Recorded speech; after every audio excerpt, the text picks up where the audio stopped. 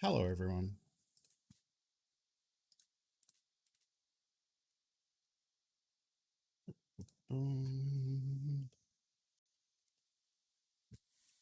Hello.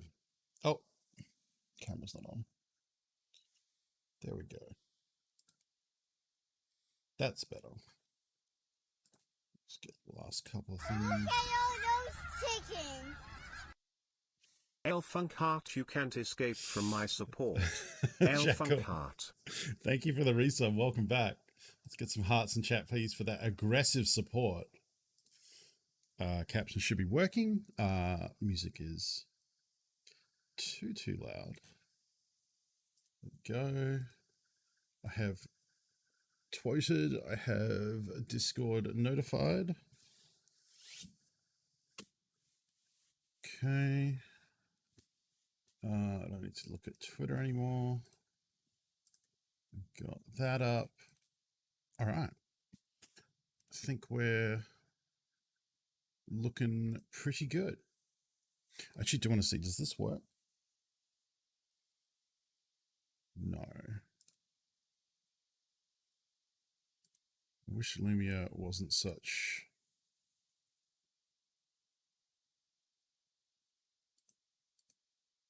a shit sometimes.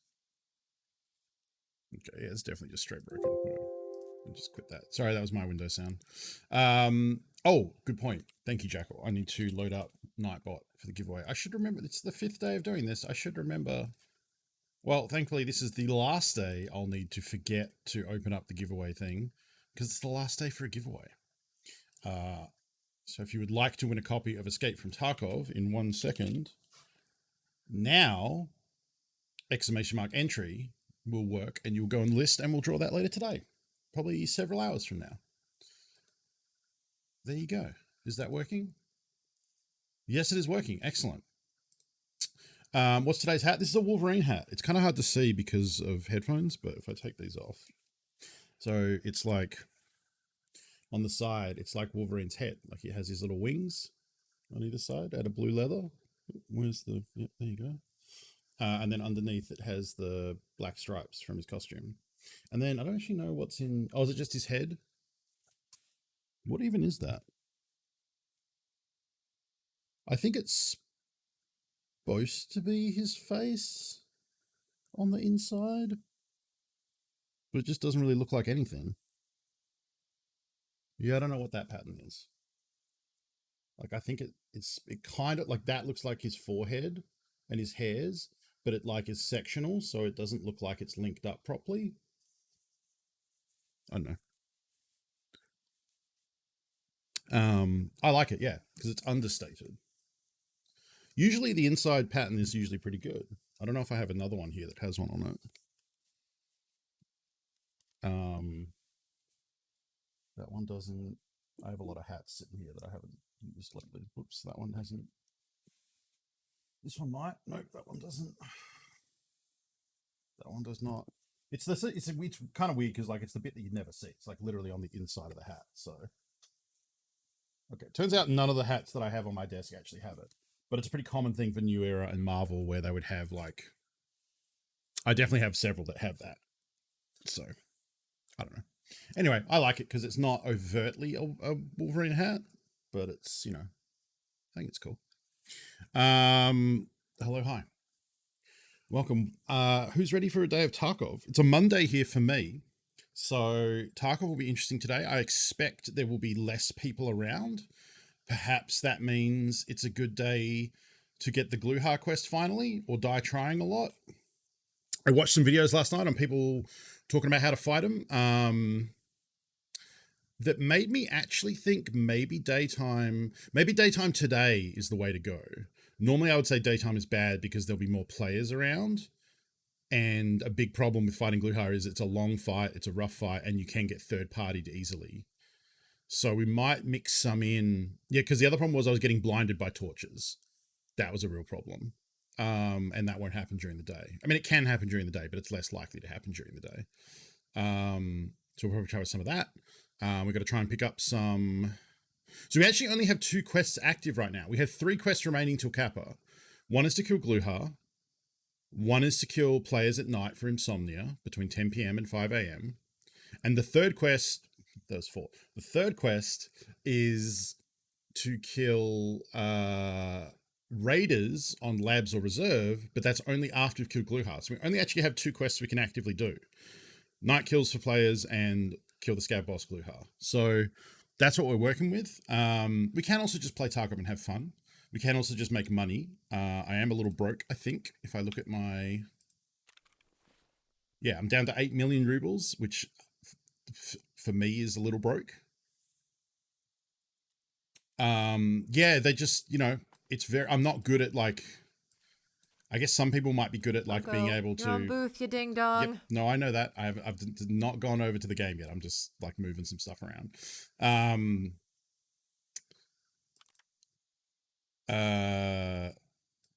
Some people might be able to just, like, be blinded by a torch and then, based on where the torch is, know, like, oh, I have to aim here, and that's the meat. That's the boy meat that I shoot. I'm not there yet, so... Yeah, we'll see. We'll probably end up doing a mix of night and day. We just need to get Glueheart down through whatever means we can. That's the life we're living right now. And then, giving away a code for the game for the standard edition. Are there no female PCs? No, we discussed this actually at the start of Play It Forward, because this was my initial thing was to say controversial, but shouldn't be controversial. This was just shitty. So there was a whole thing where there are no female PCs, there are no female NPCs. There is like quite often when this comes up, people are like, "Oh, there's therapists." I'm very invested in Funko's turnips. Thank you very much. Doesn't count. That doesn't count in my opinion. Not Kane nor Able. Thank you for 500 bits. Have some bits, US bits. Thank you. Let's get some hearts in chat, please. That was a very generous amount of bits. And also using the pride flag, which is my favorite bit icon. Look how good it animates. It's so colorful. I love it. So what happened was, I can't remember how it came. I think the most recent thing of the way it came up was a Tarkov developer, one specific developer, not the head developer, just some random developer at Battlestate Games. I guess I should get the facts when I'm talking about it, but essentially they were asked, Battlestate Games Tarkov female player character. Okay, here you go. I'm not familiar with Video Games Chronicle as a website, but I'm sure they've got the facts. Yeah, according to the this is all talking about how popular the game is. Right. So, yeah, what happened was the actual quote comes from 2016, which is, I think, either when the game first came out or even before it came out into alpha. And so what happened was this article was written in January 2020. Yeah, that sounds about right. And that was when they did their first drop event on Twitch. So it was the first time by watching Tarkov streams, you would get drops in-game. And what happened was everyone who played Tarkov wanted free shit. And so they all tuned in and left their computers running, watching streams 24/7. Heaps of people did 24-hour streams, and it shot the viewership of Escape from Tarkov to the top of Twitch. Both the category Escape from Tarkov was at the top of Twitch for like a week or however long the drops event went. And Pestily, who's the Aussie Tarkov streamer that I like, and probably the most prominent Tarkov streamer, Lupo would be up there, but I mean, Pestily just streams Tarkov. So he got to the number one most viewed, the number one channel on Twitch. His channel had the most viewers during that period. So it really put Tarkov in the forefront of everyone's mind, from this weird, obscure game that people had kind of heard of but didn't know much about, to like it was on Twitch in the top slot. And so heaps more people were like, what the fuck is this? And at that point, someone went back and dug up this interview with a developer from 2016, the developer named Pavel Dyatlov. I hope I'm pronouncing that correctly. Was asked, and the quote here is, Battlestate came to the conclusion that women are not allowed to be in the war, as women can't handle that amount of stress. So obviously that was, not received well. So Battlestate came out at that point and said Dyatlov was not a key employee. He's not a team lead or a senior team member. His comments were probably misinterpreted and as a result didn't reflect the official position of the company that we always respected women in wars and military women. It added the employee was reprimanded and properly instructed. We are sorry for caused confusion. Battlestate followed up by providing the official company line for the decision to not include female playable characters.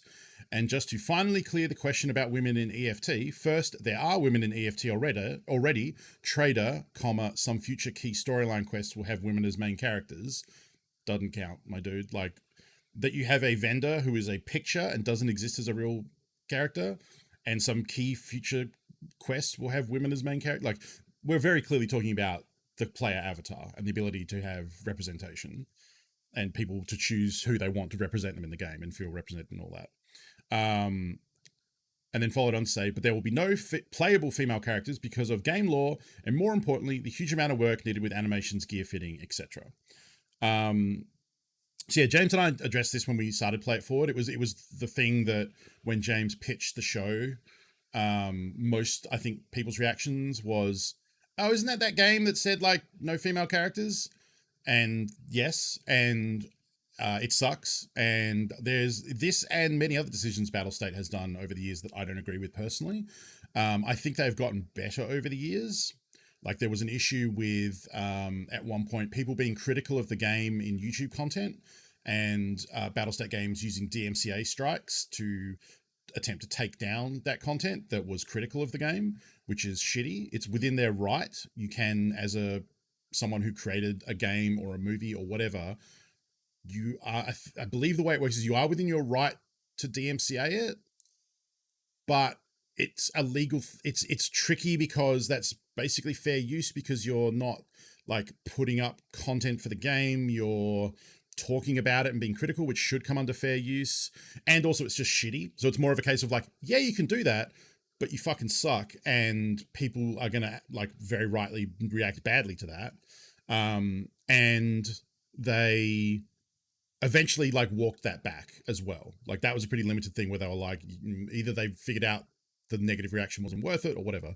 But this one was a bigger one when it came to the female playable characters things. Now, the thing I will say, and I think I said this on Play It Forward, the discussion we had on Play It Forward might be more nuanced than this.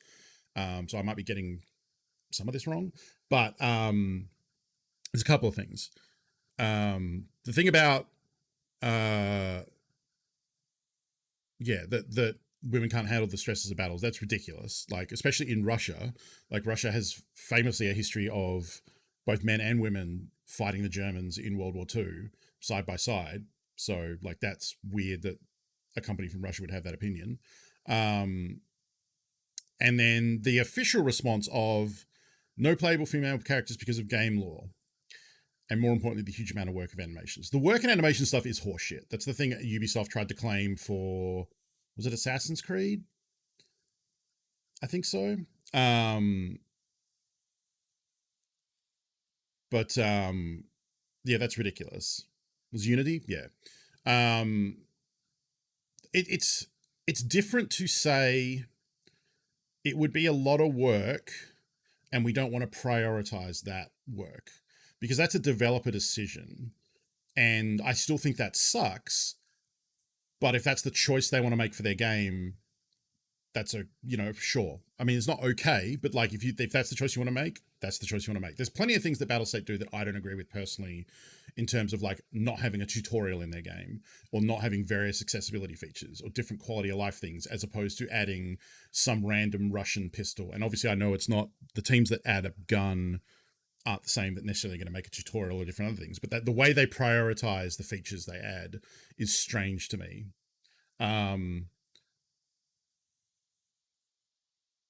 Yeah, exactly. And yeah, Jumori brings up a good point. They are actually looking to rework the entire armor system and hitbox system coming up, which is a perfect opportunity to be able to add female characters. Like, there is a gameplay point. I will say this. There is a gameplay thing where, because when it comes to adding female characters, there's the correct thing to do is to add them. And because representation is important, yes, it's work, but it's worth it for the representation that brings people. But I think from a gameplay perspective, when you do that, the hitboxes shouldn't be different. It shouldn't be an odd job in GoldenEye situation where because the character is smaller, they have a smaller hitbox, they're harder to hit, they become a more powerful character. Like for example, when I played GoldenEye with my friends back in the day, we got really competitive amongst ourselves. That was our holiday thing, was to go to a house, get really drunk and play GoldenEye. It started when we were actually in high school, so before we even started drinking, where we would just get together, I guess, eat candy and play GoldenEye. And then that progressed into our 20s when we used to do the same thing but with drinking. And we used to get really competitive about playing multiplayer GoldenEye to the point where we banned Oddjob. Like, you were not allowed to pick Oddjob as your character because he's too small. He's too hard to hit. It's a disproportionate hitbox to the other characters who are mostly the same. So we just banned him. So that's what I mean when I talk about, like, from a gameplay perspective, what you do is you add female characters, like Siege, for example. As far as I know, they have the same hitbox, male or female, and they have lots of female characters in Siege. And the thing with Tarkov is it's trying to be a more realistic game, especially in the context of Jumori mentioning they're changing the hitbox. So what's going to happen is, I think with patch 13, so it's quite a while away yet, they're going to do a couple of things. It'll start being, I think that body armor and armored rigs and things like that will just be like a container for armor plating, which is how body armor works in the real world. You don't really buy a vest and you just have the vest and that's the armor. You have a vest, which is a carrier for armored metal plates, which is the body armor. Good job, mate. Depends on the vest, of course. But Larry Nunez, thank you for the follow. So that's one system that's coming. The other is that they're going to change from when you wear body armor or an armored rig right now. You obviously have the different zones. You have head, thorax, stomach, arm, leg. Yeah, exactly. There's Kevlar material, which is material armor, and then there's plates that go in that. Usually it's a combination of both. What's going to happen is right now when you wear body armor, if it's a thorax armor or a stomach armor, if it's counted as covering that zone, then that hitbox, the entire hitbox for that zone in the game, is protected by that armor.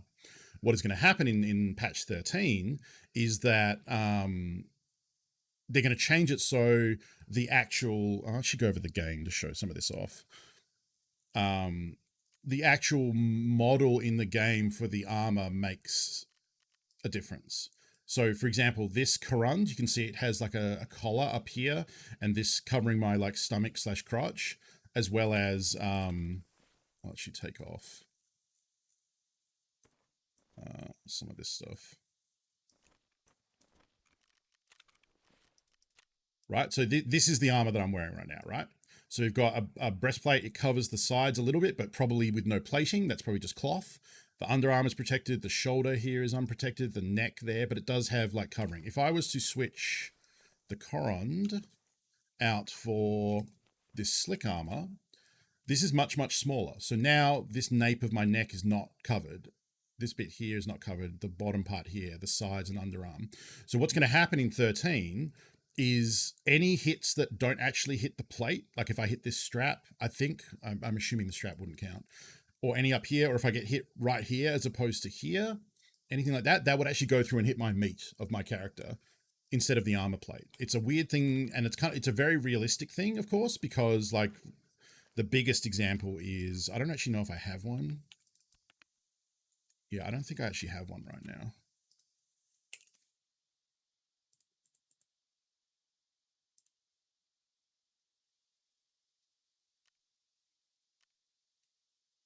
Actually, can I trade for this? But the hex grid armor is very tiny on the character.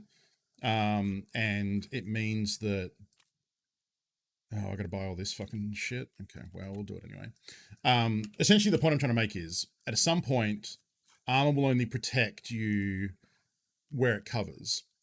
And if you get hit outside of that, you just take the bullet to your flesh. Pesley talked about it in his stream yesterday, theorizing that high flesh damage ammo is going to become...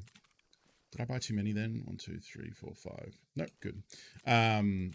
Very good, because if you shoot in the armpit or the top of the neck or around the armor, you might be able to hit someone and ignore their armor.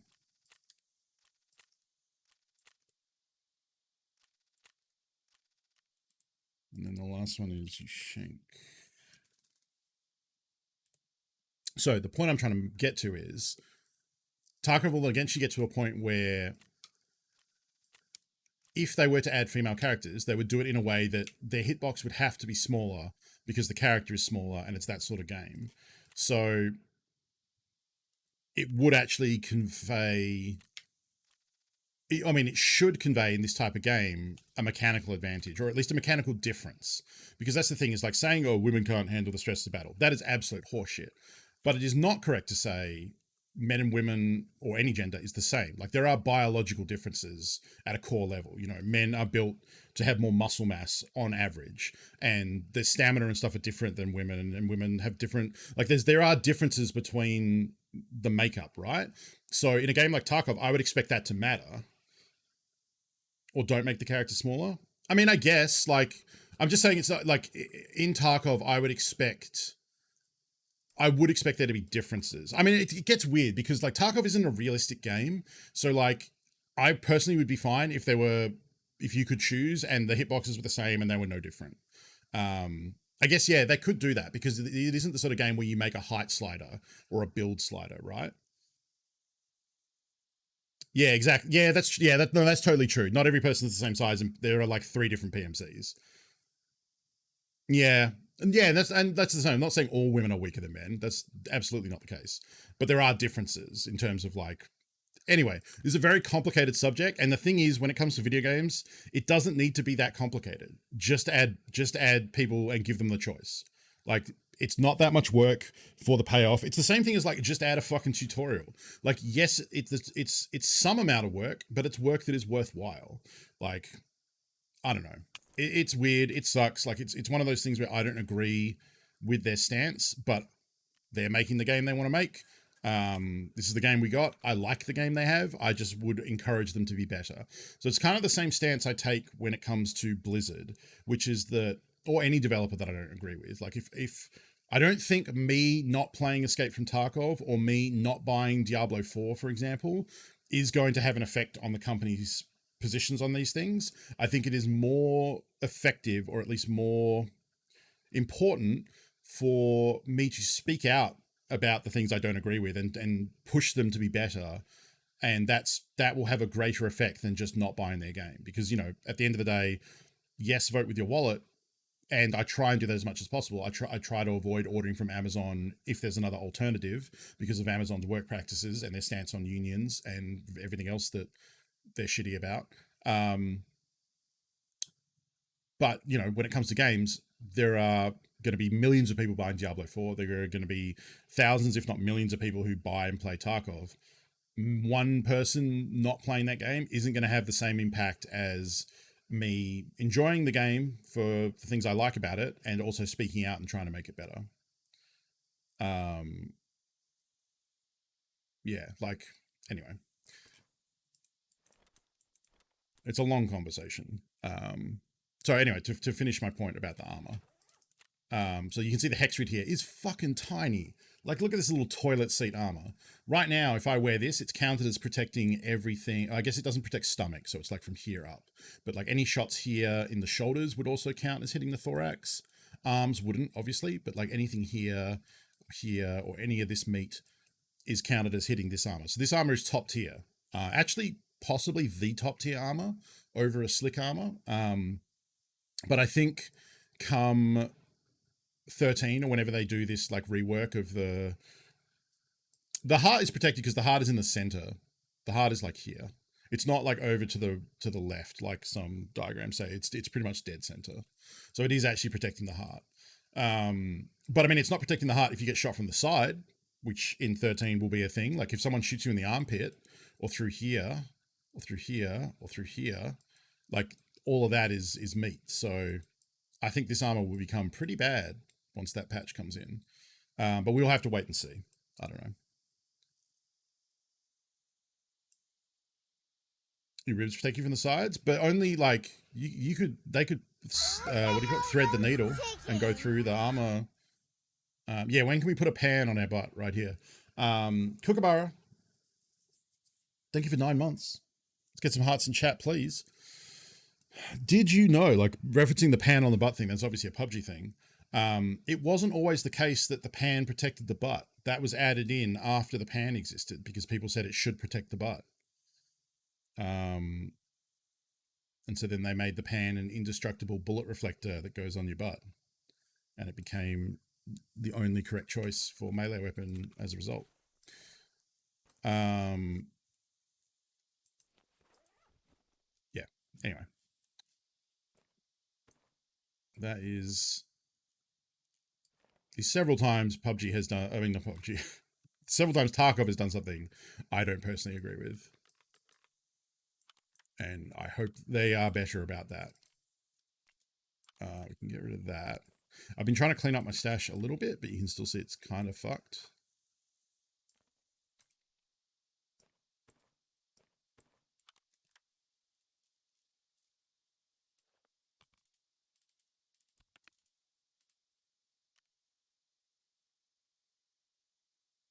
Well, I think, and this, Pestley said this last night, what will become the meta is the ones that do cover absolutely everything and weigh a metric ton. The tank armors,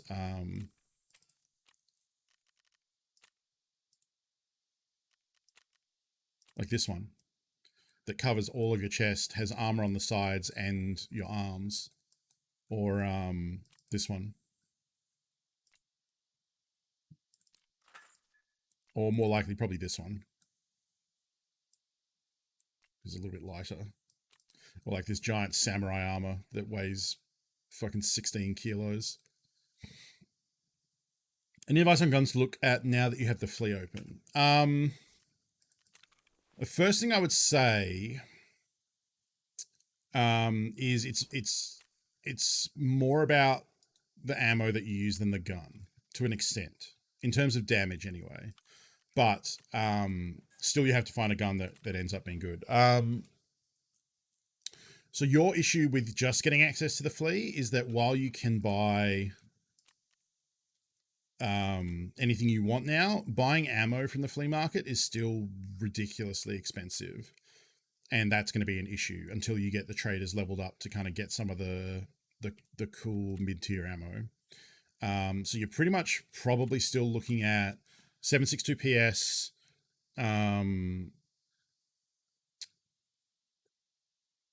PST GZH for 9mm, and what can you get at 1? So you can barter trade Tushonka for BT, but I think it's probably going to end up being more price effective just to buy BT. Maybe?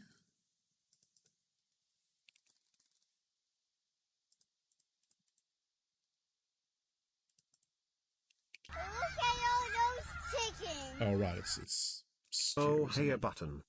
Well, Lancia, thank you for 5 months. Welcome.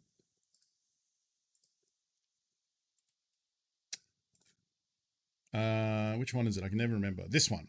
So it's 14, so it'd be about 30k, and it would get you...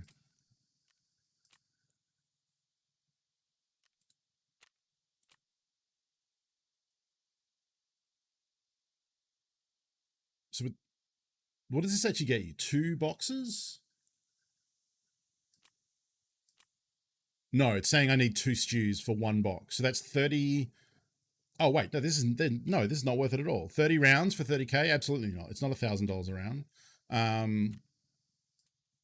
Beat 5.54. BT.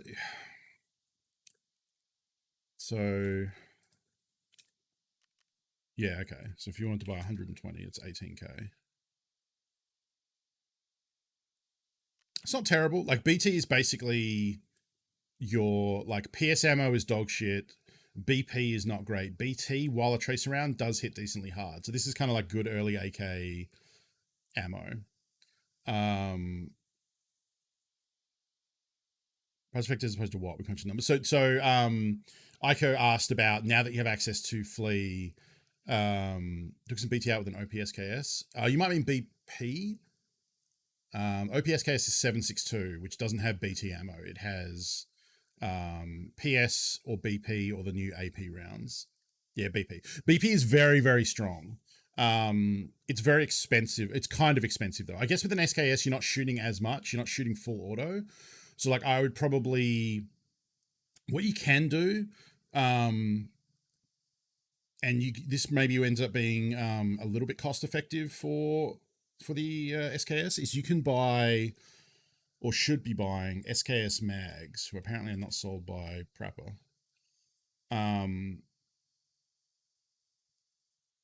Or Skier? Who the fuck sells them?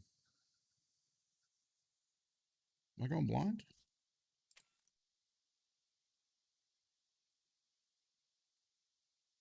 What?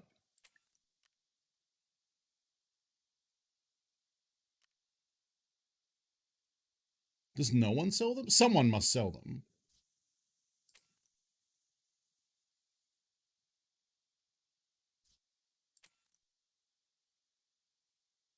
It's Peacekeeper? You fucking serious? Why is he selling Russian? Okay, sure. That's weird. What I would might say is a good thing to do is a couple options when it comes to the SKS. One thing to do is just buy a single one of these mags. Because you can still top load this. If you only have one, if you have two mags, you'll obviously just reload by switching the mag, right? Because it's a US mag. Okay, that's weird. But if you just put one mag in the gun instead of the internal 10 round mag, you can then top load into the mag and you'll have 20 bullets instead of 10. It still sucks if you run dry because you shot a lot and you're in the middle of the fight. You'll still have to top load, which is slow and you'll probably die. So having two and being able to reload is still better. And they're only 12k, which is pretty nice. What you might be able to do, which is something I do, it's harder to do with the SKS because there's not different colored mags, but there is a 35 round mag, which isn't that much more expensive. So what I probably would do is have like a 20 round mag or like two 20 round mags and a 35 round mag, or the other way around and have one 20 mag and a 35 and two 35s, whatever. Have different mags because what that'll let you do is you could put one of them with the good ammo, have BP in one of the mags, and have PS in. I mean, it is a like bigger ergonomic reduction than the 20 round. Only slightly though. It's not that much of a difference. But the bigger the mag, usually the worse hit of ergonomics you get from it. It's this the concept I'm trying to explain actually works better with the 545 mags. Because for the AK 545, you have these ones, right? These just standard old shitty black magazines, 30 rounders. And then you also have these ones. These are exactly the same stat, exactly the same mag. I think they cost basically the same. One is 30 rubles more expensive. The only difference is one is brown and one is black. So what you can do is put your good ammo, like your armor piercing player fighting ammo, in one, and then just PS rounds or something for killing scavs in the other. And that way you can load between them and switch the mags up depending what you're fighting. So for an SKS, you could have like your BP rounds and buy 35 and have a mag of BP, and then have 20 round mags of just PS ammo or vice versa, whatever. And then switch them out depending which you're fighting. Like you might run around with the player mag in with BP, because if you get jumped by a player, you're probably not going to have time to switch it up. But if there's a scav you want to kill and you've got time and they haven't seen you yet, you can then reload and put the 20 round mag in and shoot the cheaper ammo at the scav and still keep the BP around for a player. That's one thing you can do, just so you're not like going into a raid with a mag of expensive ammo and then 3 mags of expensive ammo in your vest, because if you die, you're going to lose all of that. And if you die and don't get looted, you'll get the mags back from insurance, but you won't get the ammo back. And the point I'm going to, yes, is you can hold the R button when you go to reload and it'll come up with a thing at the top. I don't know if I can show it in... it's probably not going to work that well with a P90 because all the mags look the same. But yeah, if I use this and then put this in, as well as this...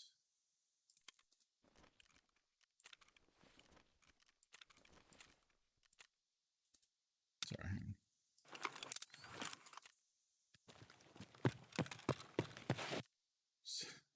Turn the lights on. I think it'll let me do it here. So you can have this gun out. You could just hit reload. And it'll just pick the biggest mag and load it, right? Or you can hold R, and then at the top you can use the scroll wheel. This is a bad example because the drum I just reloaded doesn't have any bullets in it, so it's not coming up as a valid option. But now if I hold R and then scroll, so you can see it now gives me the option of the different mags. So it would be cool if you could put tape on them, yeah. So you can hold R and then you can also cancel. And with this way, if you're using an SKS or something that allows you to top load through the open bolt, you can actually use this to top load a mag. So if you have an SKS that has mags in it, and you have spare SKS mags, and you just shot like 2 bullets at a scav or something to kill them, instead of just reloading the whole mag and then having to go into your inventory to pack the mag, what you can do is hold R, use the scroll wheel, and one of the options here, I don't know if I can actually show it. I don't know if I have something that'll top load.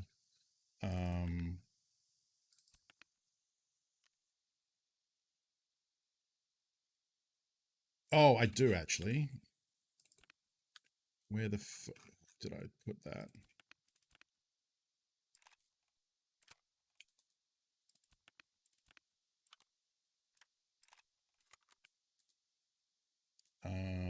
This will be interesting, actually. I don't know if you can top load with this gun loadout.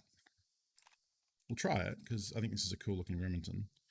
Linked.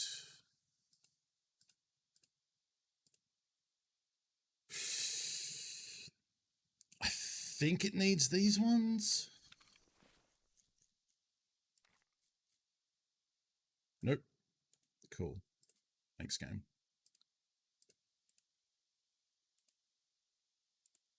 Must be these ones.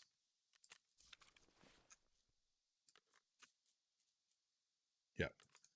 So if we put...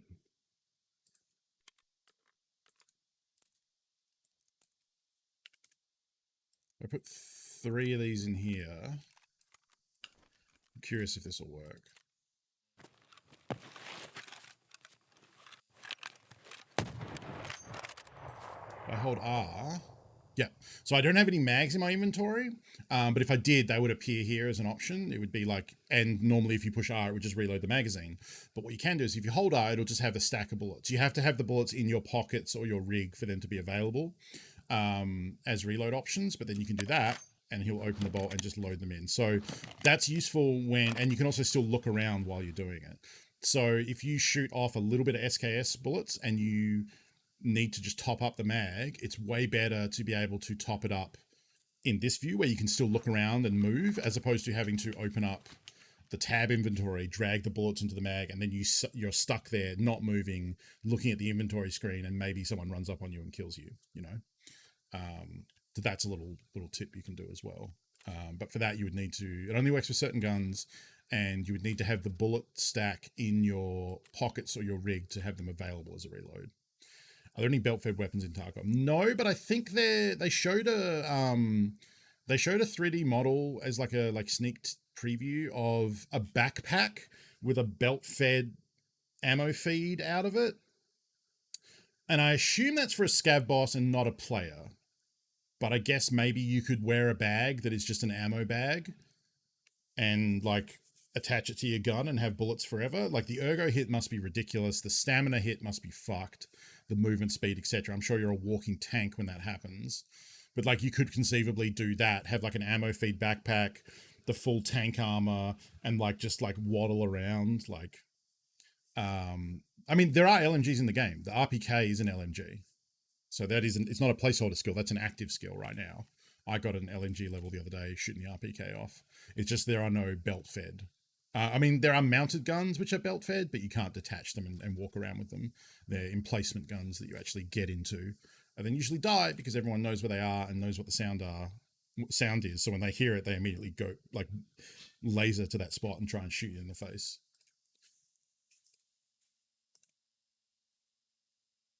Now, I did say that I wasn't going to spend an hour at the start of every stream just talking about bullshit and doing stupid stuff in my stash. And here we are. We're 45 minutes in. So not an hour, but 45 minutes. Because I came up with the idea, someone suggested that, you know, my stream is late for a lot of people. So it would be nice if I got into a raid within the first hour. No. Not at all, Jackal. I love it. I love starting the stream by just chatting and sorting out my stash and hanging out. A few moments later. It's all good. But it is also valid, I think, that I could start a scav run quicker because I also like the warm-up scav run, and I could do one early, then do talking and sorting, and then do another scav run around the end of the hour, like as an extra warm-up, because I can do a scav run, talk for a bit while the scav run resets, do another scav run, rather than just yakking it up for a whole hour. Yeah, the old talk and sort, exactly. Yeah. Yeah, and always happy to answer questions about the game, whether it's like mechanics and like quite literal things of like, how do I do this? What should I do with Y? Or whatever. Or stuff about, the developer, because they're an interesting developer.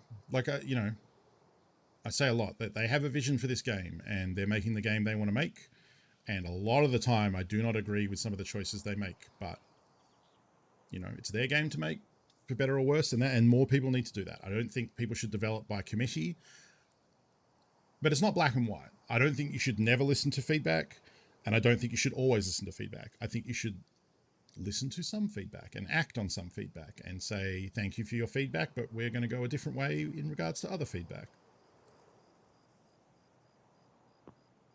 I think so. I mean, I think just interacting with chat is a big one when it comes to partner. They want people, they don't like, and I think I agree with it, people who just play the game and never talk, like they're, don't have a chat. Where in the fuck? Oh, I'm here. Okay.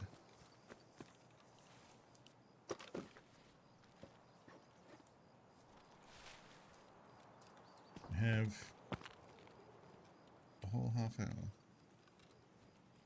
I thought I heard something. I don't know if that was a ghost footstep. Also only have a pump shotgun, so this is not going to go great.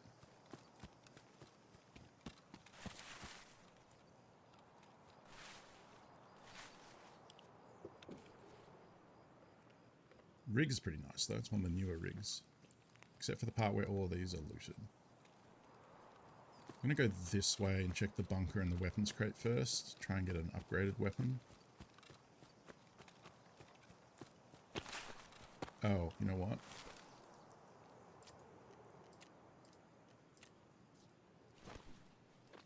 It's a bit nicer. It's more vibrant now. I can't decide. How many quests you can advance in scav raids? No, there is no quest content you can do as a scav, other than finding an item you might need to hand in for a quest found in raid.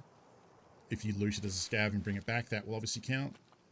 But they're not like any ones where you need to do stuff or kills or anything like that.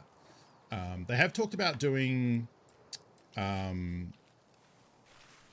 scav DLC at some point, and maybe adding that sort of thing where you would have like faction rep with the scavs. And I think the idea is like, if you as a scav murder other scavs without being shot at first, you would lose rep, and trying to encourage you to be a friendly scav to other scavs, because the scavs are supposed to be like a gang. Well, not a gang, I guess there are probably different, there are probably many scav gangs, but the concept that like you shouldn't just shoot another scav on sight with no reason. Pestley has a meme he talks about a lot, which is stop the scav on scav violence. And that's kind of a similar thing of trying to give people incentives to not just blow everyone away. Guess this has been looted, or I'm just like super unlucky. No, I think this has been hit by another scav. Well, that was a waste of time. There's a bunch of cannon scav gangs. Yeah, absolutely. I mean, there's a lot of quests that have you impersonating scavs and bribing other scavs with rollers and different things. I guess we could go check this one over here. It's over this way, right?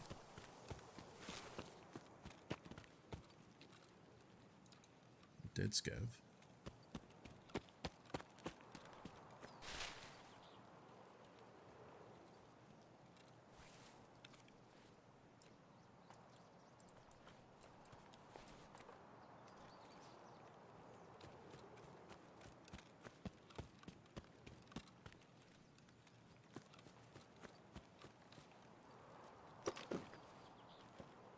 should probably just wear this.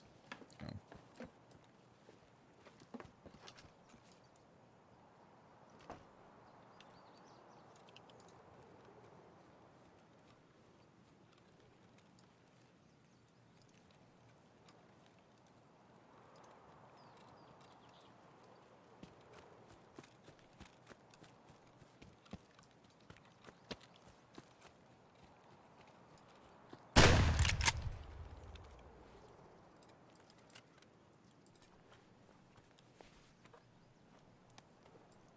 Speaking of scav on scav violence.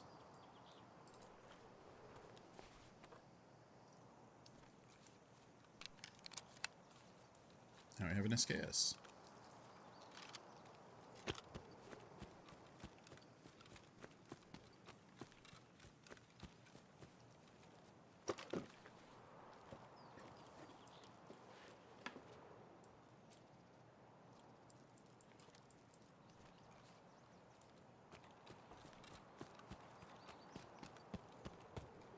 You know what? We usually go to the fob. Let's go down to the village instead of something a bit different. What are my extracts? Scav bunker. Fantastic.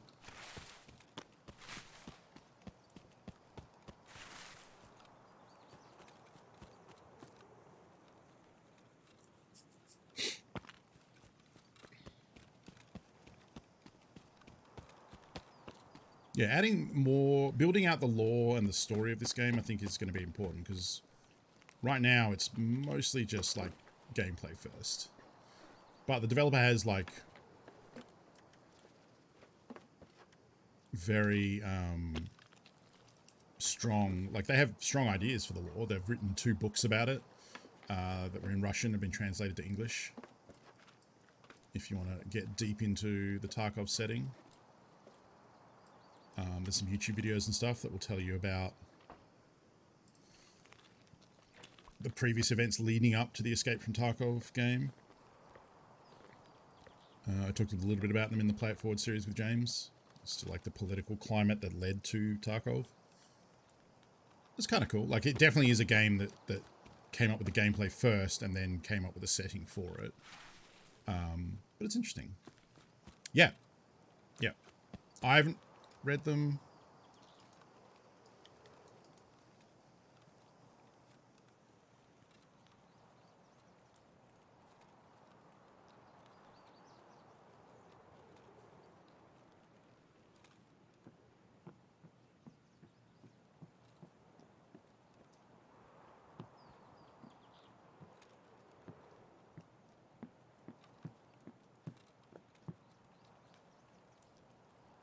Sniping's a good job, mate.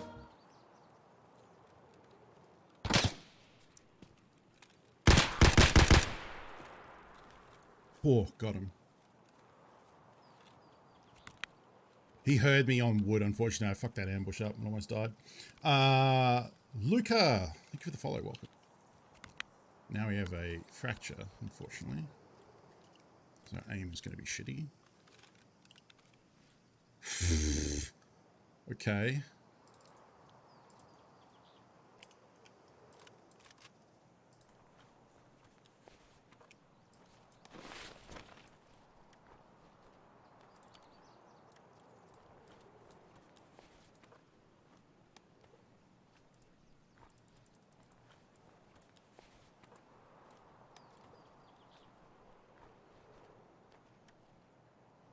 I wonder how many bullets are actually in it. I should check it.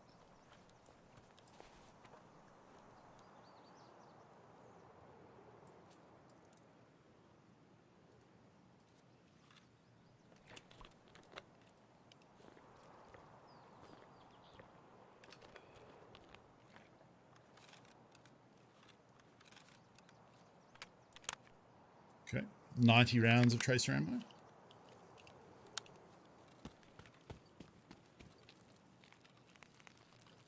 Yeah, this is looted, unfortunately.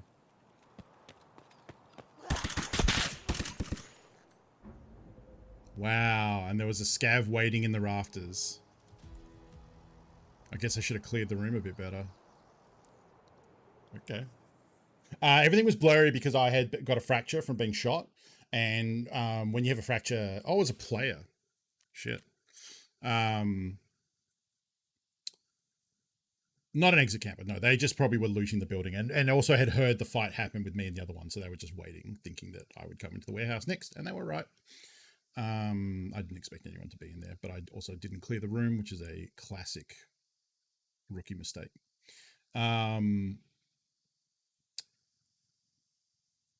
So yeah, because we had a fracture in the arm, that causes your vision to go blurry from pain. And in fact, once you have a fracture for a little bit, you also get a tremor. So your arms start to be shaky. And if you don't treat the don't treat the fracture, you have a tremor. There's actually a quest in the game to kill players while you have a tremor. So the way to do that quest is to wait for your arm to get broken, don't fix the fracture, and then after like 30 seconds to a minute of being in a match with a fracture, you get the tremor, and then you can go fight players and get that quest done. So,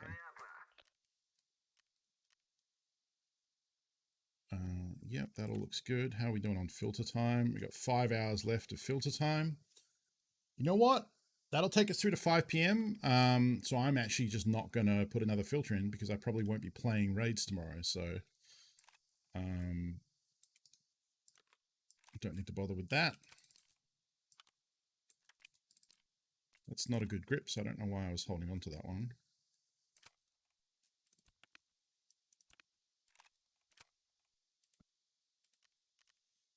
All right, let's sell some stuff. Hey, Trash Weasel. Not rating. I actually don't play a lot of Tarkov outside of stream. Like at the start of the wipe, I would do some scav runs and stuff, or maybe if I did a PMC run, I would do like interchange case runs to make money. But generally speaking, I don't play Tarkov when I'm not streaming it. I would log in and do crafting. That's pretty much what I do in the evenings and in off time. Like log in, do some crafting, sell some stuff, make sure my stuff is ticking over. But yeah, don't really like play when folks aren't watching. Not really like just because I get enough. Like I get enough Tarkov streaming it. Like I stream 5 to 6 hours a day, 5 days a week. So that's a lot. Partly also like I don't want anything super cool to happen when I'm not streaming it. I guess I could play and record it. I've considered that. But yeah, definitely once I got closer to Kappa and there's fewer and fewer quests to do, I haven't wanted to. Oh shit! Okay. Whoops! I almost sold this. This thing is worth fucking cash money. Yeah, there's none available for sale. I'm going to put this up for. How bad would this be? It's fine. 100,000. It's used for one of the early gunsmith quests, and if you don't have access to Peacekeeper, it's a really hard bit to find. So I'm thinking I will actually sell that. We'll see, I guess. Taking a gamble. That's okay. When will the wipe happen? Generally about 6 months. So we're in month 4 because the wipe happened on Christmas Eve. As soon as I get my Kappa, probably. So 6 months is a good estimate. But we don't know. They don't announce that stuff in too much of an advance. So your mileage may vary.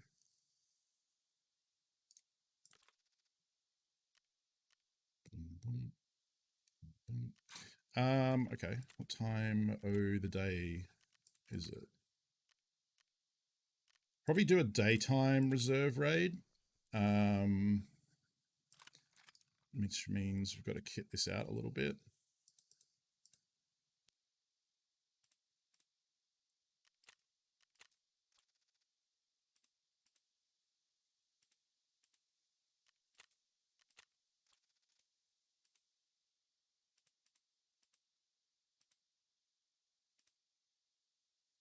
Which one's better? This one, 13%, -2. 15%, -3. Yes, please. And then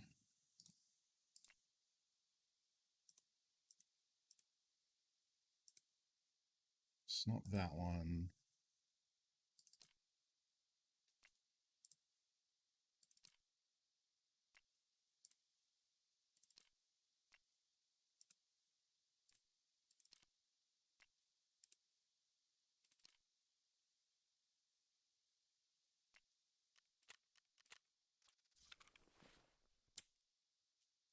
Okay.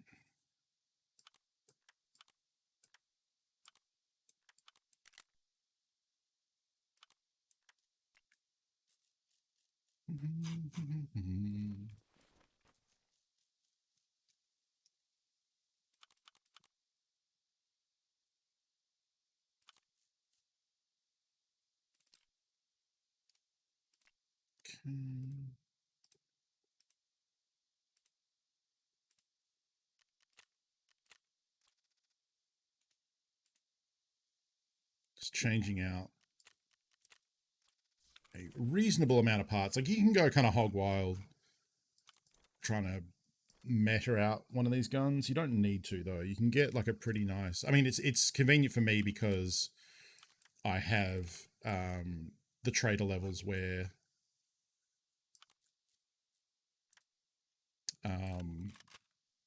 I can buy a lot of those parts for cheap. If you're having to buy flea market parts for all of those things, it gets very expensive. So I don't recommend that. But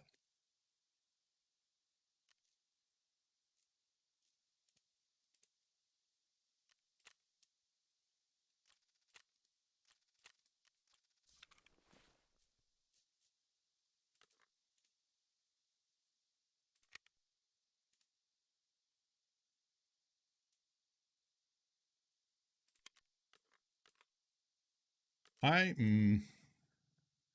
think 2 drum is overkill.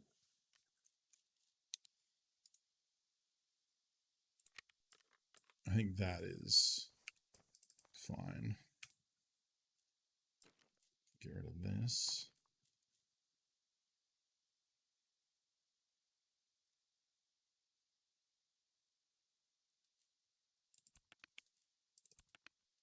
Where's an Alton? Fuck it. Oh, right. Yeah, no, he is, but yeah. That's fine. Although we are going to reserve, which means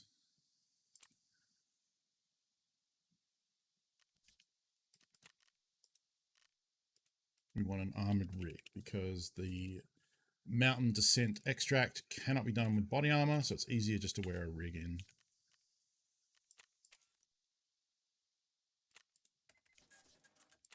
Even though this is a tier 5 rig, which is not as good as tier 6 armor,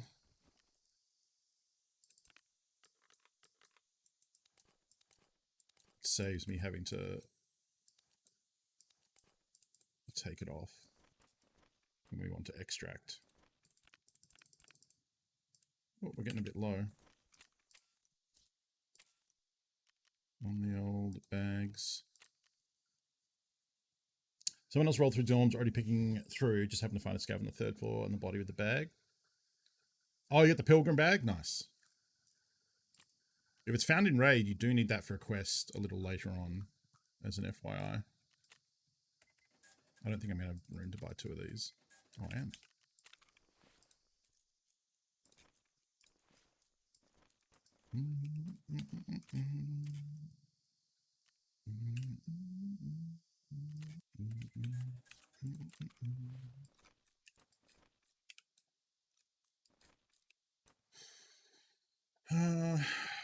Okay, what am I forgetting? We need spare that. We'll take spare sippy water. I need surgery. Need a probe. Heals, yep. Splint, and then a stack of the Ilgolnik. I think we're good.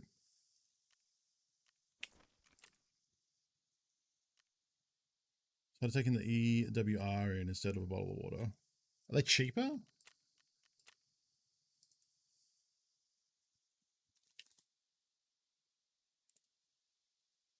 Wow, no.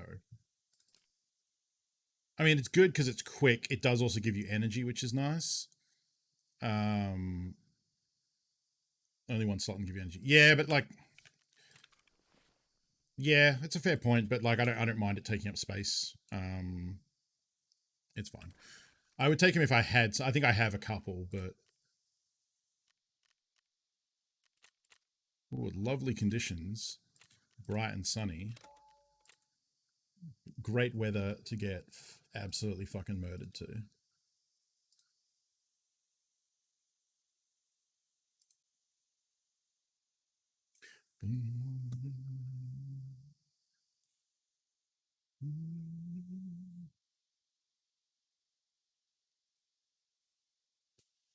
Just leave it in the container. I have more valuable things for my container. Not a bad idea. Like if you, you know, just to keep a, you know, single cell replenish water. You don't have to worry about food so much. How many Funko Pops do I own? Exactly 0. I do not own a single Funko Pop. Trust me, when you've had the name El Funko for, I want to say a decade before Funko Pops existed, you might have a different view about Funko Pops. I had this name when it was cool, damn it.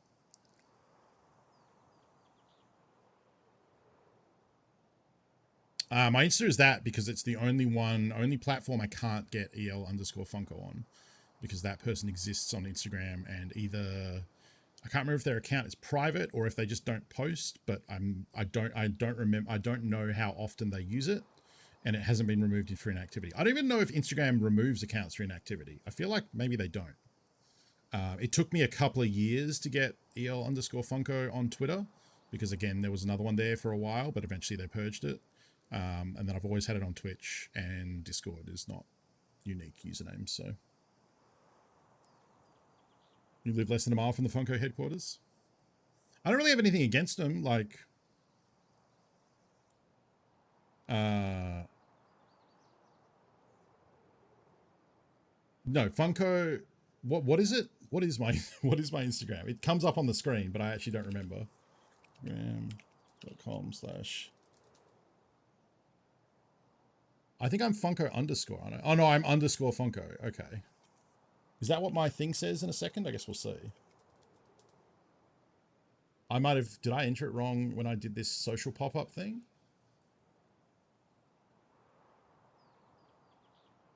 Oh, I totally did. That's not my Instagram.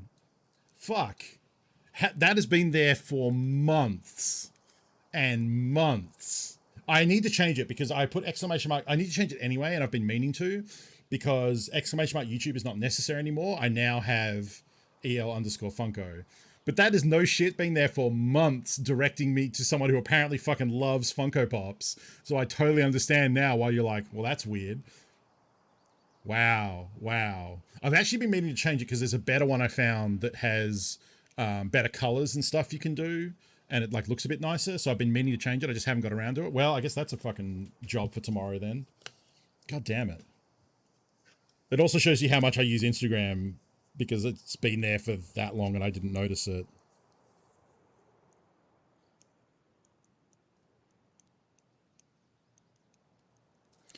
Okay, I'll deal with that.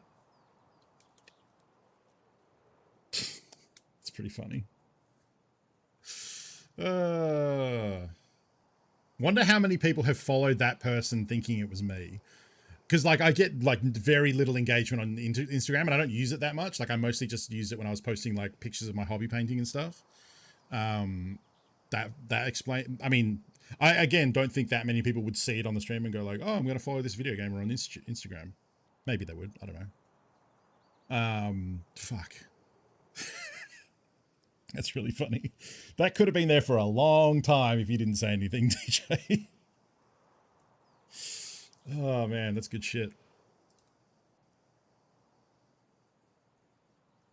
All right, so we're here to hunt a scab boss and not die to players if we can avoid it.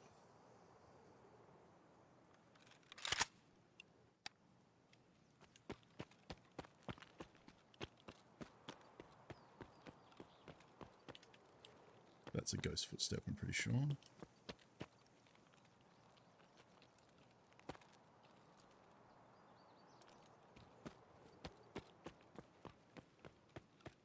So that was a player who just ran into the train yard there. And because I'm not hearing a lot of gunfire, it probably means the scab boss isn't up.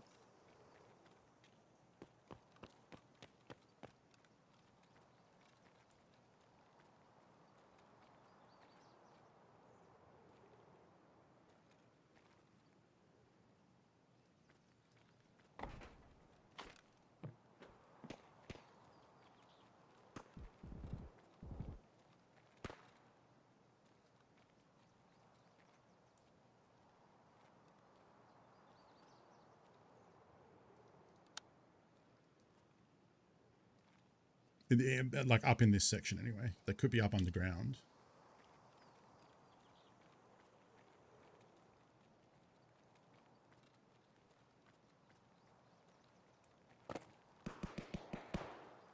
Oh, he's probably running to the marked room over there. So we'll go under here and just quickly check that they're not in the bunker section. If they are, we have to kind of pull them back in here to fight.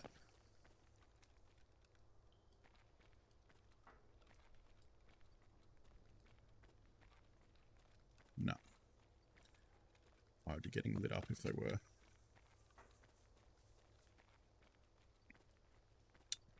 Instagram is just, yeah, for photo-orientated stuff. So it's more for, like, I don't know, people who like the way they look, I guess. I think I'm funny, so I like Twitter.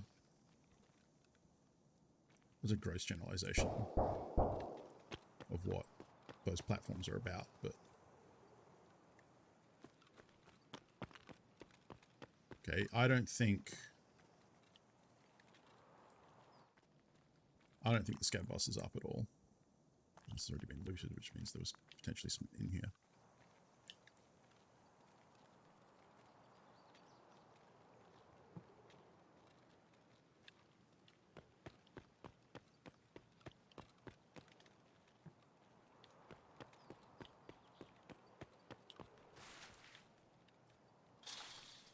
Fuck. Ow. Stupid barbed wire.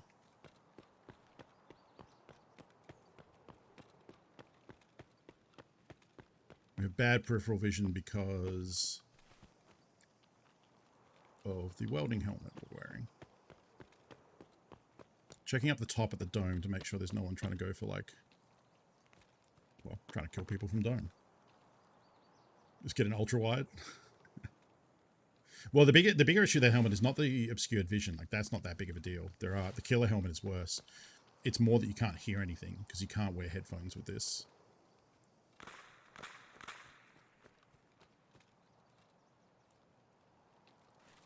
So, like, I can't hear people creeping, looking to ambush me. We're just going to leave, by the way, because Scab Boss doesn't appear to be up. He could be up, but I also...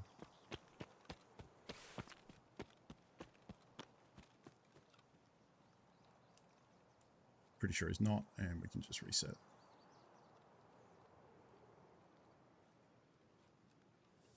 Get domed from dome, exactly.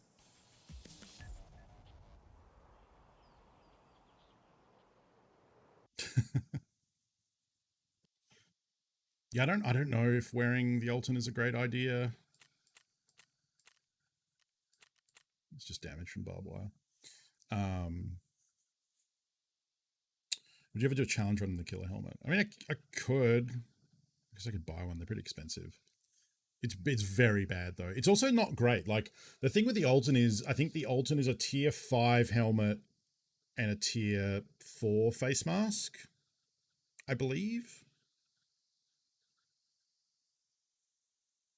Can double check that. Yeah, I don't like the smudge.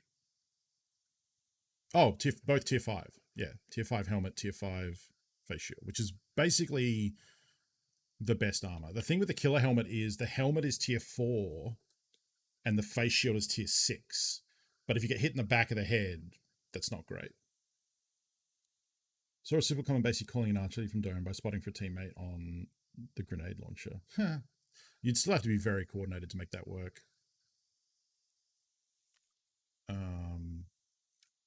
Yeah, I guess we can just literally...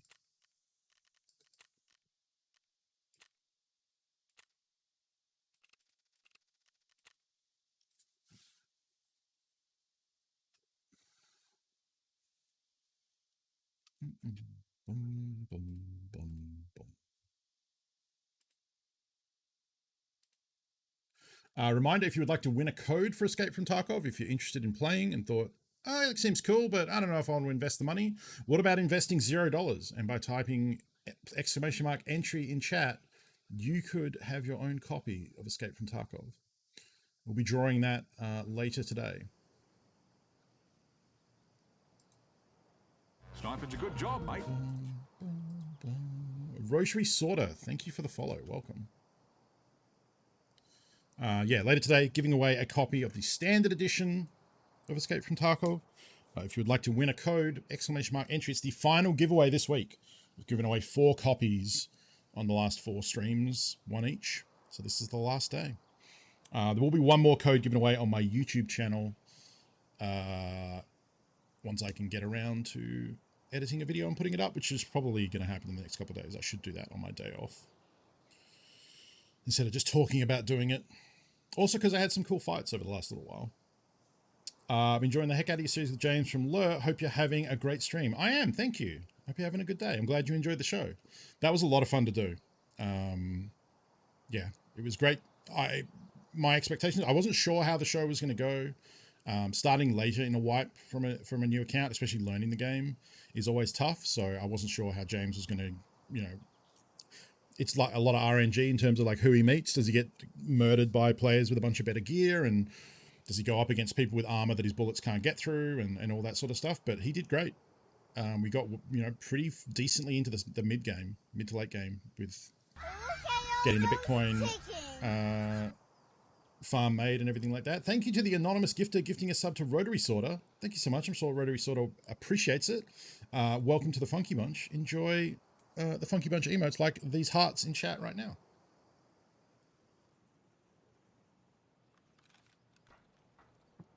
And okay, basically the same spawn. Fucking ghost footsteps. Let's see if there's a scav boss.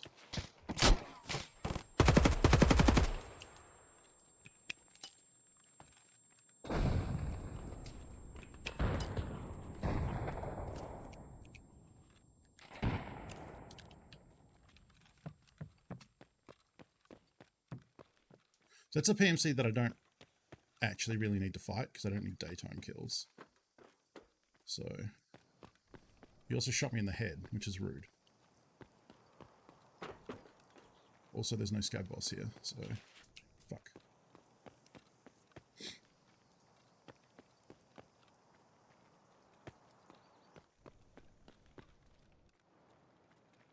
I wonder if he would go down.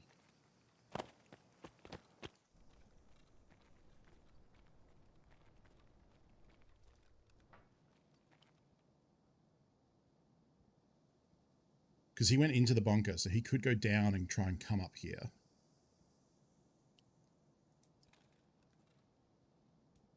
Whatever. We're here to fight Scav Boss, not rando players.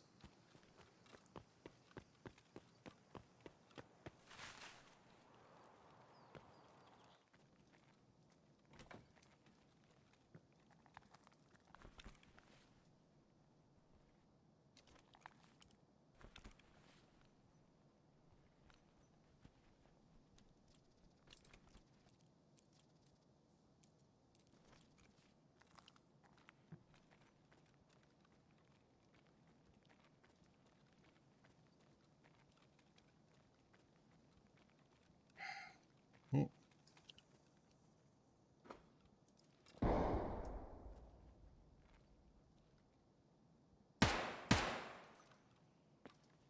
I don't know if that was a player.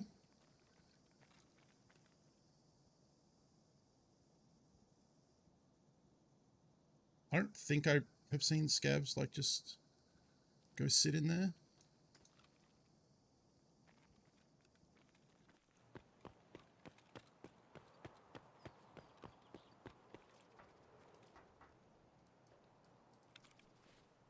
Yeah, it was.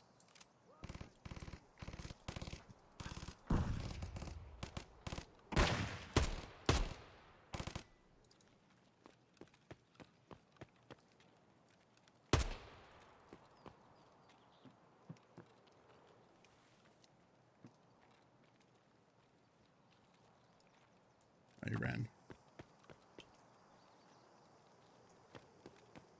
Alright, well, unless Scout Boss is up at the pawns, which I guess is possible. I guess we can go that way and check. It's a little scary having to run by all these buildings.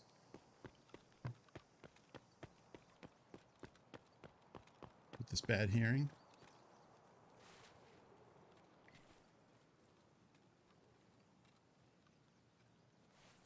Hey, Mr. Cubo.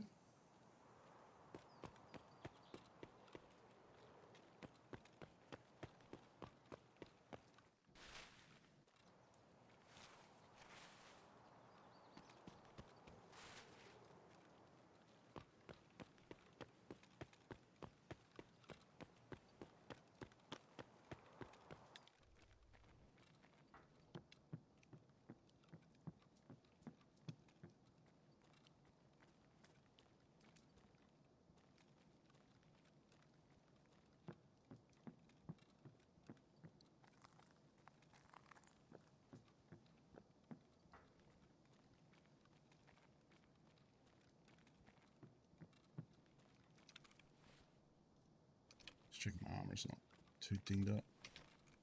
The helmet is a little bit, but I think he hit me in the top of the head, not the face shield, so we're okay there.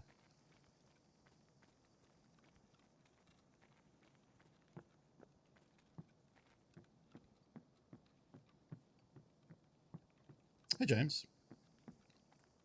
I killed one in the shipping container, one scav in the shipping container, and one scav walking around, who was shooting at a player who legged it.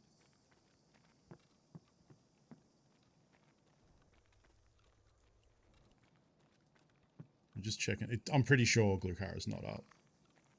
Here to win Tarkov? Me always.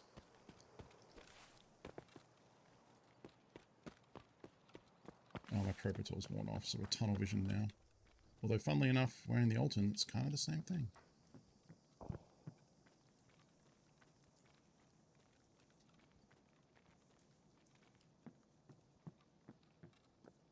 My mouse, my new mouse, I think is supposed to arrive either tomorrow or maybe today. More likely tomorrow. And even if it arrives today, I'm not installing it until tomorrow.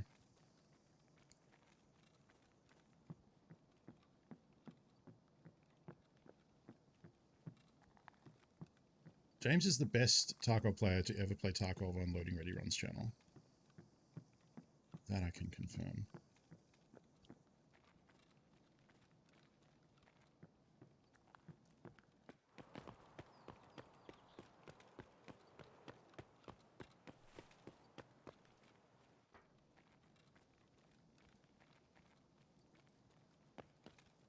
Now, this is a little scarier because this building is more likely. Yeah, I think we're good. I think we can just leave.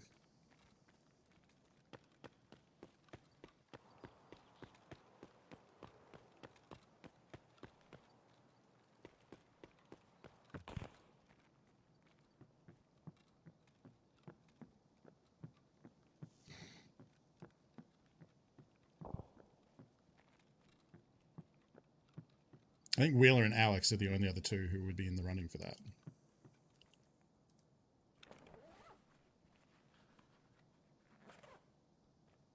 Ooh.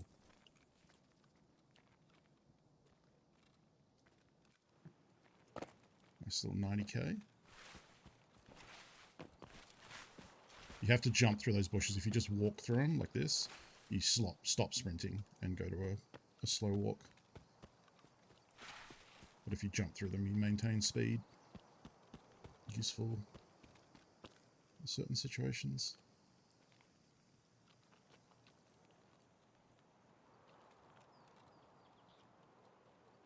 0 for 2 on Gluhar spawns so far today.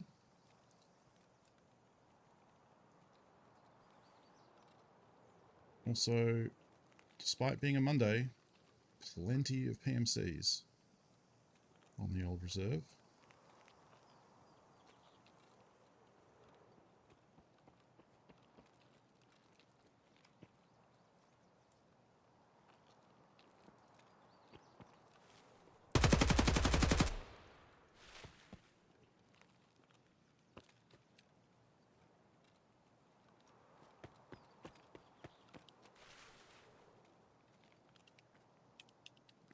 Check right now.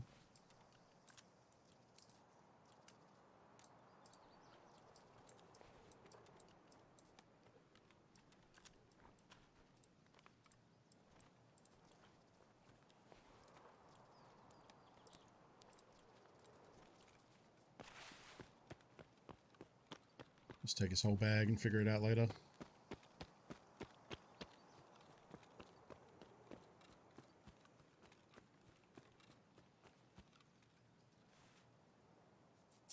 Little Nike boy with a FN 5.7 doing a loot run. Oh. Right, yeah, no one tomorrow, but the next time James does stream it, which is not tomorrow, but the following Monday, I think he's going to try and get as many people as possible into a raid to try and do like a server takeover where you try and max out all the player spawns with friendlies, even though you're not grouped. So, not tomorrow, but next week when James is doing Play It Forward, I'll remind everyone next week on my stream. If you're in North America and you want to be part of that, then Monday, 8 p.m, again, not tomorrow, the next week, James will be doing a server takeover near the start of the stream, I believe. Possibly Europe as well. Yeah, if you're in Western Europe, I think you can maybe get in there because I think they're going to try and connect to US East, right? Something like that. Oh, level 48. I think that means new clothing. 8 p.m. Pacific, yeah. Yeah, but I'll remind folks about it next week because I think last time we only had a couple of people interested, but it was also at the end of the stream. So if we do it at the earlier end, try and remind folks, I think that could be fun. You should also put a notice in the Discord as well, James, in the Lure Discord, because I know there are a bunch of people there who are probably interested who may, I mean, there are a bunch of people there who play Tarkov, and there are probably people in there who'd be interested in playing with the James Turner. So I'm sure that would get some butts in the seats. So what did this dude actually have? Okay, you know, like, yeah, it's trash ammo.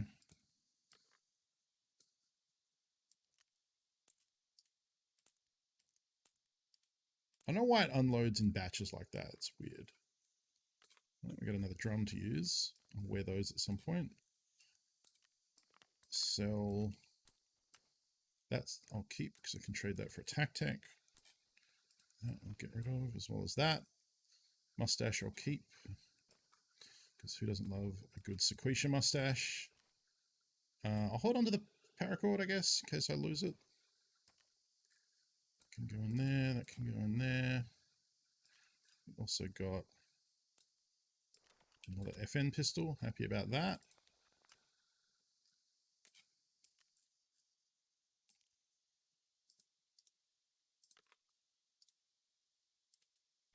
Didn't even end up spending that much ammo.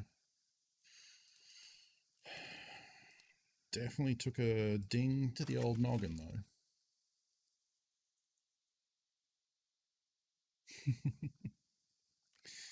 All right. Let's pop these up for auction real quick.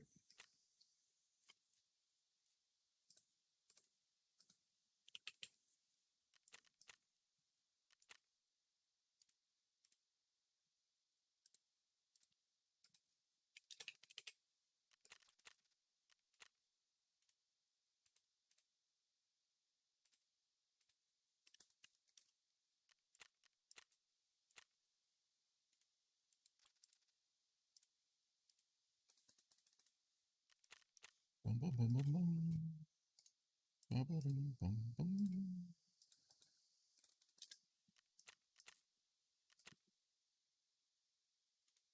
I don't think this ammo. Yeah. No.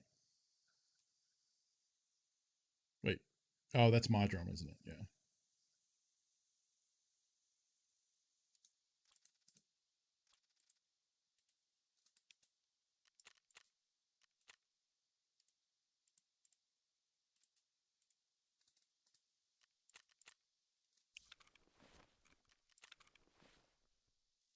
Let's not forget.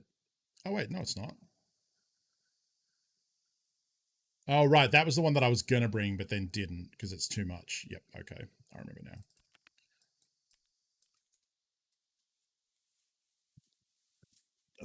Okay.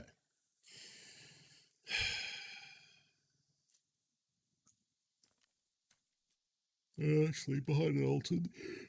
Oh, behind an altered, I don't need ricochet glasses.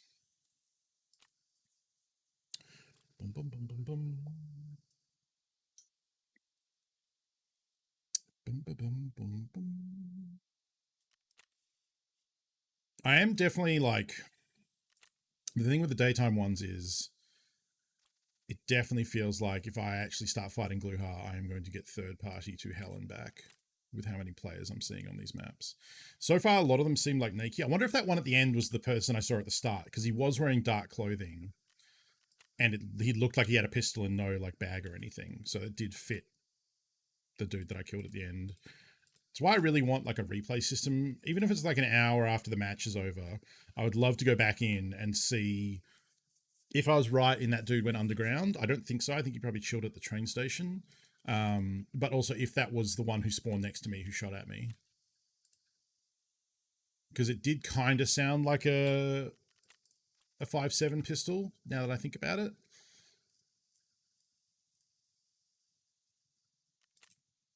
So I would love to know if that was the person who we initially fought and then went through the entire map together and then both ended up in Doan and then I clapped him, because that'd be pretty funny. Sucks for him, but it's pretty funny. Although the reality is there's also probably just many people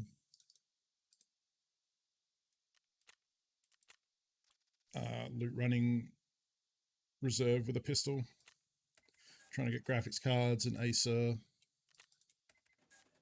phase relay thingies and etc, etc.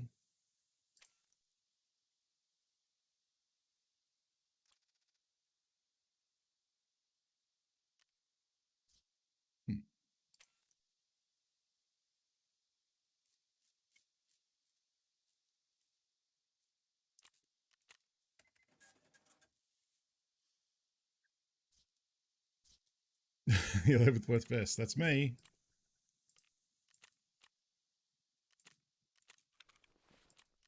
We had the insurance come back? Oh, we have. Hey, hey, hey, all right. Turns out when Gluhar and the boys murder you, a lot of the time you get your shit back.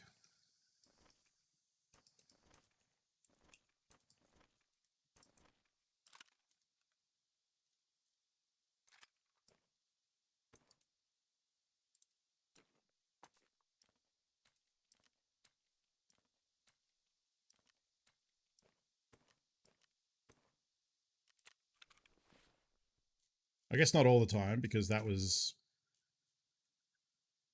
yeah, we lost the slick, and I think one of those runs would have included a slick, so we didn't get all of it back.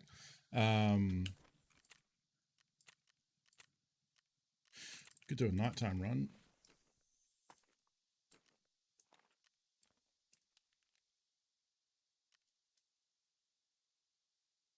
But if we're doing a nighttime run, we don't want to use this.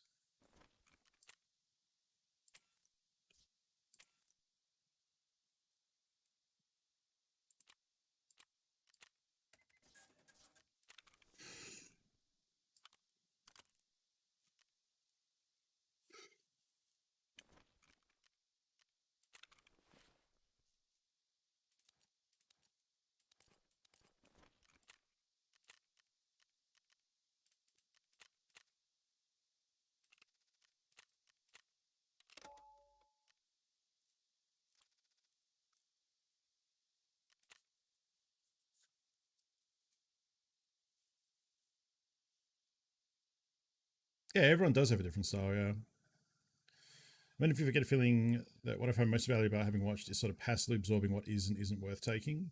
Yeah, I mean, that's also constantly changing too. It's what is worth something to me is going to be different to someone who is just starting, is going to be different at different stages of the wipe, whether you're just starting or like everything is different. So like you couldn't just copy what I do and be fine. You know, prior to having the flea market, looting things like sugar and water filters and different things like that aren't as important. They are if you can hold on to them, if you have space to hold on to them until you reach level 10 and then can flea market them, because they're worth a lot at this phase of the wipe. But I ignore like spark plugs and light bulbs and corrugated hoses, which have value to people early on, because that you need those for your hideout upgrades, tool sets, and different things like that, different med supplies, syringes, and blood sets. But then that also probably means they're not worth it on the flea, because I really only at this stage am looting stuff that I can sell for the most part, unless I want to craft with it or something. But if it's cheap, then usually I'll just buy it rather than loot it, and loot stuff that's worth more to sell instead. So yeah, it's still going to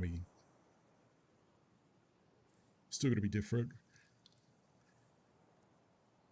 But at least if you understand why I'm making those decisions, and you're quite free to ask that. You know, if you see me do something, take one item over and over, and you're not sure why, definitely ask, because I'm quite happy to explain my thinking. And it may not be right, you know. A lot of the time I make decisions on loot that may be like either grossly or marginally incorrect. And that's okay, because I'm not really sweating any couple thousand rubles here and there.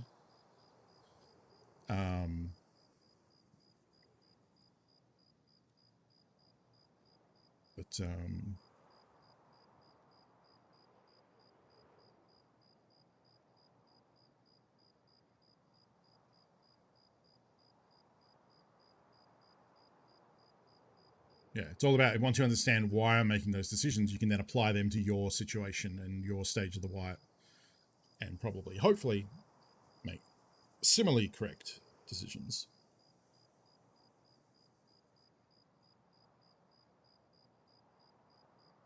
Oh, the bit control for the stream. Yeah, I've seen people do that. I'm kind of almost at the point where I would turn that stuff on. Because especially once I get Kappa, I think, because, you know, like at that point, right now I'm trying to accomplish something. And I probably wouldn't have that on all the time, but it definitely could do that as like a fun, like, hey, cheer bits to like make me do dumb shit in the game. Because it's funny and it's fun. Right now I'm trying to accomplish these last few tasks. Yeah, and that's the thing, is like the ones that have like significant impact are going to be pricey. So, I think that works a bit better when you're playing with people, not just solo play. It depends. Like, I was watching Red Ops do it the other day. He was playing solo, and like people made him keep going prone and like reloading and stuff. And he was fighting someone or about to fight them. Like, they opened the door to come out on the roof of resort where he was, and then like they saw each other, and then he, because of the bit, started reloading, and the other guy just shot him and murdered him. But he was like dodging, trying to wait off the reload time and stuff. And the other player was probably like, what the fuck is this person doing? And then ended up dying, and like his body cartwheeled off the roof. It was pretty funny. Spamming voice lines. Yeah, it has to be the right mood for sure. And I probably wouldn't go in with like a slick and like dressed to the nines in expensive gear as well, because you're probably just going to die and lose it. All right. Nighttime reserve. Come on, Gluhar. Come on, no torches to the eyes. Come on, just kill the boss and get the quest done.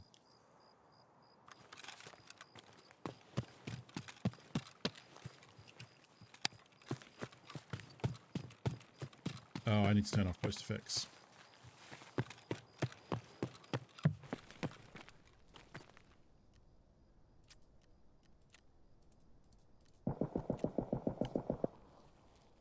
Okay, so someone's up at Dome.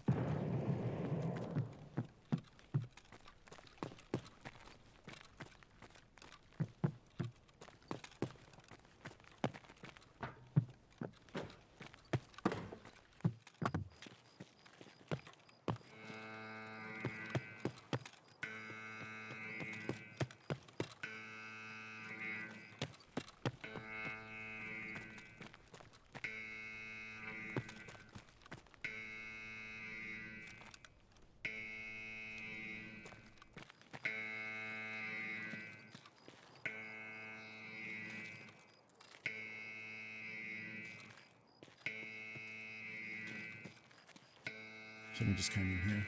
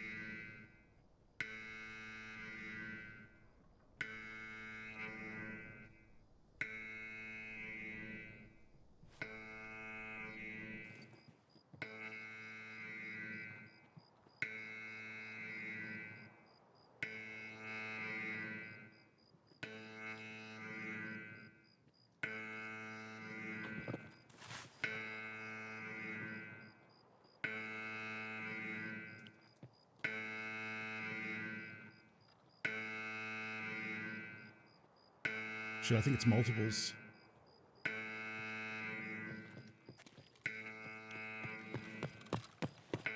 Fuck. I could get shot in the back here.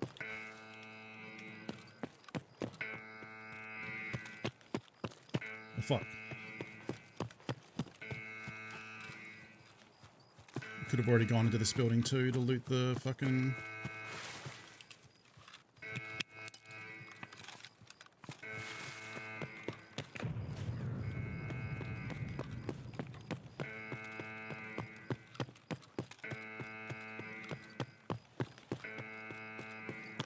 I saw one, and maybe one ran to the other pawn building ahead of them, and I thought I heard two.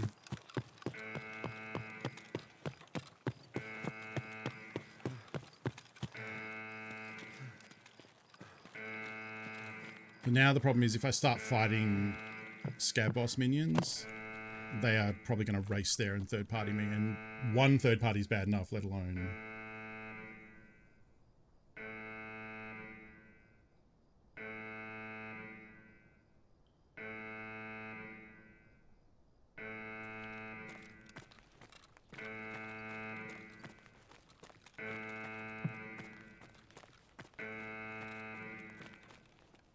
Oh. That's just a regular scav, I'm pretty sure.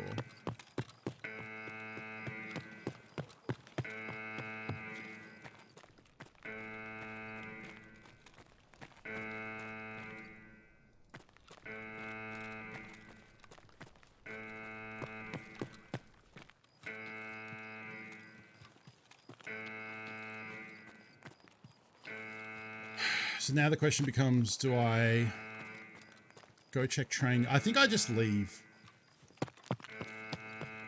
I think I just leave with potentially a group in here. I would rather reset and try and get a more empty raid. The alarm powers up an extract, and it also has the potential to spawn scav raiders.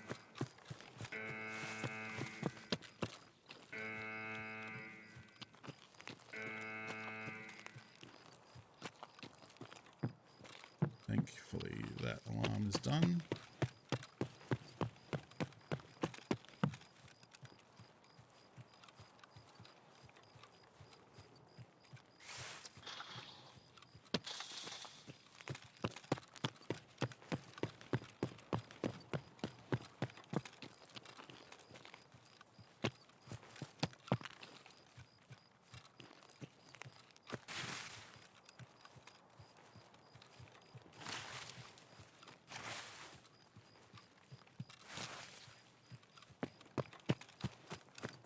There's a switch on the map you pull near the pawn buildings, near those dormitories that I started at. I think they're dormitories, I don't really know. Well, if it's a military base, they're probably the barracks, right?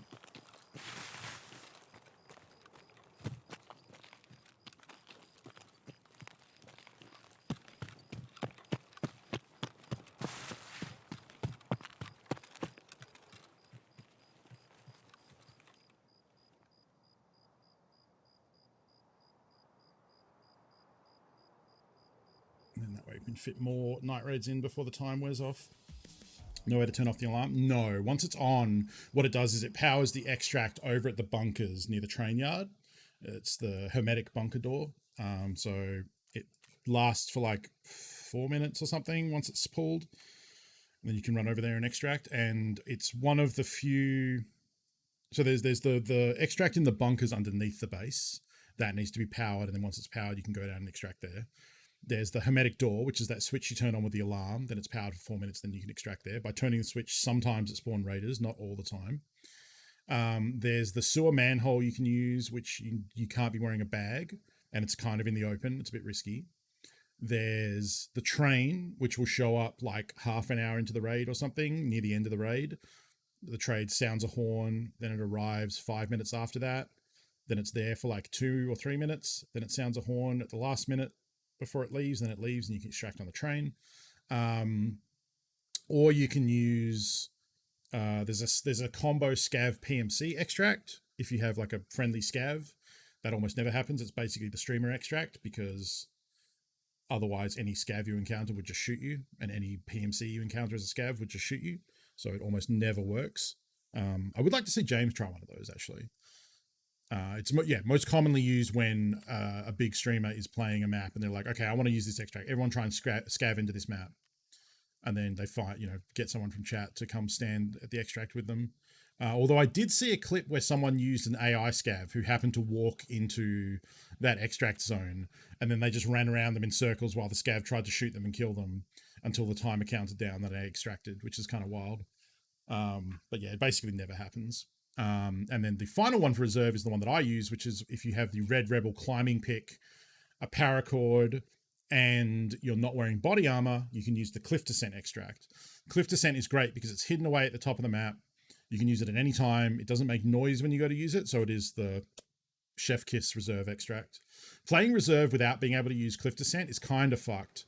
Like, you essentially just have to use sewer manhole, really, because pulling the bunker switch and making that alarm noise, as soon as you pull it, everyone knows where you are, and everyone knows where you're going, because they're two fixed positions. So if they don't kill you coming out of the switch, which is usually easy to avoid because you just pull it and immediately fucking run the other way.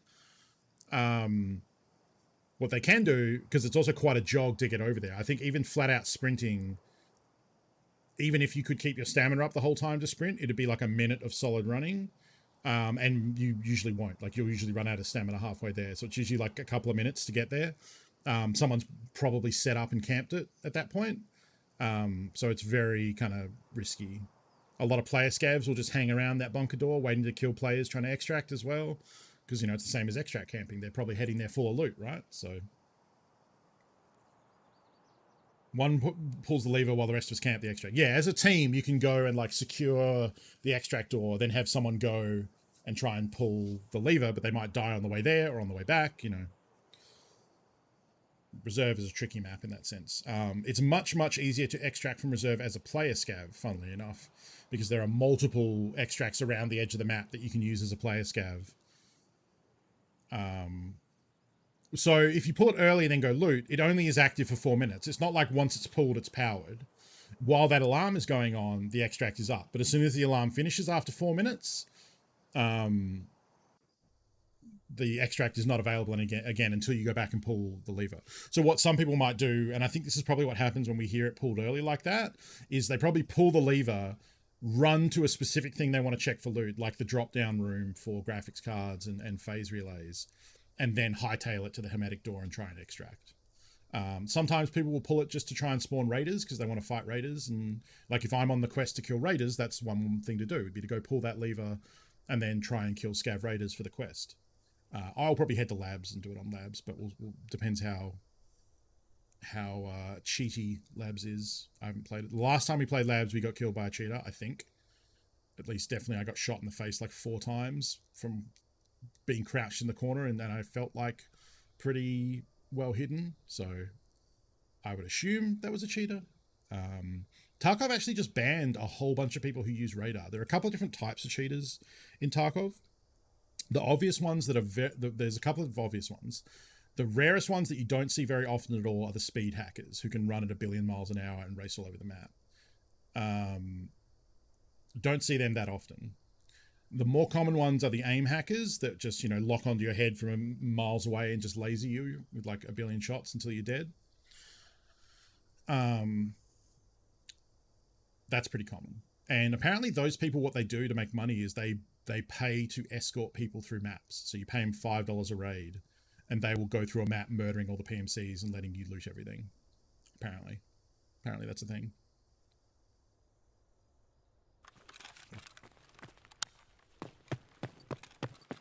Okay, I think we are on the opposite side. Yeah, okay. So this isn't bad for checking these first couple of Gluhar potential spawns.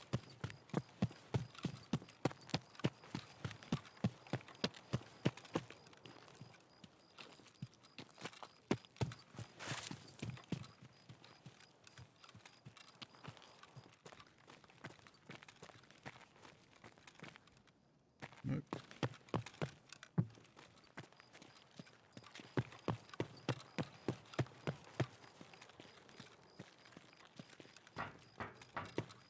Nope.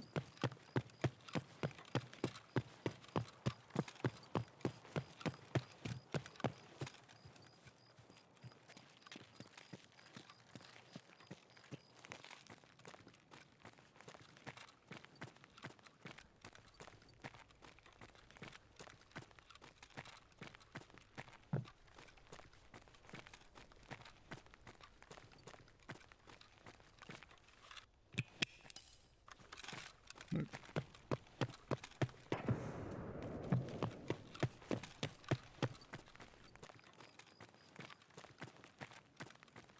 Yeah, reminder, exclamation mark entry in chat if you would like to win a copy of Escape from Tarkov. We'll be giving one away a little bit later in the stream. Sniping's a good job, mate.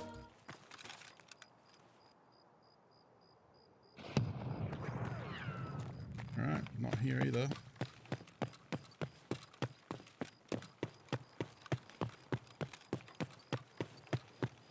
ZTC, thank you for the follow. Welcome. This is the last giveaway on stream. It's the last code I have to give away today. It's also my last scheduled stream for the week. I'll be off for tomorrow and the next day.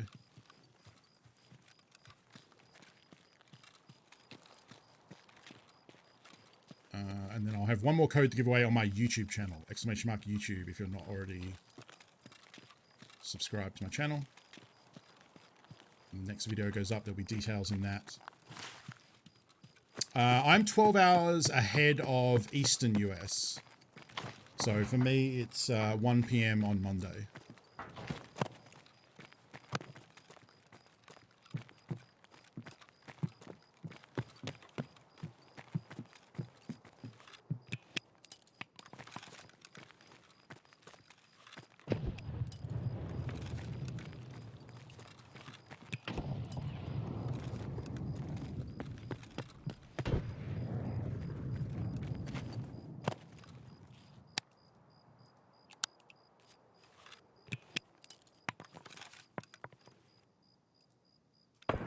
Oh shit, I'm out of grenades. Fuck.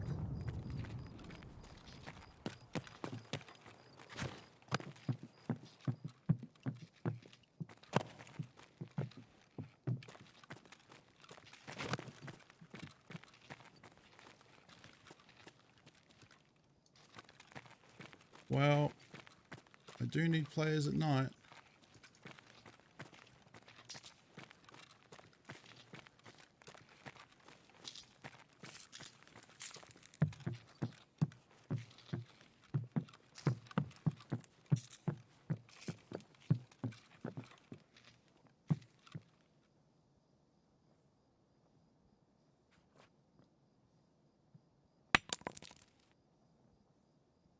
Manfred, thanks for the grenade bits.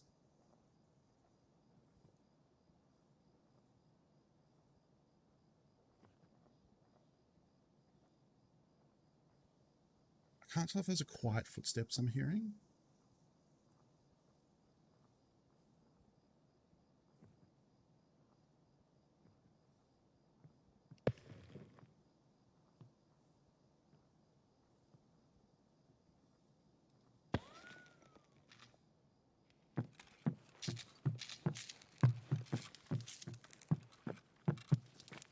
They might actually still be in here.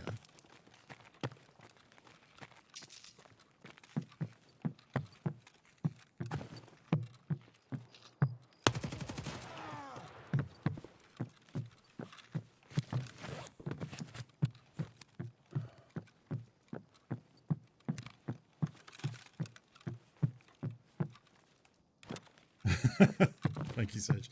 I think someone might have been trying to snipe him, though. I'm a little scared about...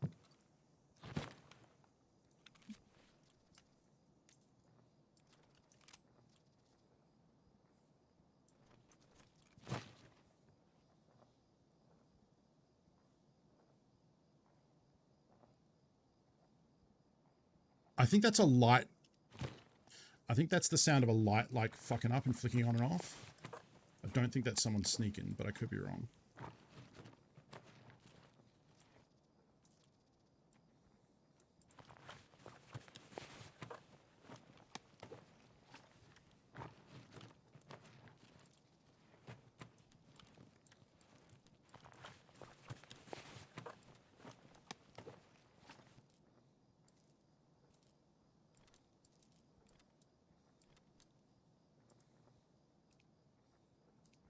I should be doing the thing where I search it while it's on the ground for more skill points too.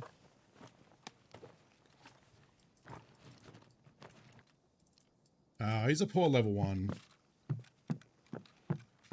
Well, I don't know what level he was. He's a low level. Level 13. Sorry, bud. Ditch his gun over there and get it back from insurance. Yeah, he was cowering in the corner because I naded the shit out of this room.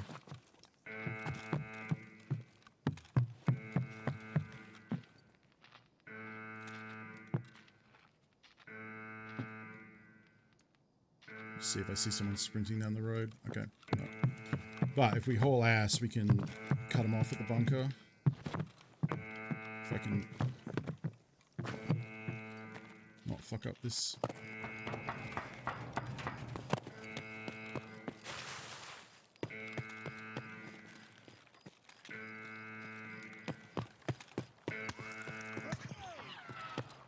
There's someone to my right then.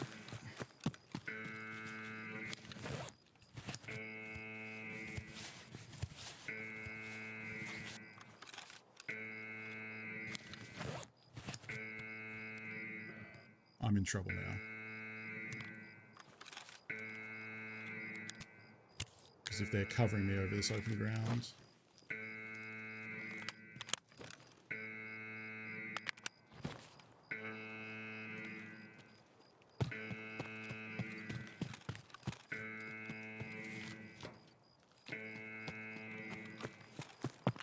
Oh, there's fucking nothing out here to cover me.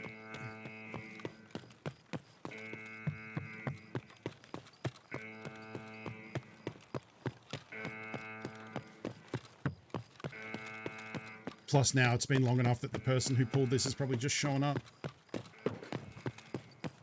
Not to mention who could be camping in here already.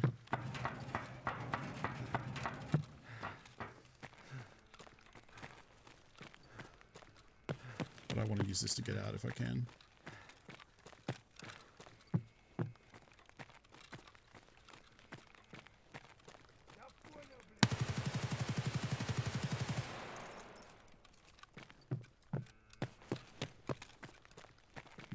Those might have been raiders.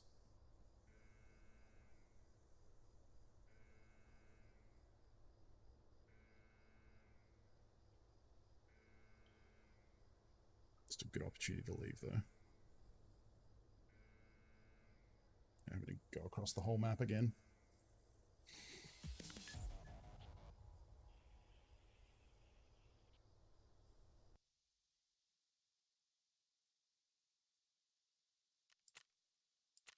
Oh, I didn't even kill whoever it was that I shot at there.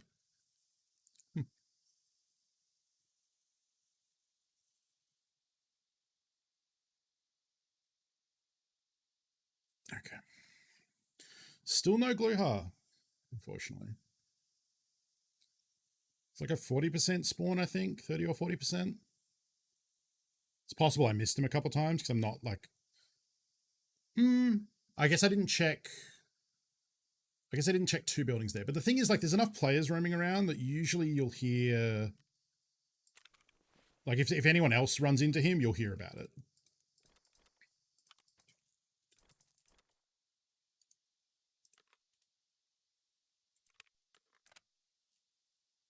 That's, you know... It's my thinking. So, I don't know. We'll keep going as long as night lasts. Definitely feels like night is a little safer in avoiding players, but I think I'll probably run into the same problem, which is that I'll just get fucking blinded by his torches and die. Depends where I fight him, I guess. At least if I die in night raid, I usually don't lose my gear based on the insurance returns we're getting. Oh, did I forget to start a workbench craft? Apparently I did. How long does it take to craft rip ammo? 2 hours. Sure.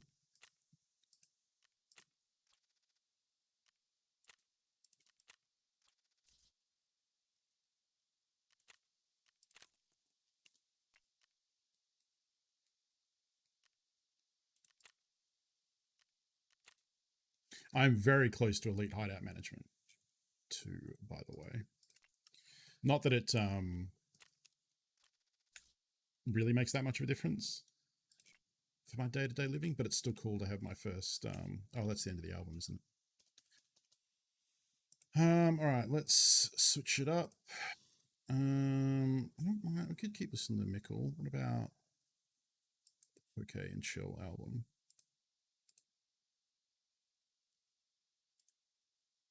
That's a fun one.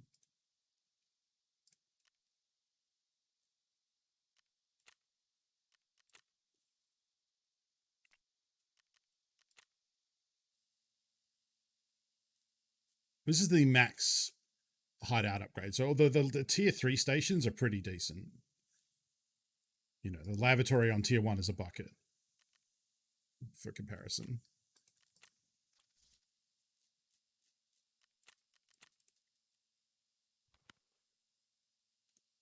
Take this opportunity to buy some augmentin.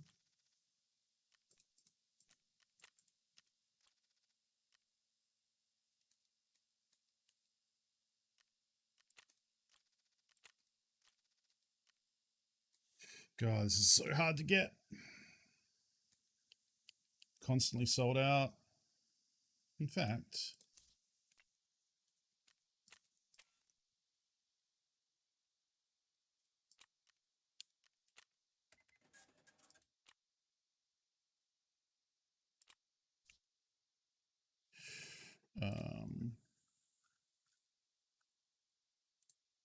okay.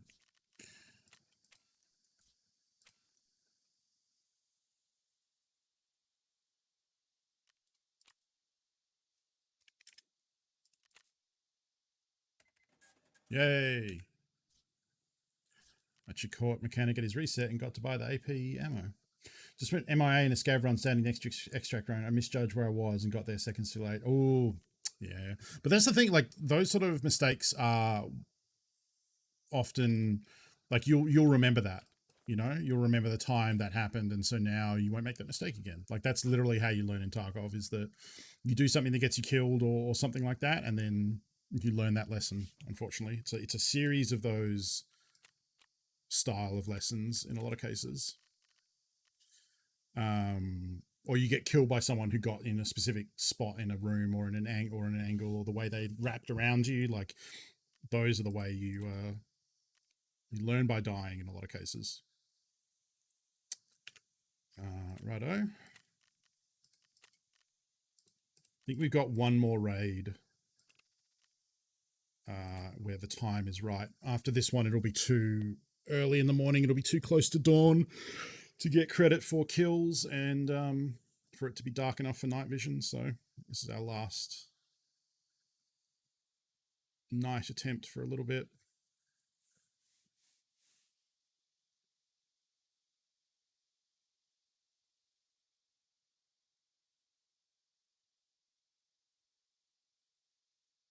Kind of surprised, like that person in there. I guess they're a newer player, but like unless I unlock the door and open it. Oh shit! Thank you, Midorita. So excuse me. Yes, we do need nades for fishing and for pushing. Yeah, that would have been bad. It's very hard to fight Blue Hearts boys without nades, I think. Any scav raiders, really. Raiders and scav boss minions, once they're running from grenades, they're not nearly as big of a risk. And if they like lock onto you and you have to re-peek where they're locked onto you, you're dead unless you can make them run from a nade. Because they'll be on your head from cover. Because the scavs can see you behind cover. It's fucked up. It's a computer game thing. Like, they are supposed to code it so that they don't track you from behind cover. But if different stage of the game that has absolutely been broken that way. So if you see a scav and duck behind cover, they're still like tracking you as you move back and forth, even if even if they don't have visual line of sight, so that when you then step out of cover again, they just boom, headshot you straight away. So that's why you should never peek scavs from the same angle. And the way it's supposed to work is once you go behind once you break line of sight, they should hold the last spot they saw you. So that if you then peek from the other side of cover, they have to then move to track. But it depends. Like sometimes they track you the whole way and you still die. Definitely if you repeat the same angle, you'll die. So when that happens, when a scav activates on you and you duck behind cover, rather than just poking out and getting shot in the face, which is what I have done usually, you can like throw a nade around the corner and get them to go like granata and like start running, and then you pop out and shoot them in the shins or whatever. Shoot them in the calves as they run away. So we definitely need nades, is the moral of that long speech.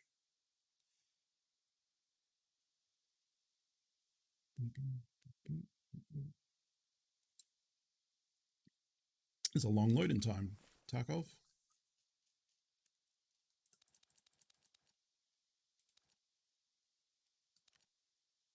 Just going to use Vogs this time.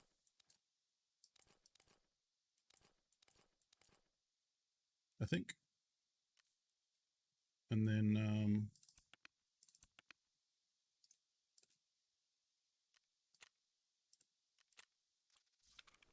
I am spending a lot of cash, I'm realizing. I might have to do some money runs today to make it back.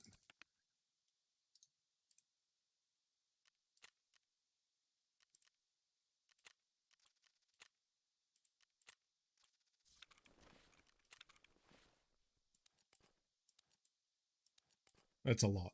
That's a lot of grenades. I'm probably just going to die with the grenades in my inventory and donate them to someone.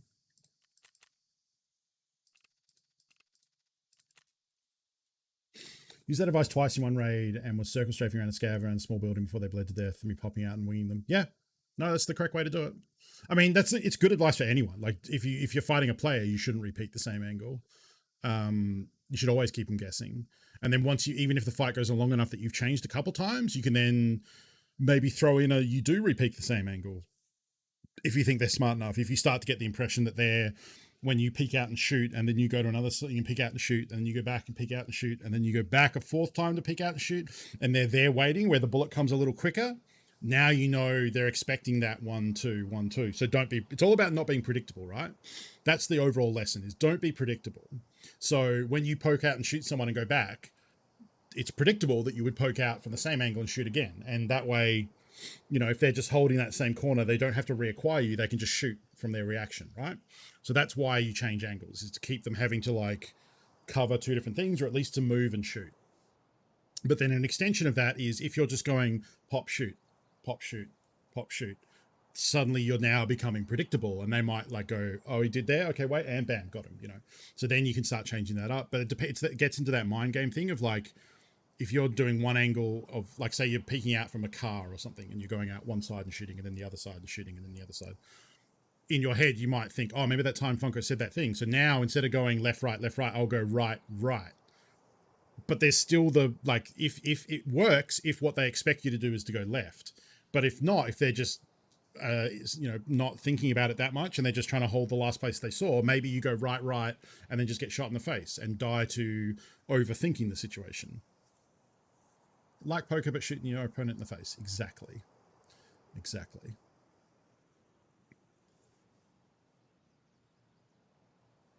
So, I don't know. All of that comes from experience and just, doing enough of those fights where you start to get a feel for it. You start to get into the rhythms of how to move, how to shoot, your personal style as well, because that matters. You can't just one way to learn is by copying things that people do. But I think, an example would be my Punisher tournament performance. I was copying very aggressive W key to victory players and maybe didn't have either the gear or the skill to back it up, and definitely died a lot as a result. I'm craving the poker room real bad this weekend. I have a game coming up this Friday, I think. We're trying to get one going. I don't know if there's apparently a football game on that some of the boys are going to, so I don't know if we'll have the numbers, but I think the plan is to try for this Friday. Yeah, exactly. Like soccer goalkeeper taking a penalty kick. Yep. It's mind games, yeah. As well as accuracy and everything else.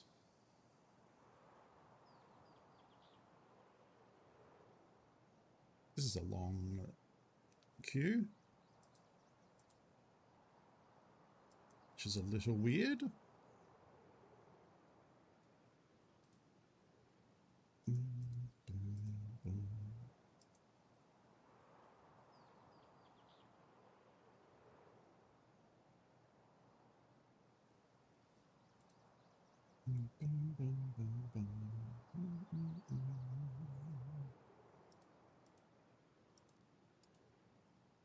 A really long queue. What the fuck?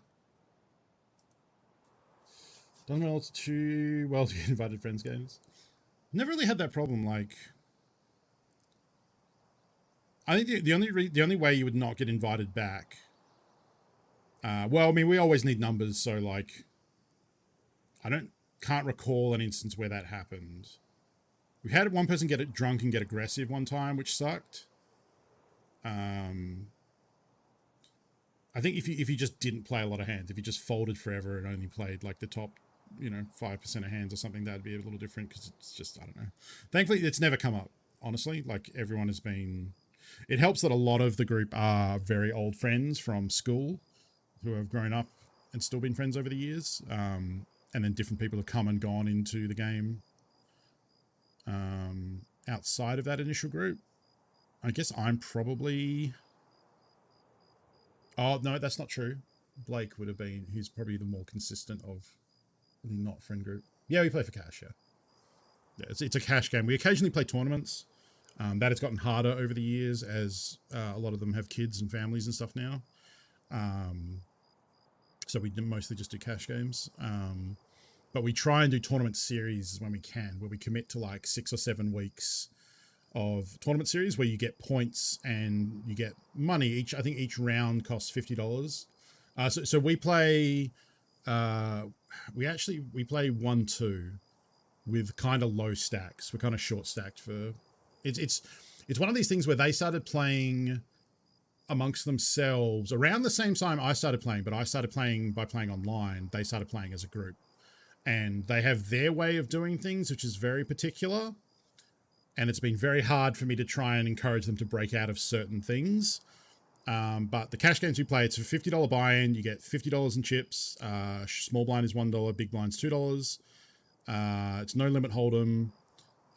We occasionally play the 7 deuce game, which is if you win a hand holding 7 deuce, you get $2 from everyone who is dealt into the hand. And lately we've been playing a thing where every hour we do a bomb pot, which is basically everyone pays $10 into the pot pre-flop, and there's no pre-flop betting. We then see a flop, and then the hand proceeds as normal. So depending how many people are there, there's anywhere from $60 to $100 into the pot. It's a bit degenerate, but it's fun. It's good action. I don't mind it.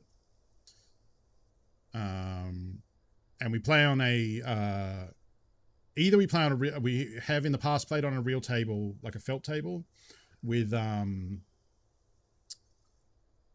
RFID cards in the chips, because the guy who hosts it has a side business making poker tables for people to use in casinos or in their home games for if they wanted to broadcast the game. So the same thing that you would see on a poker show, where the cards have RFID chips so that when you put them over your spot, the computer can then knows what cards you have and can display it on a screen. So we can basically run our own poker show if we wanted. And oftentimes when if you're playing a tournament or something, if you bust out, you can then go into his home cinema and watch a feed of the game, which shows everyone's whole cards, their percentage to win, and different things like that. You can't track the betting because it's not an easy way to do that. Or what we play now is we play on his video poker table, which is a big screen, like a giant LCD screen that everyone sits around. And then you have each of your sections with your money and a little keypad, digital keypad, like touchpad that you type in your bets and stuff. And then you cover where your cards are and it flips up and reveals them. And then the computer deals all the cards and does all the math for the betting and different stuff. So it makes it very quick to play, which is awesome.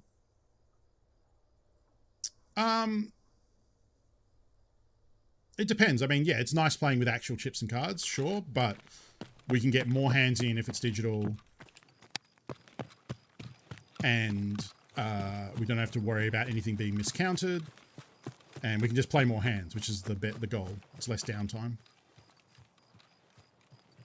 So that's the dream, and it's awesome. It's the second or third generation of that table. So it's had a lot of issues worked out over the years, and it's awesome.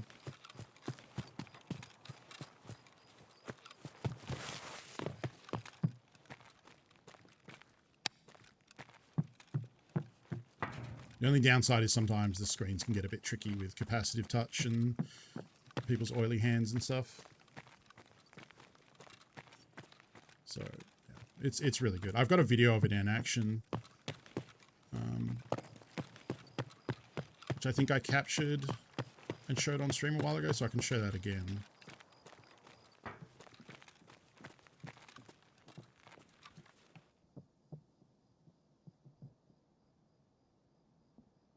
Right, well, if there's someone looting, it means the scab boss isn't here. But it also means if I run past the windows out here, I might get fucking shot.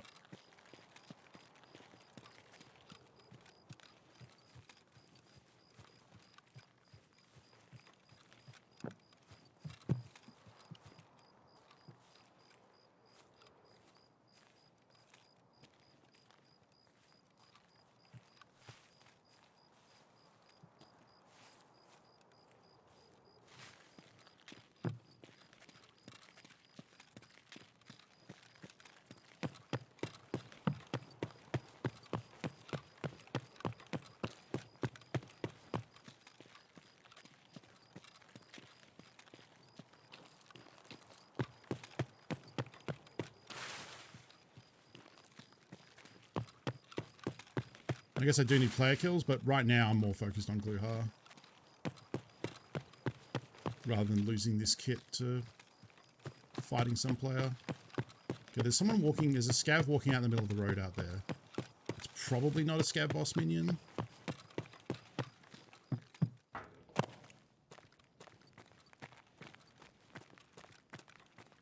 Always check this for ratchet wrenches. Grenades are for pushing scab boss minions around and also fishing for them, because if I throw a nade, they'll all react by yelling grenade and running away from it.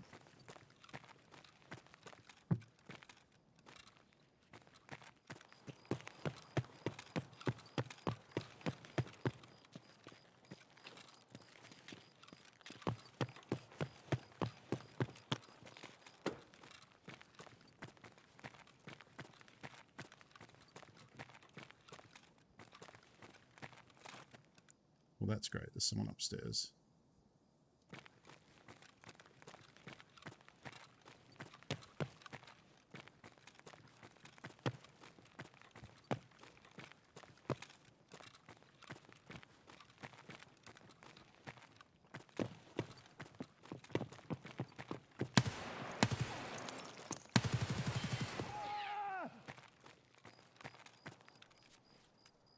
Okay. MPX. Ooh, better helmet than me.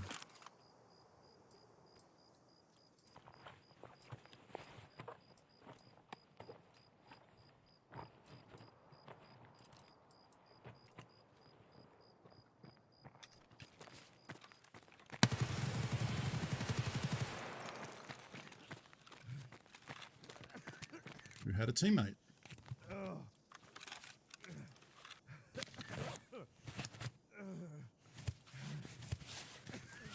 Oh, I didn't bring Propatal either. Okay, the graphics are going to be a bit shitty now, unfortunately. Need to do this to stop my dude whinging.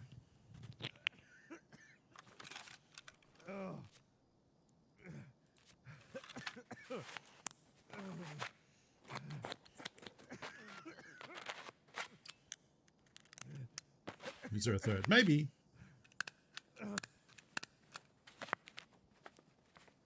I feel like if there was, they would have come together. pretty rare for one to push alone and have his friend go, okay, I'm going to hide back here in a corner.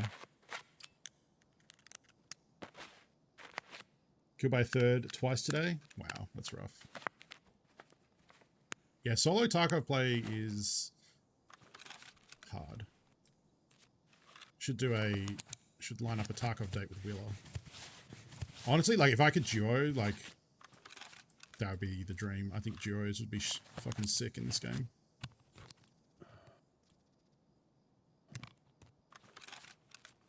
Okay, I'm probably going to have to ditch this helmet now.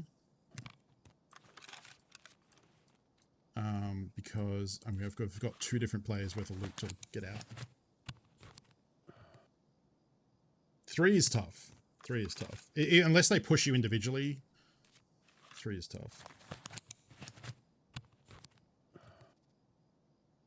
Yeah, he could have thought it was his partner. That's bad communication. Because he just, he didn't react. That was what blew my mind. It's like, he heard the walking around.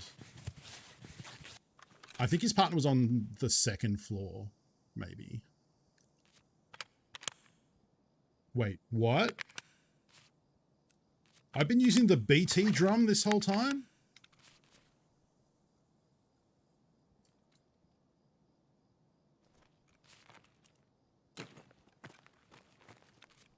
I thought I was using a Golnick. No wonder I almost fucking died.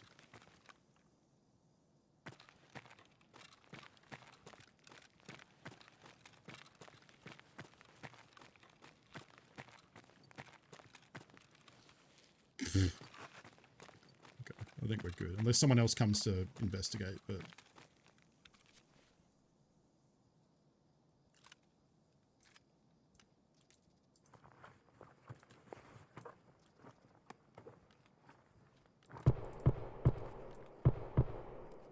Wait, where did that go?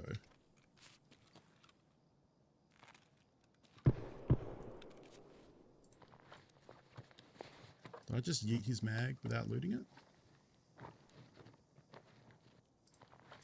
Oh, you're right. I did have one. Is that bag bigger? I think it is. Oh, there it is. That's where I put it.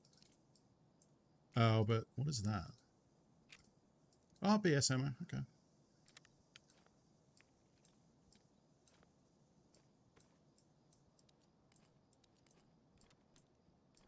Don't really want all that shit he's carrying, but...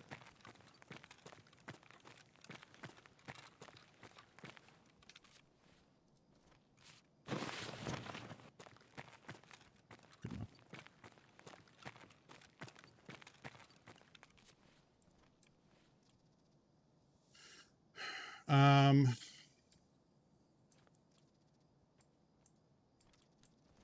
I think I do want to take one of their TV rigs.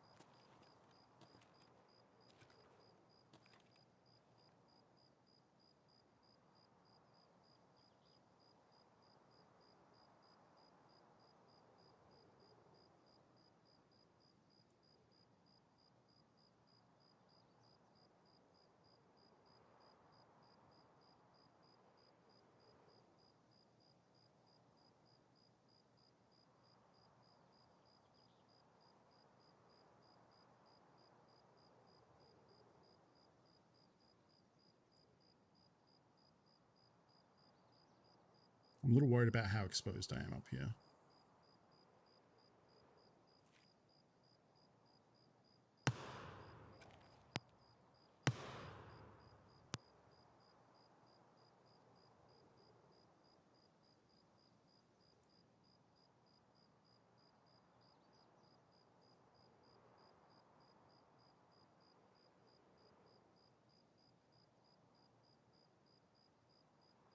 Shit, I hope this isn't the one where you can come up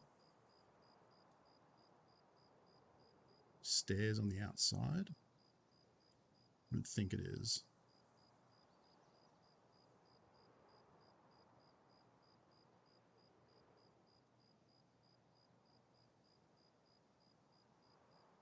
Yeah, so there's someone creeping below. It could be a scav, but it sounded like they crept into the building.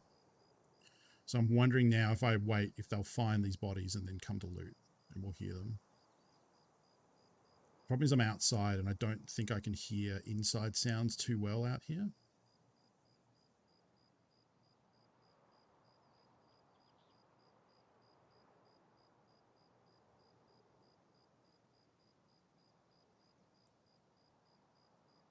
Yeah. Yeah, I know they're a ways off the roof. It's more just I'm coming out here to see if we can use the bodies as bait. Thank you, Hawk Matter.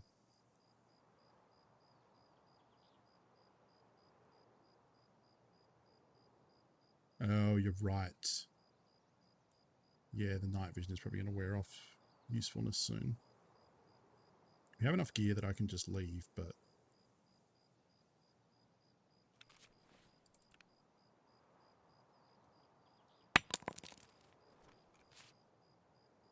Thank you, Blackcoat.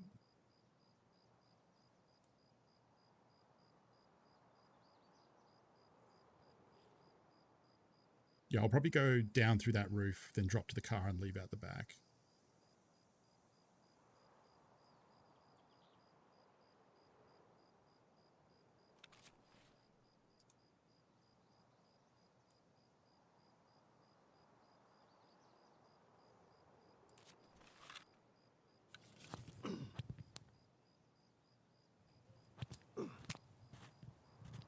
I don't know if I had time to search that dude's body.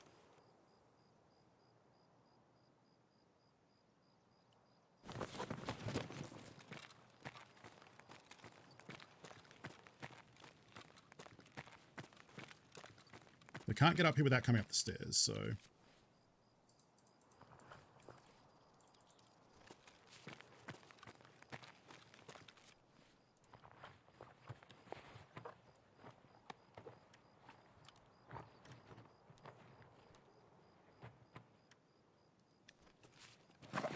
Oh, actually.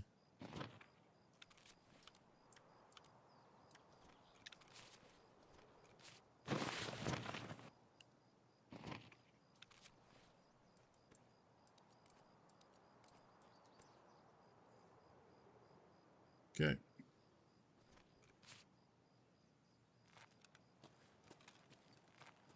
Wish I had a mule for how fucking heavy I sure am.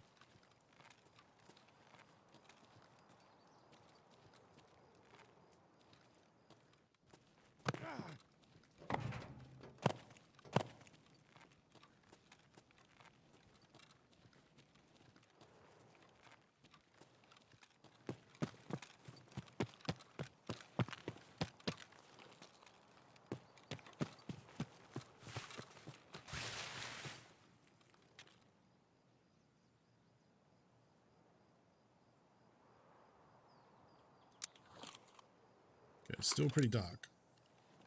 Just need to avoid looking at the sky. Hey, Demon. Alright, yeah, not bad.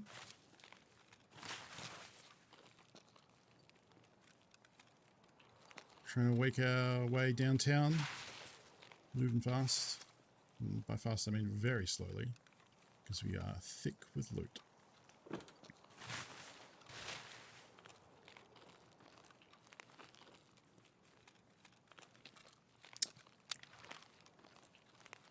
It's actually totally fine. We can use this now.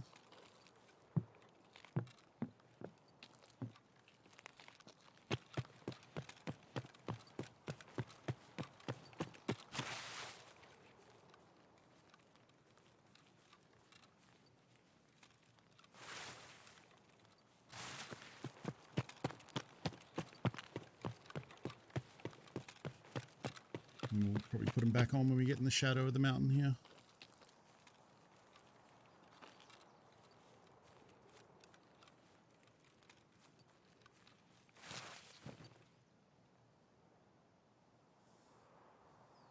Yeah. Yeah, we're here to kill the scab boss, but I wonder if both of those kills counted for the quest, actually. It might have been 5 AM already. Oof, that glare, though.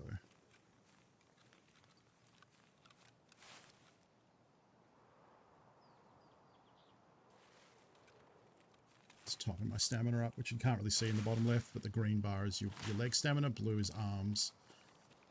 Right now, green is the one that matters because we are very heavy. So I'm losing a small amount of stamina by walking, but if I sprint, we lose a lot, and we don't regen any unless we stop.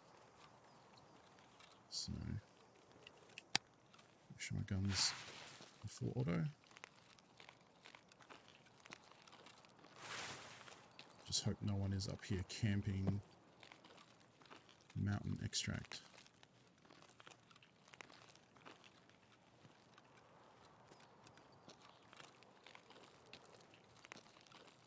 I'm going to get blinded in a second, so...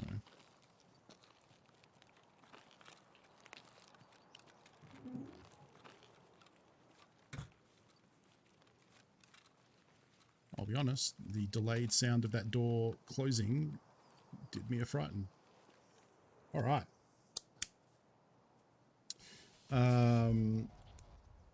Not sure about where you're in Australia, specifically Funko, but how are the COVID numbers wise we are? Doing pretty good. Western Australia has been very, very good. Our just like we've been pretty fine for the whole time. We had a couple outbreaks, but they were dealt with quickly. Our borders were closed very early on by our governor and didn't allow a lot of interstate travel. Most of the places in Australia that got hit were Sydney and Melbourne. To be fair to them, they're more of an influx for international travel than Perth is. It's the ones in Perth that happened were mostly contained or mostly relegated, I guess, were basically ships, like container ships coming in that had crew that had caught it elsewhere. So we had pretty rigorous testing for those people when they arrived and caught them in most instances and then quarantined a lot. It's Melbourne, like Jason Bourne. It's a common mistake. You'll get it. Yep. So yeah, Perth and WA in particular have been pretty good, but we also have very stringent contact tracing. When we did get cases that had the potential to spread, we went into lockdown immediately, usually for like a week to just make sure. It was actually very kind of scary, actually. One of the ones that caused the week lockdown earlier this year, the person who was potentially exposed went to a supermarket that I used to shop at in my last apartment in the suburb that I lived in. That was one of the hot spots that he had gone to. So it's wild to think that, you know, there is like, because it's been so handled so well here, like there's not a lot of mask wear for the week after during the lockdown and after lockdown. There was very mandatory mask wear and people adhere to it. But outside of that, there's not that things aren't that much different here. Like we do a QR code check-in at every place you go to. Like when I got my haircut, I checked in with the QR code. When I went to get a coffee, I checked in with the QR code. So they have all this digital records for tracking. If there is cases, they can quickly contact anyone who was at this place between this time. You know, they have that data. Outside of that, you know, I personally try and distance and wear masks where appropriate, but a lot of people don't, because it hasn't really been that big of an issue here. Places like Melbourne and Sydney, they might be different. I don't live there, so I don't know. But yeah, haven't had cases for a while. The ones that we have been locked down because they were on travel ships, whatever, and didn't have really like public contact. I mean, you don't have to do the QR stuff. You can sign in with your name, and you still see arseholes that if you look on the check-in thing, like if you don't want to use a QR code, you can write down you were here and your phone number and stuff. And people just put John Smith 1 2 3 4 5. You know, like people are arseholes everywhere. But thankfully, our people in power in government have treated it very seriously, and we're fortunate. you know, there've been outbreaks in Melbourne and Sydney, and they've had more lockdowns over there as a result. Queensland more recently, but yeah, Perth and WA have been pretty good. Belladon, thank you for the follow. Let's take a look at what we got here. Just like a okay looking AK-74N. Pretty nice little MPX submachine gun. I like that. We got two more night visions, which is good to replace the ones that I lost.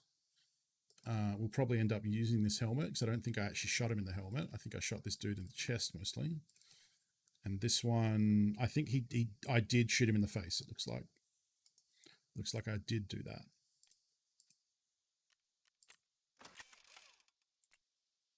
And he has a cool Boba Fett one, so Boba Fett mask. A couple of things here which might be good for flea market prices. Looks like one of the new AK builds from the recent buffs to stats. Yeah, I heard some people saying that AKs are supposed to be pretty hot now. I would like to mess around with them. 30mm scope mounts, always worth. Whatever this little thing is, kind of worth. I think that single cell PT-74M is actually worth this thing.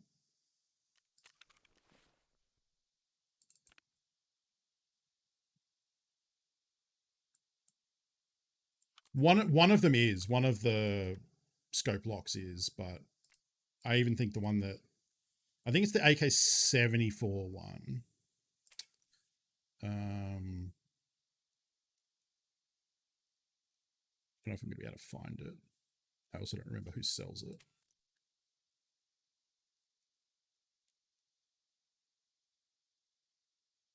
It's the AK-74U one. Yeah, I think it's this one. Yeah, it's the one that goes on the 74U, the little AK. That's worth like 80k.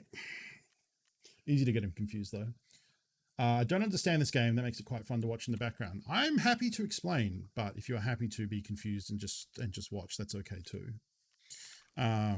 Yeah, I can never remember which one it is, so I always loot them both, and then disappointed when it turns out the one I looted is not the one that is worth the mad dollary dues.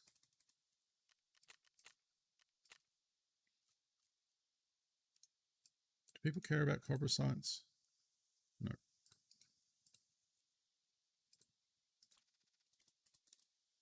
Or PSUs, apparently. Wait. Oh, this is the scab box I made last night and I forgot to sell.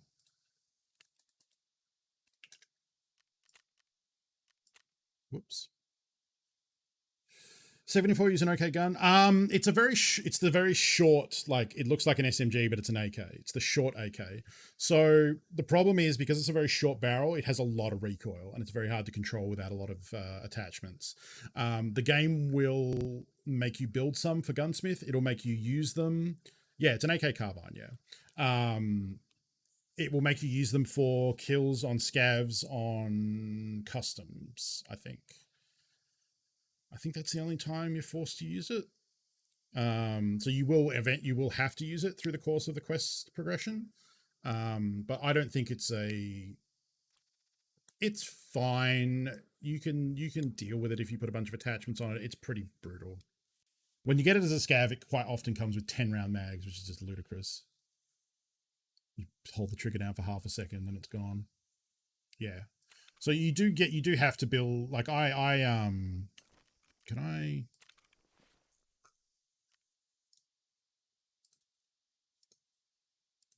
I get to a different gun by opening this?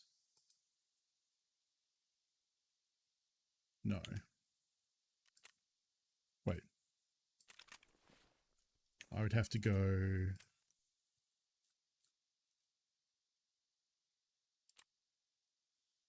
actually, it would probably have been this one.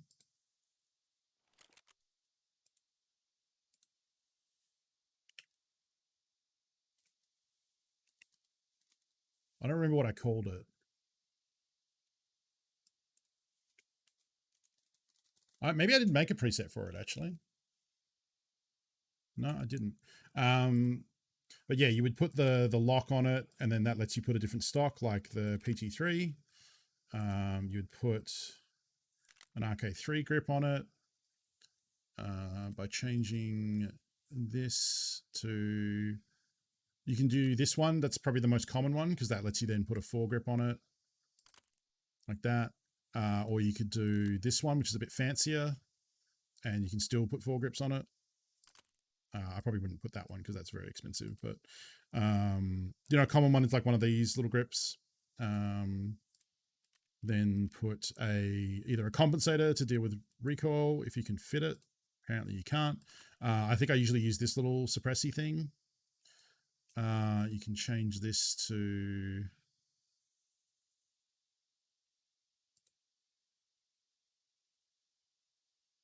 I thought you could put, oh, maybe you can't with this foregrip. So if we do that, no? You definitely want a charge handle. Oh, you can put this thing on it and then put a red dot on this, like an EOTech or PK06 if you want, something like that. Put like RK0. You can put lights or lasers on either side, something like that. There's a mount for the sights on the rear sight. Yeah, this thing, yeah. I thought you could put like the Bastion cover on it, but apparently you can't. That much to be for regular AKs. And yeah, you know, like that gets you to 70 recoil, 56 ergo. So it's whatever you do to it, you can never increase the barrel length. So it's always going to have pretty fucked recoil. So you can do things like buy the Zenit RK2. This grip is specifically just all recoil reduction, and it takes off some ergo as a result. But then with that, you can get the recoil a little bit down. You could look at whichever one of these these stocks is better for recoil reduction. I guess it is actually this one. And then what barrel you put on. So by putting it with this one, you could then put the compensator on, this little Zenit thing, or yeah, no, that's it. Instead of having a suppressor, that way it's more recoil reduction. So this gets it down to 64 vertical recoil. No, I'm just, someone asked about like the 74U if it was an okay gun. So I was saying like, no, not really. The recoil fucking sucks no matter what you do to it. But if you go all out putting a bunch of attachments on, you can get it to where it's a little bit better. The problem with this is though, a lot of these attachments, I don't remember how early you can get them from vendors. Because the big problem with weapon attachments is if you can't buy them direct from vendors, you're paying flea market prices, which are usually fucked. Because people who don't have access to the vendor loyalties want these attachments, so they charge through the nose for them. And it's kind of rare to find them found in raid. So the short version is the AK-74U quests always kind of honk, and you're just going to have to deal with it. But the more attachments you can do to make it a little bit more usable, the better, basically. All right, so let's get this dude's stuff out. Keep them. That I'll craft with. Oh, was he using all 1731 or did he top load it? He top loaded it. So this is something players do. I don't like doing this. A, because I'm lazy, but also like you can do this. So what he's done is he's bottom loaded mid-tier ammo like that, and then put the top tier ammo as the first 10 bullets in each mag. So you can do it that way. I don't like doing it. Like I said, I'm too lazy. I'd rather just right click and load it all the way with whatever. It's probably cost effective though, because bringing 150 rounds of 1731 is very expensive. I've heard, I don't know if this is a Tarkov myth, but I've heard people say that if you ammo salad, meaning that if you just throw random ammo types into the same magazine, all mixed in together, that it will jam the gun and misfire. So I don't, but I don't know if that's actually true. It very well could just be a Tarkov myth. I mean, this is a full auto. This is an MPX. So the idea is just that you'll probably always have a full mag ready to go after a fight, right? Like you'd fight with, you'd fight someone or a scav or whatever, and then you would take off your half-empty mag and load a full one in, right? So that way, the first, people usually do the first 10 bullets or something. You could even do the first bullet if you were being really like frugal. That way, the first 10 shots you fire are your very hard armor-piercing bullets, and then the rest is just there to also do damage, Because if you don't get them killed on the first 10, A, you might be dead already, and B, they're probably fucked up enough that maybe the last little bit of AP6... And AP6.3 is not bad ammo. Like, it's good. It's just, I guess, how expensive 7N31 is, so... I saw someone use the Crystal Tiger a while back, and that thing has drum loads preloaded with alternating ammo types, so hopefully it doesn't cause jams. Yeah, I don't know. It very well could just be a myth. I don't actually know. Someone told me that early on, and like I said, it's a mix of me being lazy and also not knowing if it's a good idea to do it. So, let's put these in here, I guess. This looks like a fun gun, though. I'll probably run this at some point. I need to make some room. Okay.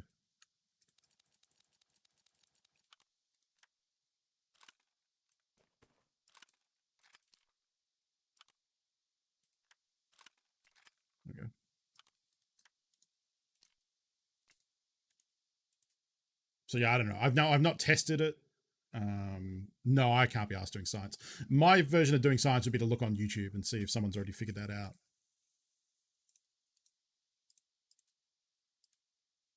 I'm too lazy for that.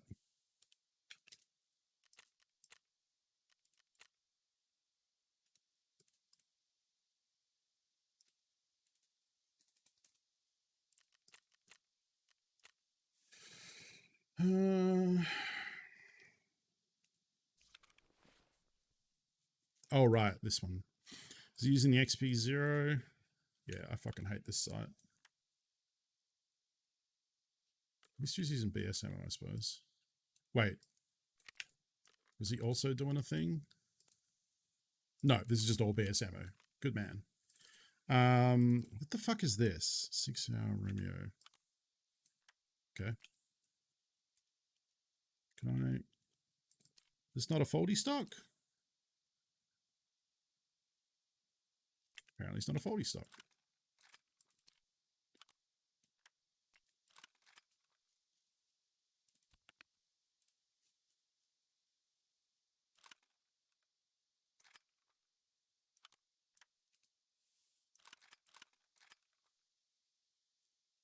Wait.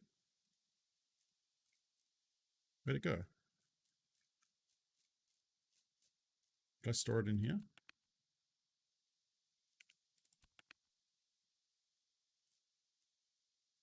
Oh, it's there. I'm an idiot. Okay, yep.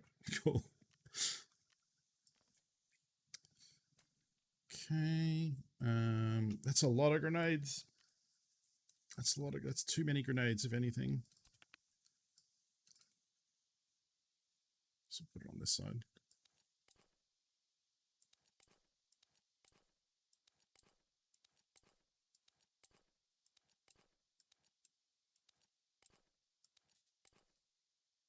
So how many is that?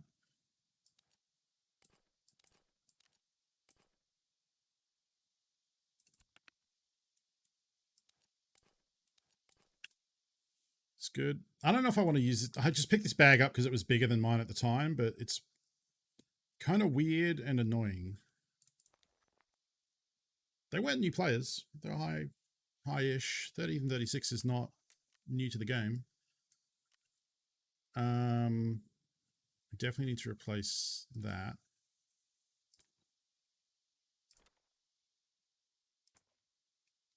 I should have done that. I'm taking...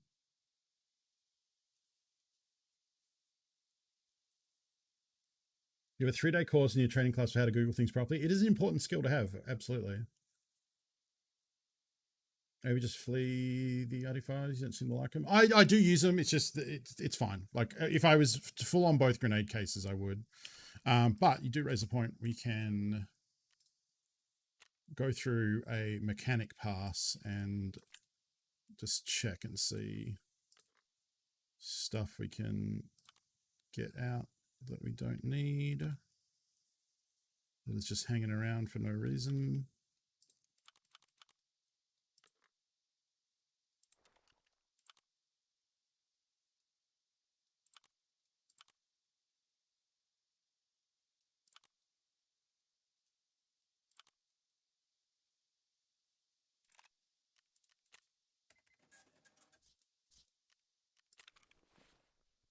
Yeah, there's a lot of ammo that I bought and it just goes in there and then I deal with it later.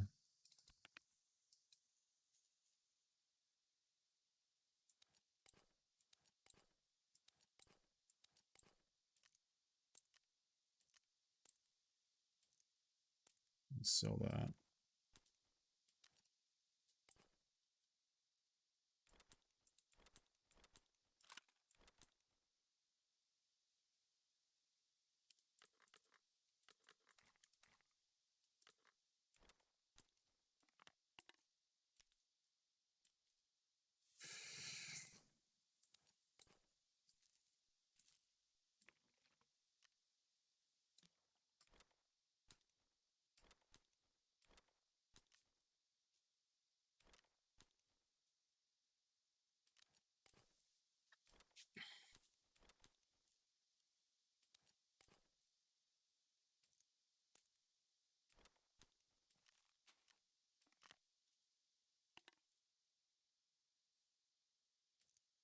Okay, it goes up in there.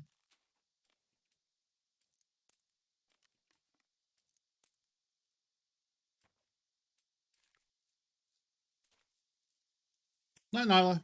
Reminder, if you would like to win a copy of Escape from Tarkov, we'll be doing the giveaway probably in an hour or two. Exclamation mark entry in chat if you want to win a standard edition code for Escape from Tarkov. You've got to be in it to win it. Sniping's a good job, mate. Oliver, thank you for the follow. Welcome. Get some of these mags out of here.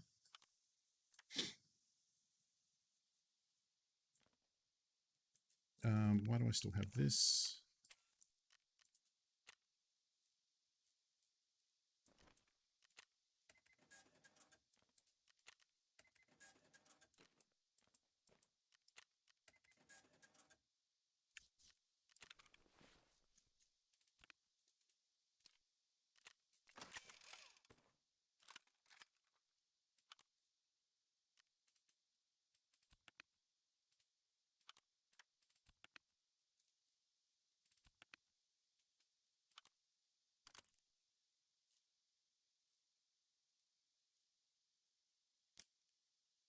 Okay, and then I'm throwing mags in here, so these can go in here just for storage.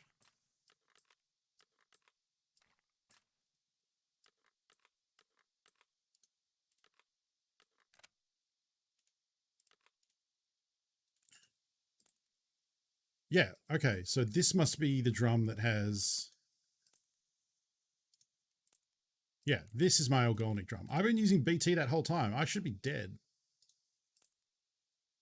Yes. Ogolnik. Good thing I'm not dead, I guess.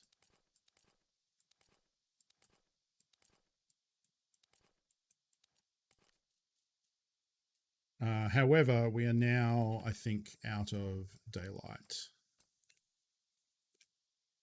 for reserve attempts. Right? Yeah, we're almost up to 10 p.m. again, so we can almost get in there. What loyalty level do you have to be to buy those condors? I don't know, actually. Let's find out. You have to be level 4. That doesn't seem necessary. I mean, they are the only glasses that have armor and can reflect, and can ricochet a bullet, but still, like, I don't know that they're a top loyalty. I don't think that's necessary. That's just me. What do I know?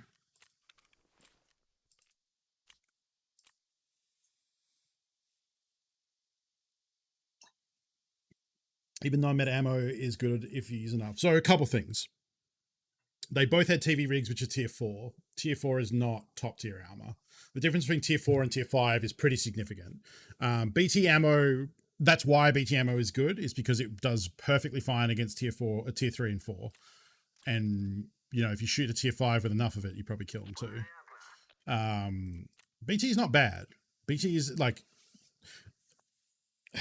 BP and PS ammo is pretty bad. BT is like not great.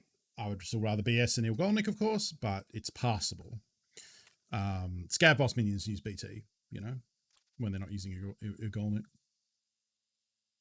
Find one wearing the contours, just get killed with head jaws. Yeah, I mean, yeah. It's the same idea as wearing like the little tin pot 20k helmet. This thing, it's tier 3. It's not really going to save you from much. However, the ricochet chance is there. And I mean, this one has high, whereas the other glasses are medium, I think. And if a bullet rolls a ricochet, it doesn't matter what it is, it's going to bounce off and not do any damage and give you a concussion. So you're not using it because it's likely to save you. You're using it because of a small chance that it will save you. And that's what the glasses are. Most of the time, you're still just going to get shot in the eyes and die. But every now and again, it might bounce a 995 round right off there. In which case, you know.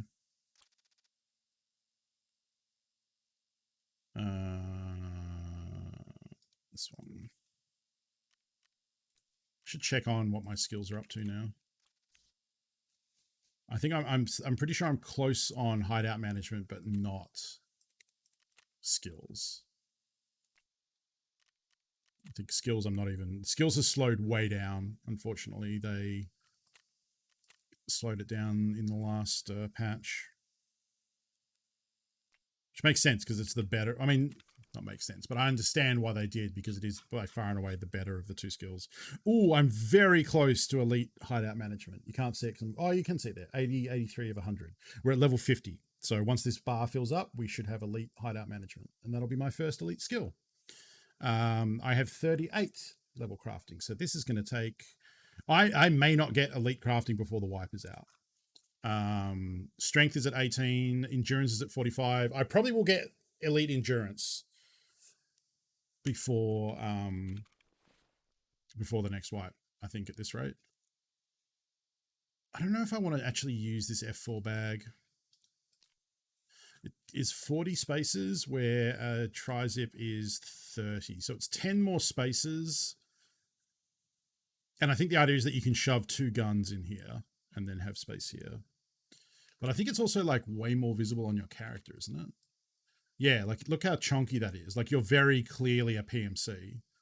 The thing with the tri-zip is it's a big bag, but it actually is like kind of the same size as your back. So you don't really see it change your silhouette. Whereas this definitely does. Like, if someone saw me at a distance, there'd be no question that I'm a PMC. So I actually don't want to run this bag. But now the question is, can I find enough room to get it off my back and sell it?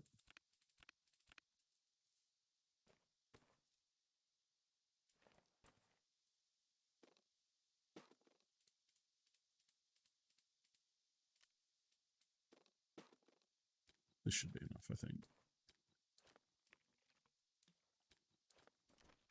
Okay. Question matters if you can get the kappa pouch before the wipe. Yeah, I think so. Gluhar is the real... Because, well, actually, good point. Let's see.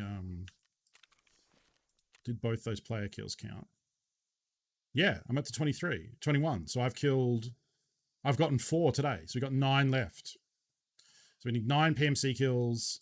I need to kill Gluhar, and then I need 6 raiders. That's it.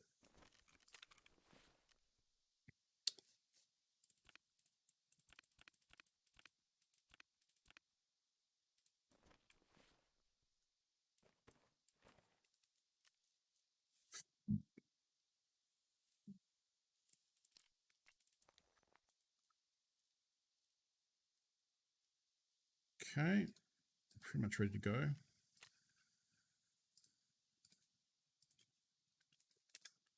Just waiting for a little bit more time to hit 10 p.m. for the quests because the kills need to be between 10 p.m. and 5 a.m. Sorry, just Alt Tab checking a couple of things.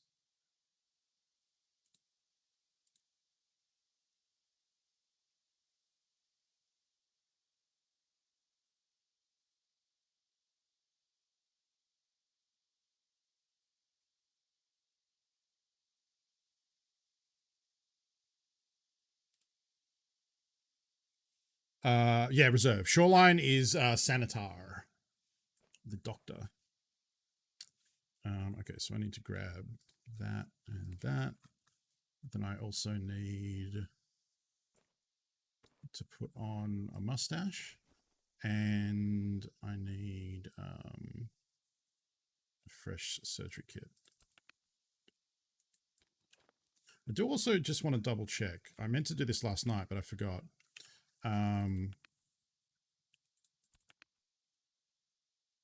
Let's just do a quick check on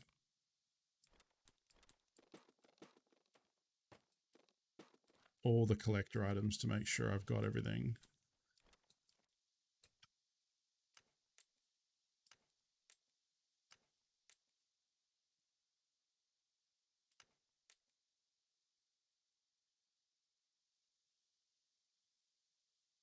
Okay, so it's that, and then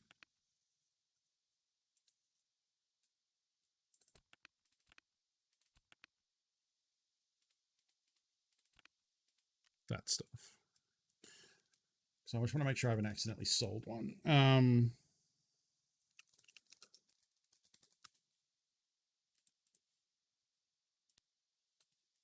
Okay, so going down the list.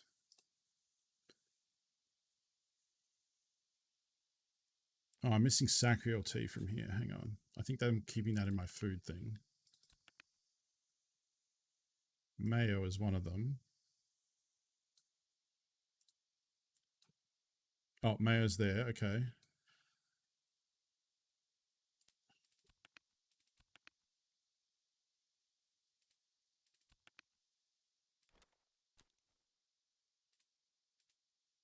Okay. So, old fire steel, check. Antique axe, check. Battered antique book, check. Fire clean gun lube, check. Golden rooster, check. Silver badge, check. Deadly slobs beard oil, check. I guess some of these is... No, actually, that shouldn't be covered by the thing. Golden summit phone, check. Jar of devil dog mayo, check. Can of sprats, check. Fake mustache, check. Cotton beanie, check. Can of Lupo's coffee beans, check. Pestly plague mask, check. Raven figurine, check. Shroud half mask, check. Veritas guitar pick, check. And Sacriel's tea, check. Cool. All good to go. Every time I sort my scav junk boxes, they get messed up again. And then the last time I looked at it, there was a slot missing. And I got worried that I'd accidentally, because there's a couple items that I craft with, like Sacriel's tea, and I'm always worried that it's going to use the found in raid one that I need for the collector. And I'm going to, the Sacriel's tea isn't that big of a deal. It's pretty easy to find those in Woods Forward Operating Base and stuff, but I'm still a bit worried that it will accidentally use one, and then I'm just going to have to, as soon as I need it, I'm not going to be able to find it. That's the thing. That's the thing when it comes to collector items, is as soon as you need one thing, good luck finding it, because the game hates you. Yeah, no, unless you're like, even this wipe, I was selling a lot of those items kind of early on, because they're good money. All the streeter items vendor for good money. And unless you know you're going to push for Kappa, and have the space, because that's the other thing, is like Edge of Darkness, I kept most of those items in this rig, just sitting at the bottom, or I kept them in the scav junk box, because some of them go in there, but some of them are clothing items or weapons, so they don't. Or food. Food doesn't go in the scav junk box either.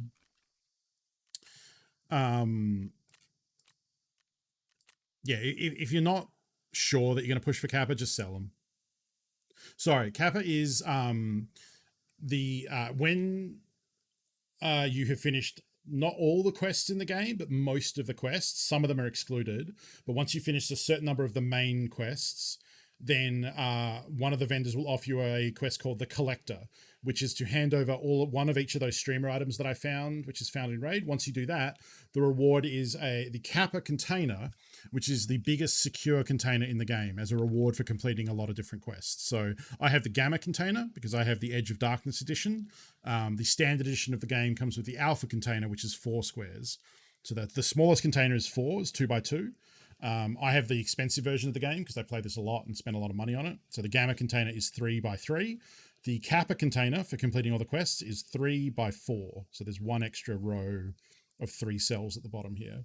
So it's a nice little reward for having played the game a lot and beaten a lot of the quests. You get this extra big secure container because when you die, everything on your character here, your rig, your pockets, and your bag can be looted by the enemy, but the secure container is your safe spot. So that's why I have my sick case with all my keys, spare ammo, and things that are expensive go in here because I don't want to lose them when I die. So it's a fun, while there's no main quest line in the game, that's still being developed by Battlestat Games for the Tarkov. It's not in the game yet. I believe they've just recently started work on actually like getting the main quest line ready. Yes, this mustache is a spare one that I want to wear to look cool. And actually, speaking of looking cool, we hit level 48. So I believe there is another piece of clothing I can put on. Oh, okay. So I can get these green pants. These are kind of nice. How much are they? 2.4 million. How about you fuck off? These are the ones I really want at level 55.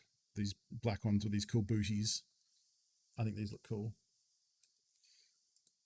And I could get this one, but I don't like these pants because they have these weird like gaiter things on your legs, and I don't think they look good. Also, they upped the price of all the clothing unlocks, so most of the high level ones are now several million rubles, so you have to really want them. All right, so I think we should be, yep, we're at almost 11 p.m, so we can go into night reserve.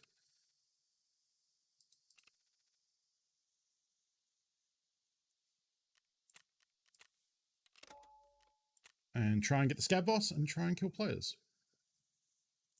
Makes a massive difference. There is a med kit that is 3x1 that can be a game changer if you can fit it in with everything else. I think you might be talking about the surgical kit, the Serve 12. Yeah. Those extra 3 cells do make a big difference. It's just more stuff you can fit in. You can comfortably fit 2 magazines of good ammo.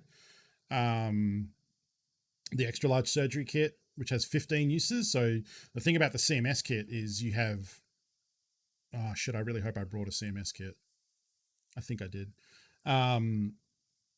Yeah, even just the upgrade, like if you have the standard edition of the game, which if you don't have, we're giving away a copy of it for today. ! Entry to enter the draw. If you have the standard edition and you've got the 2x2 container, that's real small. So getting it to upgrade to the beta container once you've leveled up Peacekeeper to loyalty level 2 or 3, that's a big difference, getting that extra couple of cells. And then if you can finish the Punisher quest line for Prapper, you can get the Epsilon container, which is 8 cells, is 2x4, I believe. That's really good as well. So every extra cell you can get in your container is definitely worth it.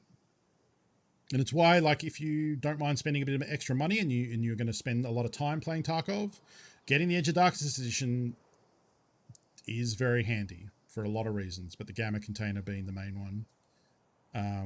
You also don't have to buy any future DLC if you get Edge of Darkness. It's included with the Edge of Darkness, but you are paying a lot for Edge of Darkness. All right, maybe this time we get Gluhar.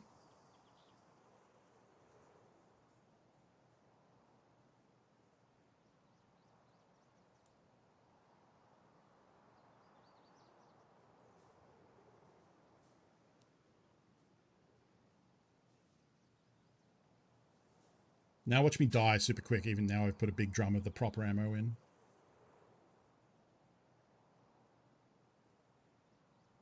They rip on the Snyder Cut? Interesting. Oh yeah, I would make sure that you are committed. Like, the Edge of Darkness is only worth it if you put in I think a common value point, and this is probably not maybe a fair value point, but I think for most games I want $1 per hour of fun. I think if I can get that, that's a pretty good ratio of money spent to fun, you know? And that's probably a little low, honestly. How many tubes do I need in front of my face? I need all these. I need 4 exactly, because anything less means that the game looks like crap and my peripheral vision sucks. So I need these 4. And we did get 2 more of these night vision off those dudes we killed earlier, which is nice, because I've definitely lost a couple of these. You can trade 9 level 25 or over bear tags and get this from Peacekeeper, which I did. Because I don't think I'm going to want that many more standard eye cases. I think now I'm going for thick item cases. One of these days, someone is going to buy me this game as a joke, and you aren't going to see me for the next 3 to 6 months. It's good. It's real good. John Lemon, hello. Yeah. I'm giving away a copy of Escape from Tarkov. If you want to be in the running ! Entry,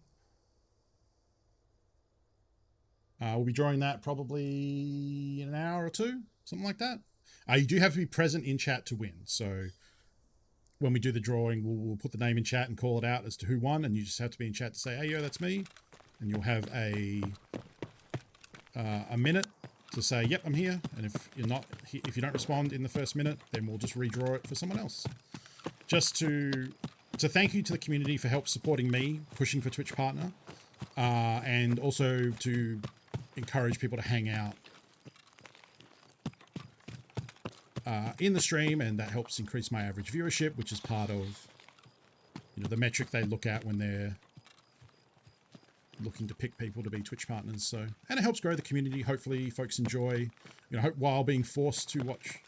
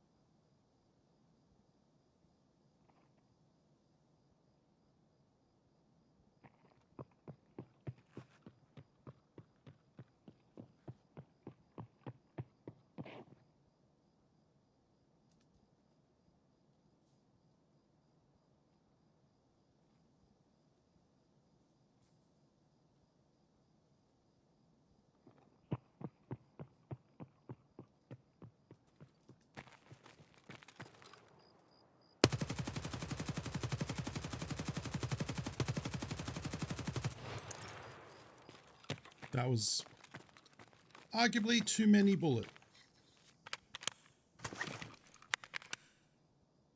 for that kill, which is probably a scav. I saw a laser though. How slow is this? Real fucking slow.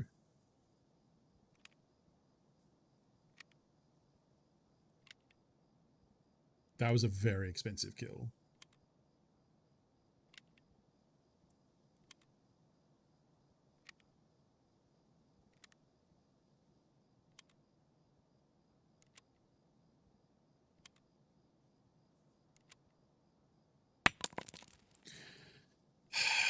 Go. Thank you for the grenade bits.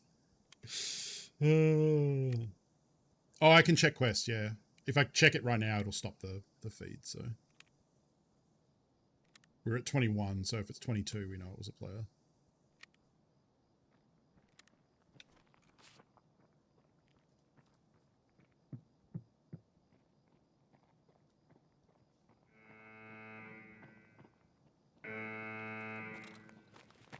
A few moments later.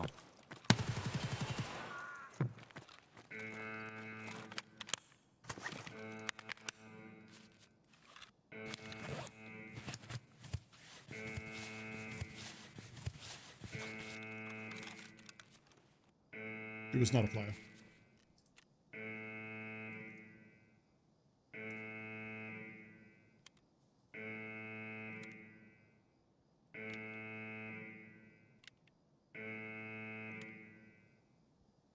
That was not a player. That was a scav. So neither were. I don't have all the ammo to repack it. It's just while I have ammo, I was going to repack what I had.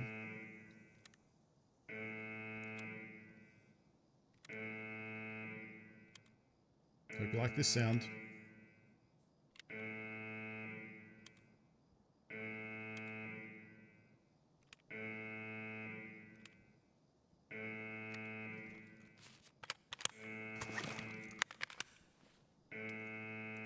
Might as well put the last 10 bullets in.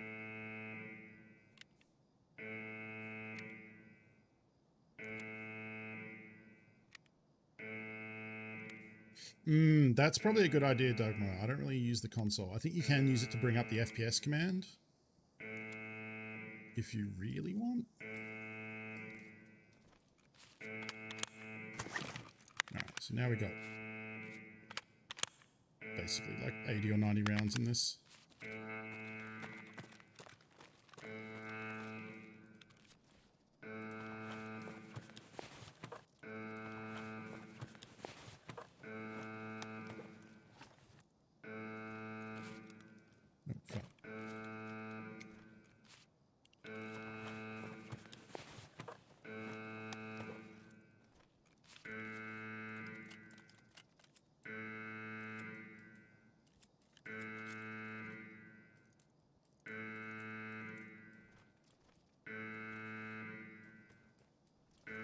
Doing that for the XP of looting it.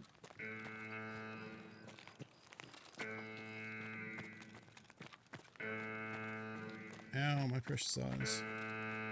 How far down was that dude?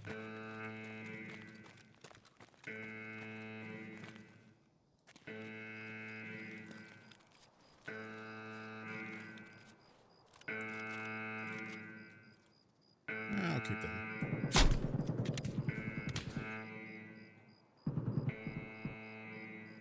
Wow. Player?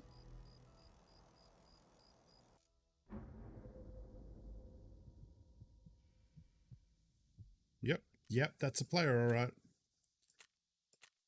Okay.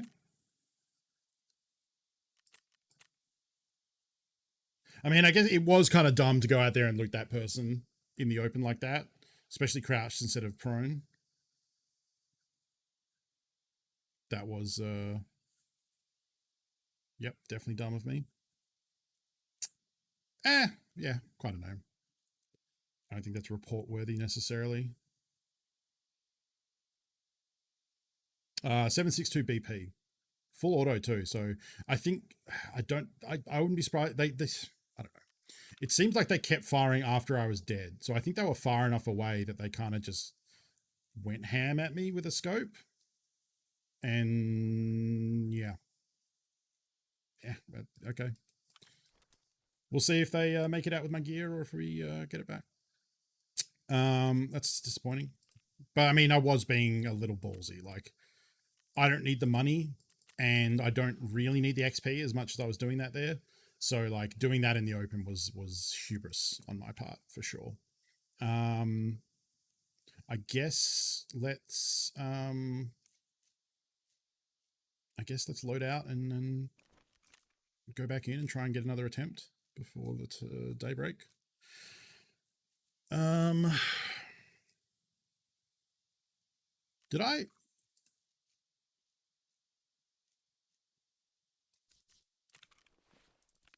Did I get a tactic back on insurance today? Or was that yesterday? Oh, there it is. Because this is tier 5. And yeah, we'll use an M4. We can use this one. Put that in like that. We are running a little low on 5.5, so we might just do the 1 mag of that. And then use... Why do I have 2 different stacks of... Oh, it's 5.5. Okay, yeah.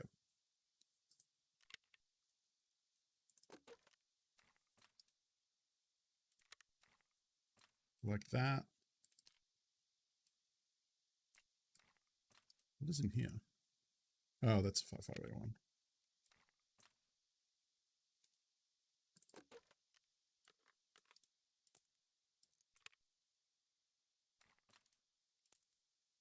Okay, so it turns out I do actually have a decent amount of that. It's just...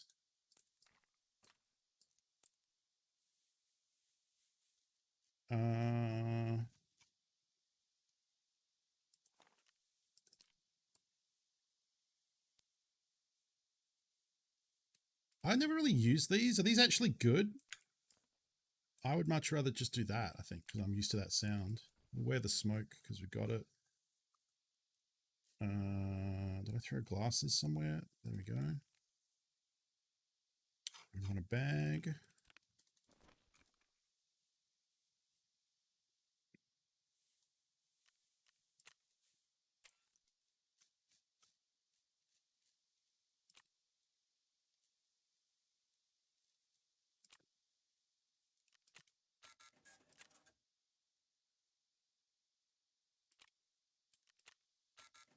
Really?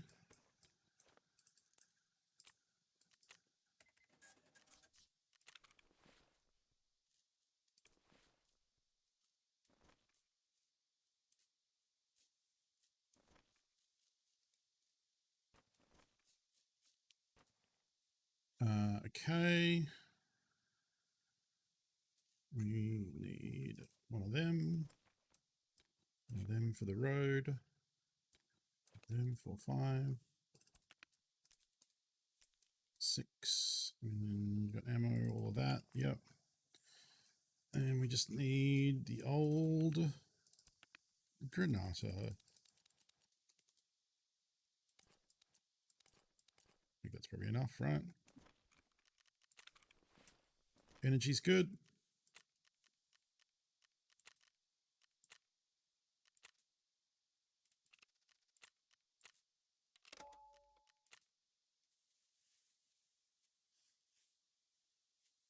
As an actual backpack, I assume you mean, Unexpedia? It's a really good bag in Tarkov. It's like it doesn't look too big on your character. It holds a decent amount. Yeah, it doesn't change your silhouette, but still, like the scab backpack and the day bags and the burkuts are all just a little small when it comes to looting like armor and guns and stuff. They're fine early game, but the tri-zip is nice. BTC are now 560. Come down a little bit. They were 580 this morning. They've been hovering around 580 for a while, so yeah, they are slowly bringing them down. The helmet attached headset sound like GSH to me. That's what I thought. I thought they were kind of trebly and shitty. I don't understand what the benefit is, really. Like, why? Because I don't think they're cheap, are they? If they're cheaper than Swordins, then that makes sense. But because they attach to the helmet as like the helmet slot instead of the headset slot, but that doesn't mean you can wear something different in the headset slot. So I don't understand what the benefit of them attaching to the helmet is, really. Yeah,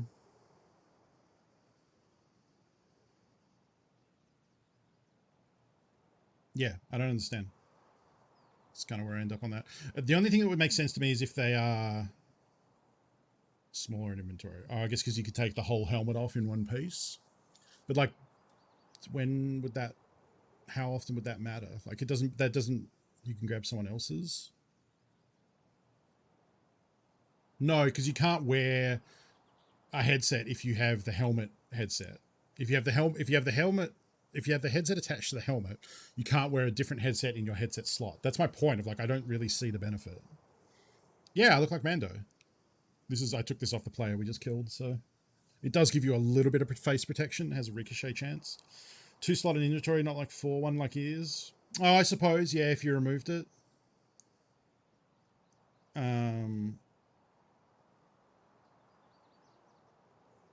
Yeah, it's a face mask that attaches to, this is the fast MT.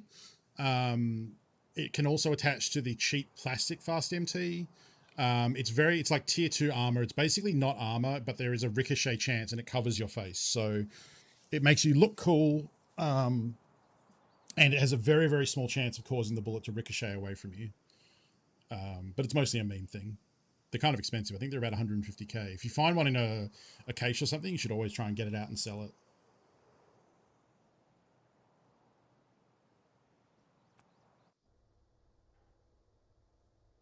yeah, it's a real thing that exists that you can get for like airsoft helmets and stuff. So they added it into Tarkov to be cool. I think even if you open it, it may. I think the description of the item actually says something about making you look like a bounty hunter. Eye. Get more eye drops.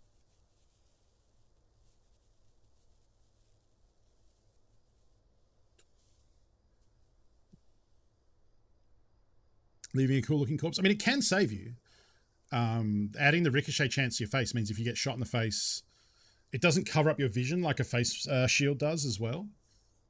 So it's like a really crappy face shield, but you have the benefit of it doesn't obscure your vision, and it has a ricochet chance, what I don't think face shields do. And if you get shot in the face and it ricochets, it wouldn't leave a bullet hole mark like a face shield would.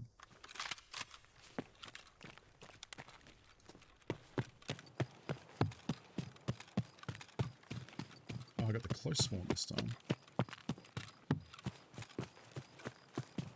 Ghost footstep to my left.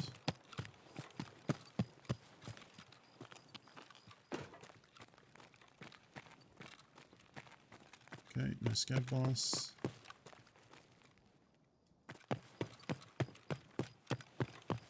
No scav boss is also kind of sketchy me just running out in the open like this if there was a scav boss.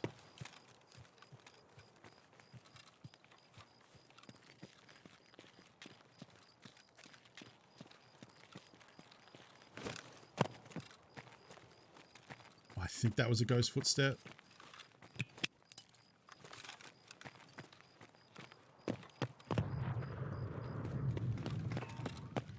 Okay, probably no scab boss over there.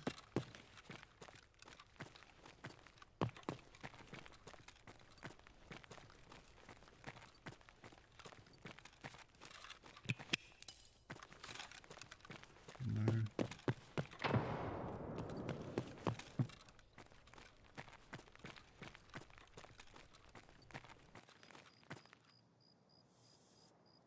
Is it related to some players' movement or behavior? Is it just random? So it occurred around the time that they put Steam Audio in, but it's not a Steam Audio bug. They just happened to coincide. Apparently it might be to do with players scavs spawning in across the map and a footstep happening, but it's a known issue that they're working on.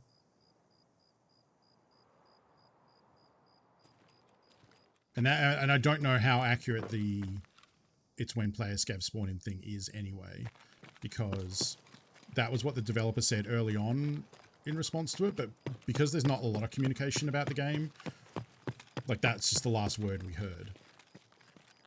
So they may have gotten better information since then and just not informed the player base. Communication from BSG is not great.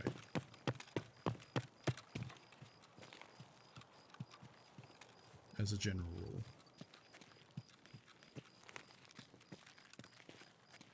Okay, so we can just go through and this is actually that spawn is probably the preferred spawn for trying to check Luhar, because we can check the 2 night buildings, the K building at the train station, and the underground. And then push up here to check the pawn buildings, and then extract at Dome, all pretty succinctly.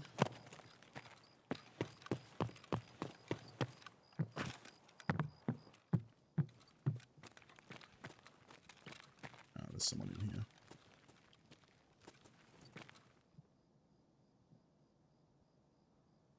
Sounds like they're maybe on the first floor based on that audio, or they're in the drop down already. Hard to tell.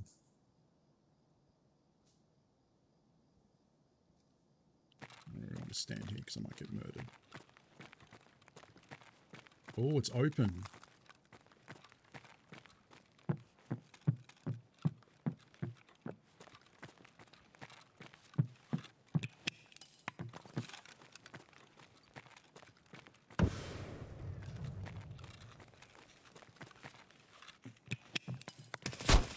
Fuck. First floor, I was right. Died because I went to throw a nade. Good play.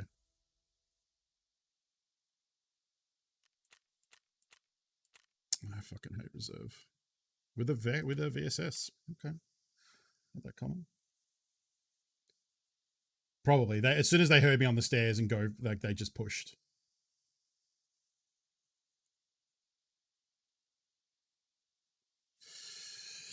Oh well. This quest, man.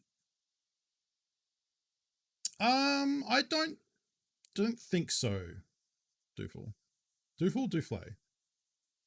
I don't think so.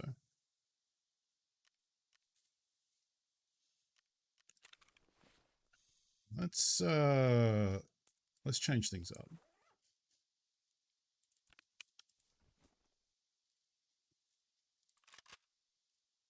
By change things up, I mean let's change the map.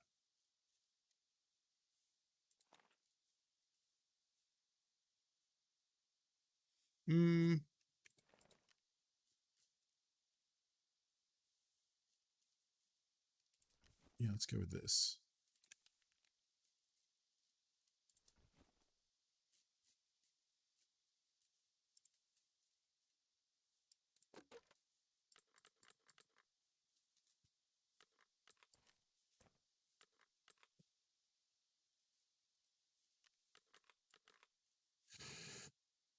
Excuse me.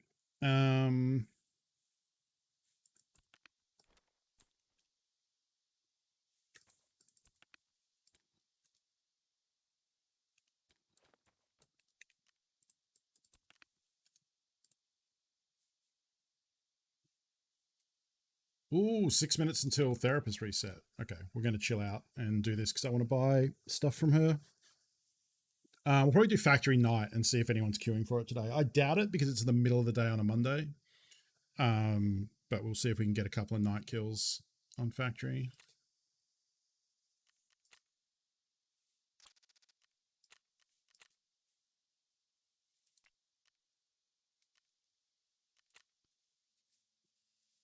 Oops, I did not start up a fresh craft.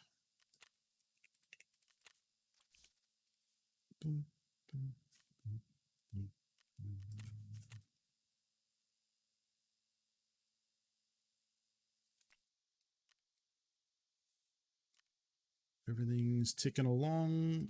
We need one of these. Straight up, don't remember which one I started, but I'll assume it was piles of meds and do a slower.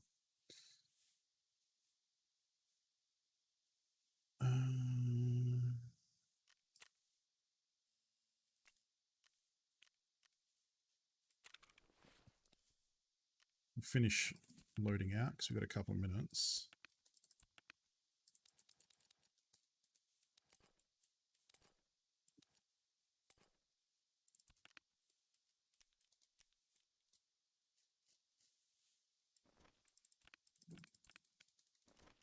Let's buy another one.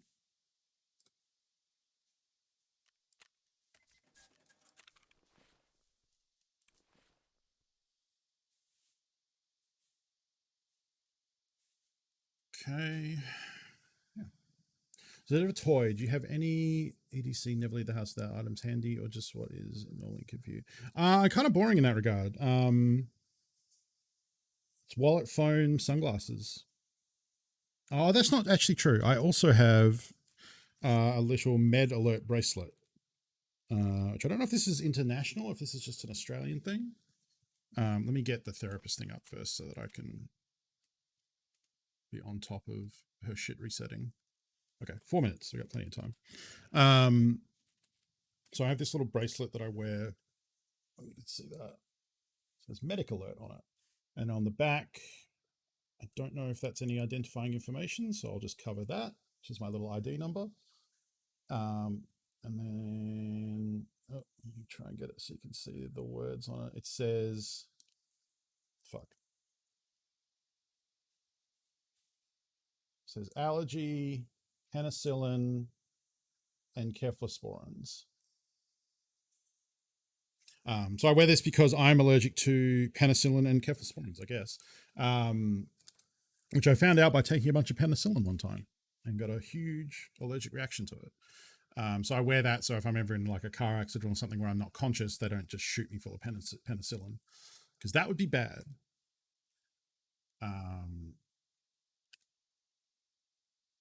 Yeah, it's not, as far as I know, life threatening, but as I understand it, your allergy can get worse over time, and I don't really want to take a bunch to test to see how allergic I am.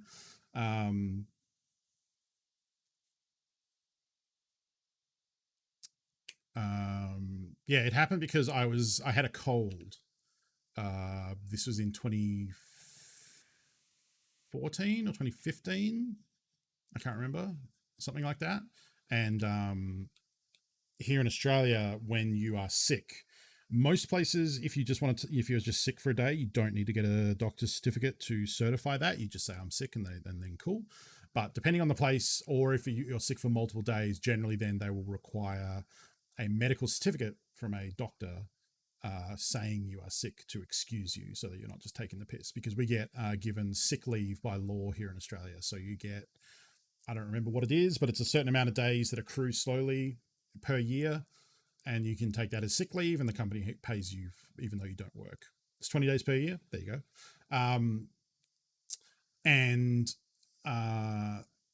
The company I worked at would usually try and do it for a single day. Depends on the boss. But in that instance, I was sick enough that I was off from work because I had a cold. And normally I wouldn't bother. I would just be sick because my boss at the time was pretty cool. But in that instance, I wanted to try and get better sooner, because I had our Christmas poker game coming up, because it was in December. And before Christmas every year, we usually would get together for a lunch with the poker gang, and then go play a slightly longer, slightly bigger poker game, because it's the end of the year and it's a celebration and all that sort of thing. And so I wouldn't go if I was sick, because I didn't want to get everyone else sick, because that's just common courtesy. So if I could go to the doctor and get some antibiotics, maybe I would get well sooner. And then at the same time, I can get a certificate for work, and that makes work happy and stuff. And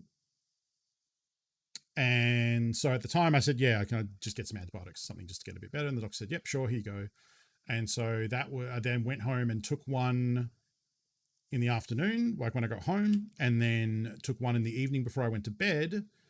And then that night I woke up and was like, I feel weird. That's like, this is not, like, I didn't feel comfortable, and like went into the bathroom to go to the toilet, and like turned the light on, looked in the mirror, and my whole body was like lobster red. And I was like, that's weird.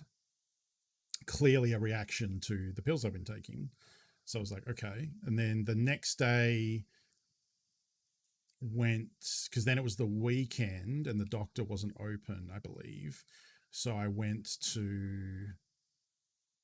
can't remember if I went back to my actual doctor, or if that's when I went to the after hours care place, because I think I might have gone back to my original doctor. Anyway, it was basically the timeline went. They gave me the first antibiotics, woke up that night, realized I was having a reaction, stopped taking those. Either went back to my regular doctor and got a different antibiotic prescribed, or I went to after hours care. But either way, then they gave me something. They were like, stop taking the other ones, here, take these instead. So I started taking those, and then the reaction was getting worse. And then I guess late that night, they the whole time they'd said, if you ever feel any tightness in your throat or anything to do with your airways or your throat, you need to go to emergency room straight away, because that is potentially life-threatening when it comes to allergic reactions. And so I hadn't yet. And then that night I had, because I wasn't feeling very well, so I wasn't really eating. Mostly all I was doing was sleeping, and it was in summer too, because it's December, so it was very hot, which is the worst time to have like a allergic heat rash reaction kind of thing. That night for dinner I had like crackers with tomato and cheese as something like pretty simple that I could eat. You can go back to Tarkov now. Oops, that's not the right button. There we go.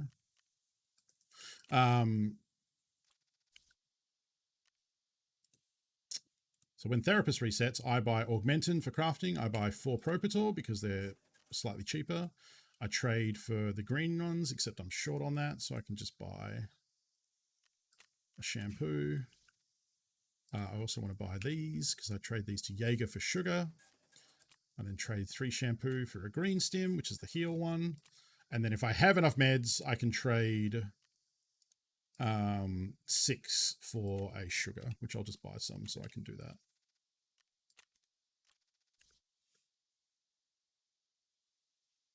That's it. Drugs and sugar, the things I go to therapist for. Yeah, so because I had the crackers and tomato for dinner, and my throat started to feel weird, and so immediately was like straight to emergency room. And then what usually happens, well, not usually, but what happened in this instance was after I'd been there, you go to the emergency room, you sign at the desk, and they realize it's not like immediately life-threatening. So they're like, okay, sit down, because there are plenty of people with like broken arms or like whatever waiting for them to be seen. Oh, actually, no. There's something happened in between. So in between, I went to after hours emergency care. Was this the same time? No, I think I had gone there initially first between those two events, and between it wasn't my throat felt bad. It was I went there because yeah, thank you. I went there because the reaction was getting worse, and I was getting like sort of like pustules breaking out, like blisters almost in certain spots where like the corner of my elbow or like under my arm, anywhere where there was like folds of skin together where the heat was building up, it started to like look like it was blistering. So I was like, oh, okay, that's a bit weird. So I ended up going to emergency room and showed them, and they were like, okay, firstly, stop taking all the antibiotics. So I think at that point I'd been giving like 3 different types of antibiotics, and they were like, okay, just stop doing that, because clearly you're allergic to something and it's probably not helping that you're taking all these different types. So just stop all of that. And then they gave me some cortisone cream to try and help with it was like kind of like hives, but with like blisters, I guess. Sorry if this is gross to anyone. I guess mute for like a few minutes, then one of the mods will say in chat when the conversation's done. So I was using that for a bit, and like using a warm cloth to like open the pores and let that kind of seep in. That helped a little bit. I think they gave me some cortisone pills too, maybe. And then, yeah, at that point, it was that night that I had the crackers and tomato and thought my throat, because that was the same thing. They said like, here, take this stuff, but if you have any throat stuff, you need to come back because it could be bad. So I think that night I'd had crackers and tomatoes, and I think it was the like acidity of the citric acid in the tomatoes that made my throat feel weird, and I was concerned, and so went to the emergency room. And then it turned out like after checking in and after like 15 minutes or something, they admitted me straight away, which was nice, because if it is an allergic reaction, that's dangerous. And they took some blood and did some tests and stuff. But after I'd been there for like 15 minutes, I felt absolutely fine. So I was like, oh no, it was dumb. It was just that I hadn't eaten anything for, a day, and then had some tomatoes and crackers, and made my throat feel weird. And it was like not a problem. They kept me overnight, which was actually very inconvenient because I couldn't sleep in that bed. I just read on my iPad all night and was awake all night. And then blood test came back. There was no like super allergic problems, nothing with my heart or anything like that. There was a consultation with I guess, I don't know doctor words. The resident came around with like a team of students, and they were going around to each person, and they looked at it. They looked at the blister like outbreak and stuff, and they were like, okay, so clearly you're allergic to penicillin, most likely. Unfortunately, there's nothing that can be done with that. Like, keep using the topical cortisone cream, etc. But it's probably just going to be like this for like 3 weeks while it goes through your system. Sucks to suck. And that was it. And then I went home, and I was just off work for 3 weeks, just dealing with that outbreak. Yeah. And then afterwards, they ended up, so part of the like outpatient follow-up was to go get an allergy like prick test, where they scrape you with different substances in a grid on your arm, and then write down what each one of them is and see which one has a reaction and how bad it is. They also took some photos and stuff of the outbreak at the time, because it turns out whatever I had, or whatever the way my body reacted, isn't the textbook way bodies are supposed to react when they have allergies in that sense. Like, I was allergic to some things but not others, where the textbook says I should be allergic to all of those, or something like that, where it was a little unusual. So apparently I'm in a medical journal somewhere, anonymized so you can't see me, but there's photos of like the outbreak spot, and Yeah, exactly. And then, yeah, I got the metalette bracelet just to let people know not to shoot me through with, I guess, penicillin and cephalosporin. Which I think is how you say that. So that was the sickest I've ever been. Like I'd never been in hospital for anything prior to that. I've never broken a bone. Never been admitted for anything like at all, really. But I guess apparently I'm allergic to penicillin. Anyway, so that is part of my everyday. I don't really have an everyday carry.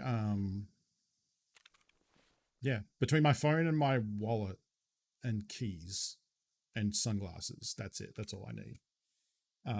I guess when I was commuting to work, I had my bag, which had some other stuff in it. Like I had change for the bus. I had charging cables. I'm trying to remember now. It's been so long since I wore a bag to commute somewhere. Water bottle. You know, I like this water bottle. This is my Zojirishi. It's a hot cold like thermos thing. This is the Zojirishi brand there. It's pretty big. I think it's like 0.6 of a liter or something like that. It has a lock on top, which is nice. You can do that, and then the top won't open, which is good. And then you just slide that to the side, and it pops open. And then this comes off for cleaning, and you can get the mouthpiece out and stuff. And it's just metal inside, and it will keep things incredibly cold or incredibly hot. It's a Japanese product. They traditionally make rice cookers, I think, Zojirishi. But their thermoses, that's what that is. It's so good that I have a spare one in a box up there. So that if anything ever happens to this one, I have another one ready to go. Yeah, anyway, factory. Grenades, all of that. You can probably bring...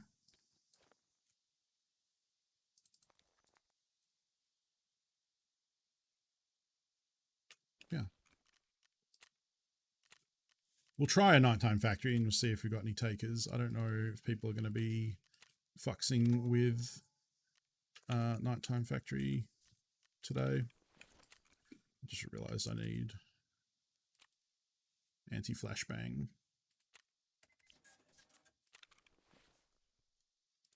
glasses.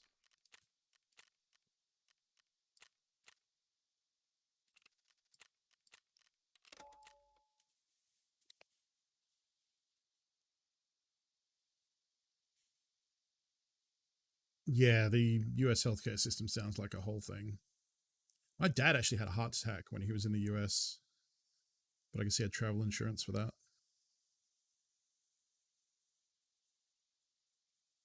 Or maybe his regular insurance covered it. I'm not actually sure. Haven't even covered the cherry on top of our international friends. Funko wasn't bankrupted by his unexpected overnight hospital stay. No, I wasn't. However, I did get one time charged $1,000 for an ambulance ride because I didn't have ambulance coverage, which I didn't know was a thing.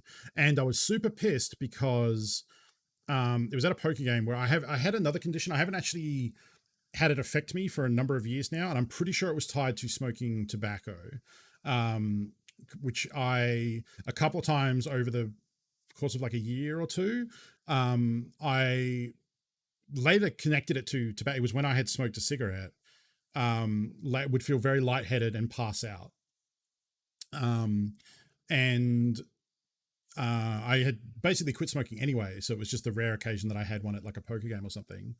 And I eventually also learned to recognize the symptoms, the oncoming signs, and deal with it, where I get very lightheaded, and if I don't like sit down or lie down, I will eventually faint.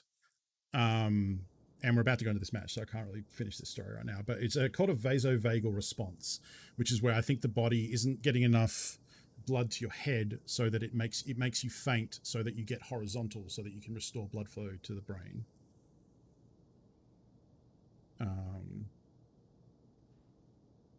That's the most I could pin it down to, because it didn't seem to be heart related. I had a bunch of tests done, a bunch of follow up. I wore a heart monitor for like 24 hours at one point. They couldn't really have it. I didn't really ever like smoke a cigarette to test it, but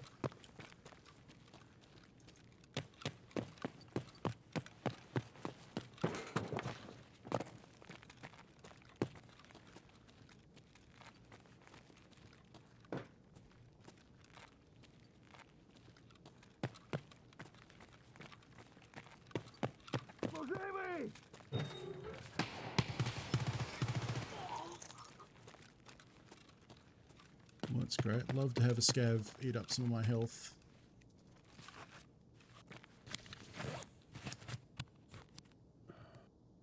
Also, I forgot to pump the painkiller.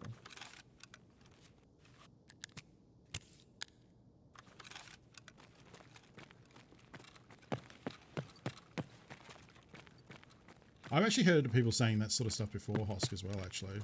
Like, I think Pestily had a bunch of hairline fractures in his legs after doing a bunch of really extended hikes. And, like, essentially had to stop being a soldier as a result. Because he would have permanent damage otherwise.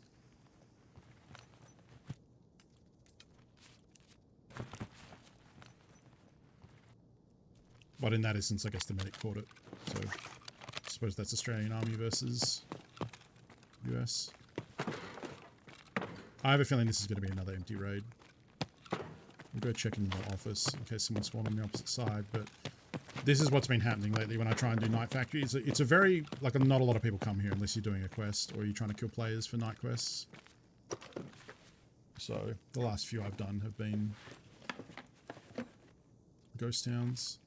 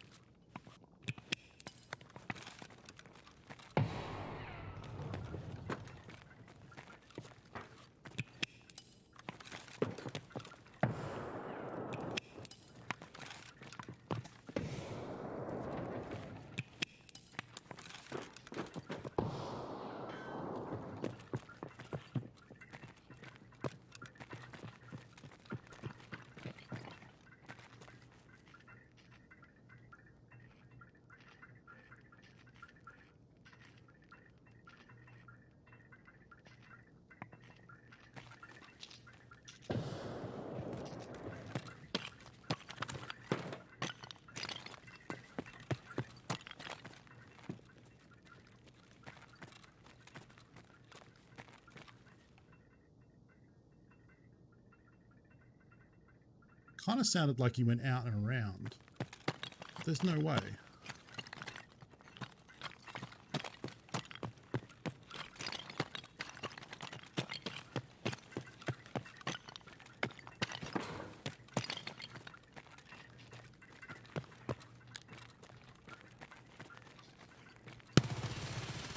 Oh, fucking MP7. Oh, I had him too. Like, he had his back to me.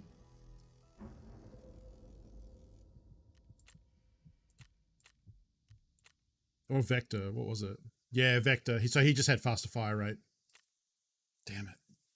It was just me and one other sweaty Chad. Oh well. Not getting any of that shit back. He had a bag bigger than him. So that's the problem with running nighttime factories. Like, rarely you're going to meet, like, dudes without much stuff on. More often it's someone like me coming in for nighttime kills to pick up some night vision and a P90 and stuff, you know. Oh well. The smarter thing to do would be to, like, it's just tricky to get kills on night raids. I mean, Night Reserve, I guess, is doing okay.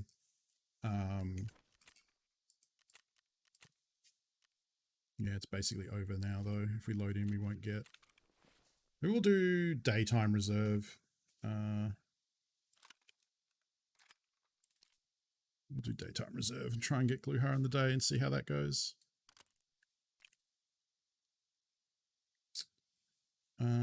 I need RK3.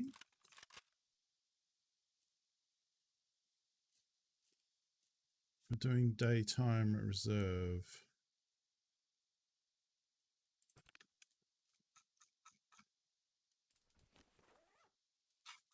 Normally I would take an armored rig, but I think considering Reserve is going to be a little spiced up.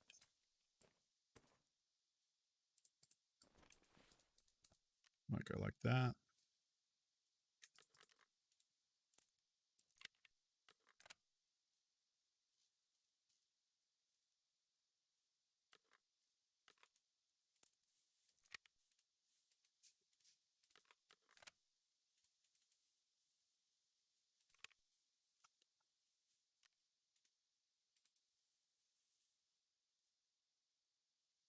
Oh yeah. So to finish the story, yeah, a couple of times I fainted a poker game, and it was actually a different group than I play with now. One of whom actually was a doctor. He was a GP, or at the time I think he was in training, but now is a GP. So when I like the first time it happened, I didn't know what was happening, so I felt lightheaded while we're playing, and I stood up to go walk to the bathroom because I thought I was going to throw up, and apparently, obviously, I passed out, so I don't know what happened. But apparently, what happened is I stood up, walked towards the bathroom, which was in the corner, like the door to the bathroom was in a corner, kind of, and apparently, I just walked into the corner and like leant against it with my face in the corner of the wall, and people were like confused and like awkwardly laughing because they didn't understand what was happening. But then the GP who was there realized quite quickly like something was wrong and went up and looked and realized I had passed out, and they managed to get me over to the couch, and that's when I sort of came to on the couch. And he was concerned, but at the time I was like, I don't know, but I feel fine. Like, because that's the thing is, when I have this response, once blood gets back to my head or whatever, I'm fine after that. And it's only ever happened like as a once-off thing. It's never been, I can't think of a time where it happened multiple times in one night. Usually it was just the once. And the second time it happened, we were playing outside, and I just I said I felt lightheaded, and then I guess like passed out in my seat. And then they called an ambulance because they were concerned, rightly so. But quite quickly I woke up or came to and was okay again. Then the ambulance came and they like checked my heart and it seemed fine. And they were like, and I was like, I actually feel fine. Like it's okay. And then I remember at the time, the ambulance officer saying like, oh, we should take you to the hospital just to be sure and run some tests. And most people there were like, yeah, you should do that. And I was like, no, I feel fine. Like, don't worry about it. Like, this happened before and like I was okay. And like, I feel better now. And like, it's probably going to be fine. And then crazy, the GP said like, no, you probably should. And the ambos, I remember being insistent that I should. And then, so we went in the ambulance to the hospital and they checked me out. Couldn't find anything. And he actually came with me, which was cool, and again, described, from his perspective, everything he could see. And like he was like checking my pulse at the time and all different things. And then like weeks later, we got a bill for the ambo for $1,000 for a ride that we didn't really need to take and that I was against taking, but I think he was coming, like as a GP, was coming from and you could argue that the EMTs also were coming from a, place of concern, but also in the back of my mind, I'm like, pretty sure they would know that like, I'm sure their bosses would like for them to be able to charge someone for a ride rather than just a call out where they don't get to pick up any cash. I don't know. Maybe that's just the pessimistic side of me thinking that, but later I was pissed. And, quite quickly got ambo insurance, but that was like kind of a taste of like some experience in some countries where like, a healthcare ride can end in like, man, fuck up. This is a lot of money that I didn't need to spend.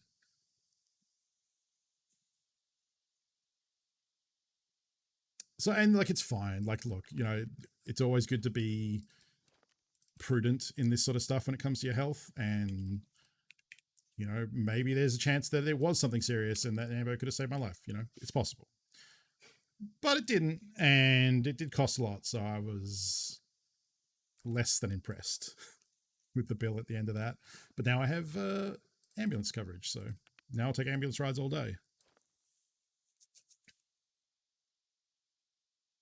130k for a helo ride? Fuck that. Yeah, we'll be doing the giveaway in the next hour. In the next hour, I'll be giving away a copy of Tarkov Standard Edition. So if you'd like to win a code for the game, ! entry, hang out in chat. You need to be in chat when we do the drawing because we'll draw someone's name and then that person will have a minute to respond in chat to let us know you are here and you would like to win. And then you'll win a code for the game. All right. I think we're good to go.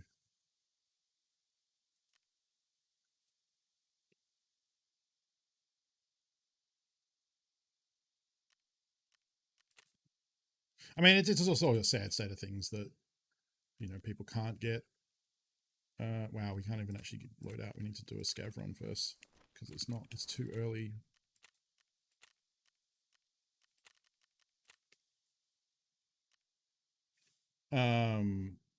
No, it's not on Steam. It's their own launcher. So this is Escape from Tarkov. You go to escapefromtarkov.com. If you were to win a key, you go to escapefromtarkov.com and create an account and then redeem the key through there. So it's their own launcher to install the game and manage it and everything. Yeah, it's a very unique game. I think they just like having control over their own launcher. The launcher is just literally used to download the game and pick which server you play on. And then that's the description of what the game is, yeah. Hunter with a nice little, yeah, OKP7 or something. Hey, Max. Yeah, well, we're doing the giveaway in the next hour. So if you'd like to be in to win a code, !entry, and hang out and chat.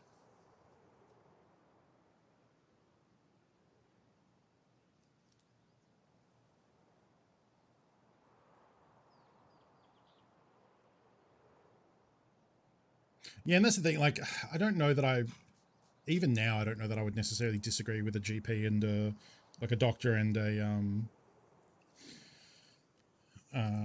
EMTs advising me something. Like, they're professionals. Like, generally speaking, I try and in my life trust professionals unless I'm very certain that I know better. It's kind of like when ordering food, I won't ask chefs to omit certain things. I might not order something because I don't like those flavors, but I generally like to trust professionals when it comes to, their skill.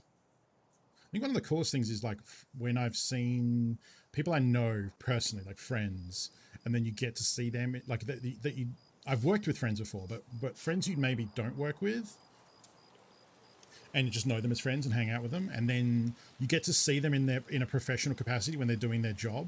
Like a couple of times it came up where like someone I was friends with, hanging out on the weekend or whatever, something relative to their job comes up and you get to see them like switch into like business mode where they do what they do for a living and talk about it and stuff.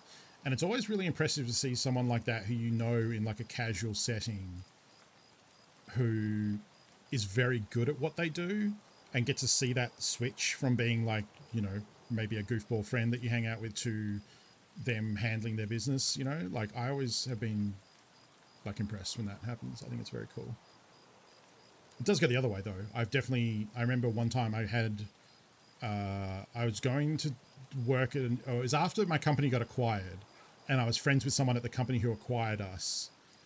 And he was like, oh, I'm actually having a party this weekend. Like, come by. And I was like, oh yeah, cool. Caught up with him and I'd known him for like 10 years. And there were heaps of people at that party that I got to meet who were his friends. Some of whom I knew before, some not. And there was one person that I met who got really fucking drunk and was like kind of making an ass of himself. Not really, but like kind of when you get that drunk. And then, okay, Tarkov, are you going to let me reconnect? I mean, it's a scav, so I don't really care, but that's a weird one. Saw this person at the party, saw them get wasted, and then like the following week when this new company had acquired us and I went to the office, saw that same person who had been a total drunkard on the weekend in a suit in a managerial position who was several levels above me and was like, hey, I know you, and have him have a very sheepish look on his face, like because he's in that mode of being like a serious, like not like upper management, but definitely like a couple rungs up from me. And it was the juxtaposition was very funny to me.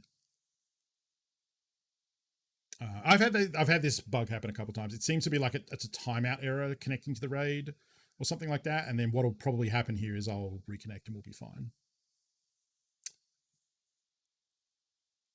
No, I swear it's a code that I've already purchased. So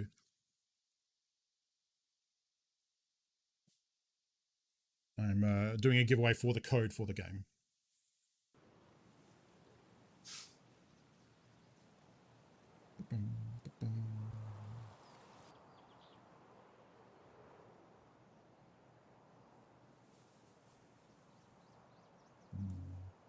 I mean, we might be dead. We're, a scav spawning in, so chances are we could have spawned right in front of someone and they killed us, but I guess we'll find out. Okay, no worries. Thanks for letting me know. I appreciate it. All good.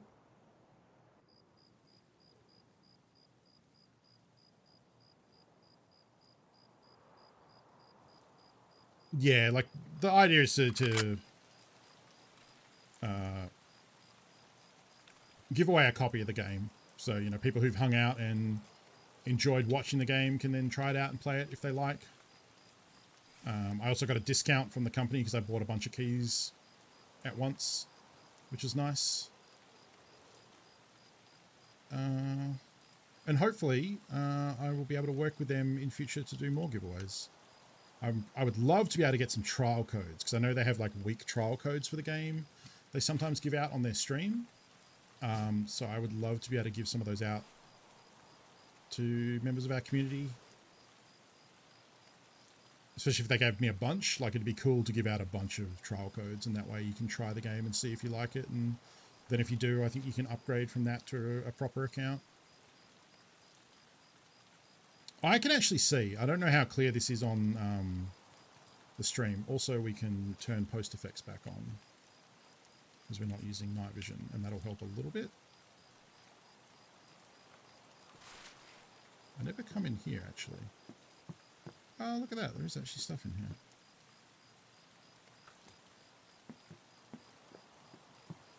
Sugar.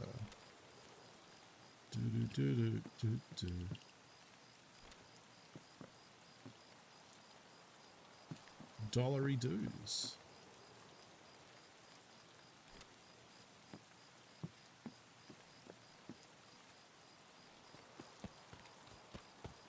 Yeah, it is, I mean, it is dark. It's 5 a.m. when we loaded in, so it's going to get lighter as the raid goes on, as the sun comes up. But this is why I didn't want to go in as a PMC, because it was 5 p.m., which is still relatively lit, but it would transition to night over the course of the raid. Or 5 a.m., which is going to be dark and the dawn will happen. So...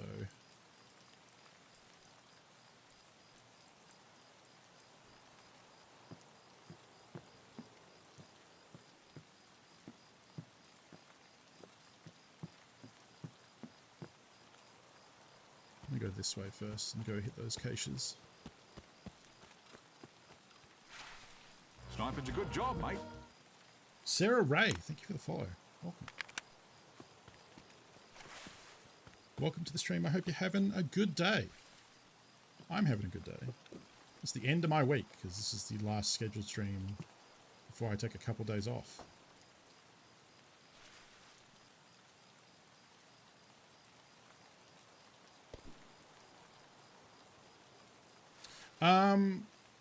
Nails fluctuate. Nails, the main thing nails are used for is you need them to build the shooting range in the hideout, which most people have done now. You need them to trade for the sick case for Jaeger, and they're used to craft 7N31. So the main things now that will stay consistent is people who want sick cases. Ooh, tier 5 armor.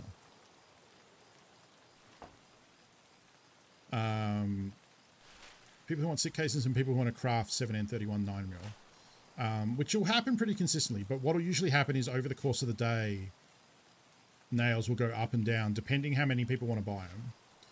Because it's when people start buying lots of them that the price starts going up. It's like 3 different people shooting.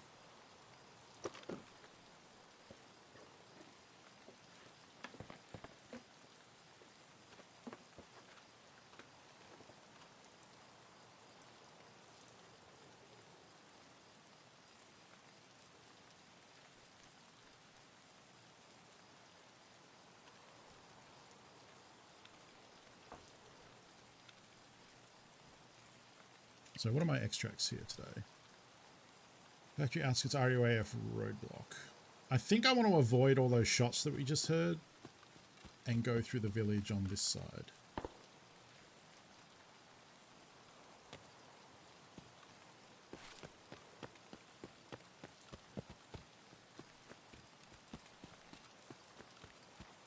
The price shot because they added thermite to the 7 craft and thermite is 200k.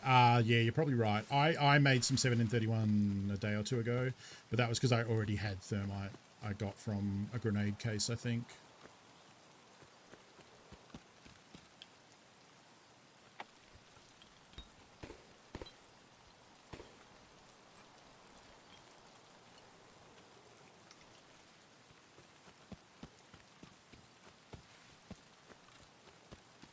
Oh, I guess I didn't go loot the further thing. Is that here?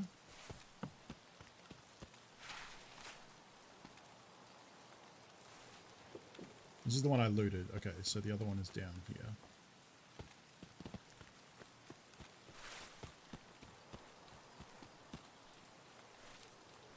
So yeah, if you want to win a copy of Escape from Tarkov, we'll be giving away the code in about half an hour, 40 minutes or so, towards the end of the stream.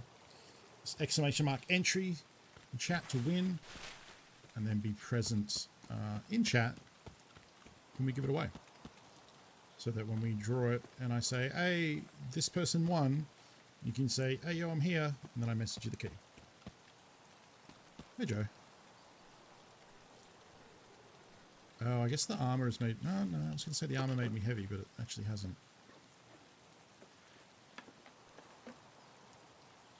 Okay. How's Meta Tetris? Okay. We got some player kills. Had some player deaths. No scab boss kill, unfortunately. Still 3 quests away from Kappa, but, you know, progress. For a Monday, which I think quite often is going to be a little quiet in terms of the player base. It was fine.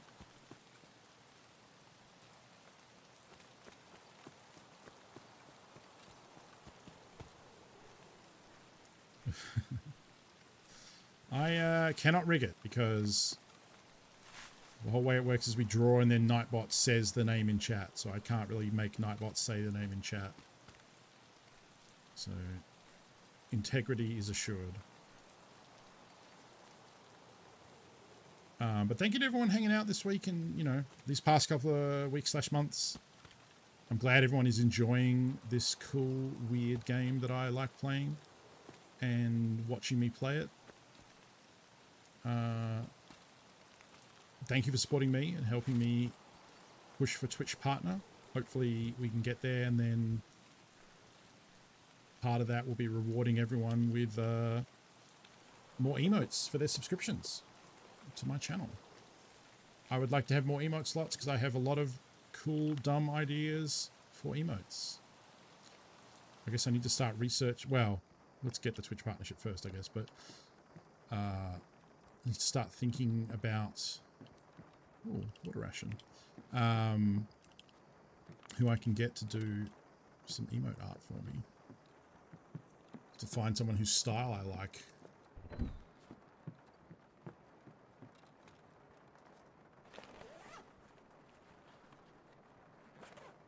Let me drink this and make some room.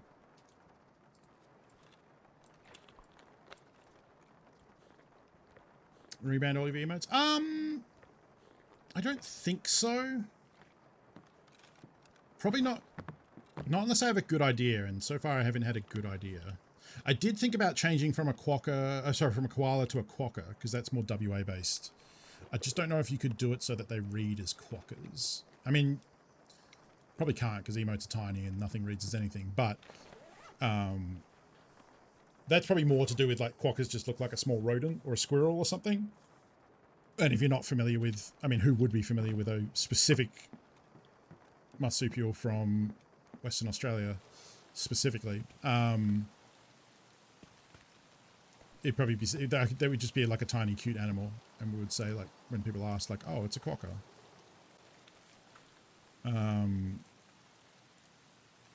Did I find, no, I found BT before. Okay.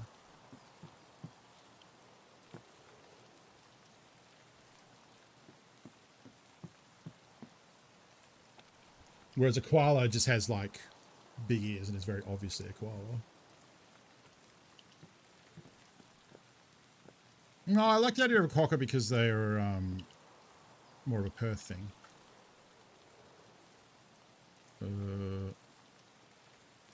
It's PMM. I don't remember which is PMM. I think PBM is worth more. I can't remember.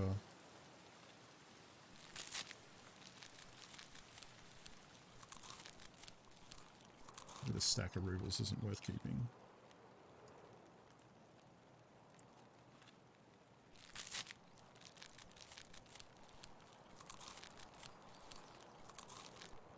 They are very adorable. Also, Tango Kilo, someone pointed out in chat the other day, they realized where your name was from, and that made me realize where your name was from. I saw it when I was watching a VOD of the stream to check for something, and I saw someone say that in chat, and I didn't realize, like, I'm familiar with the phonetic alphabet, but I just never thought to put it together.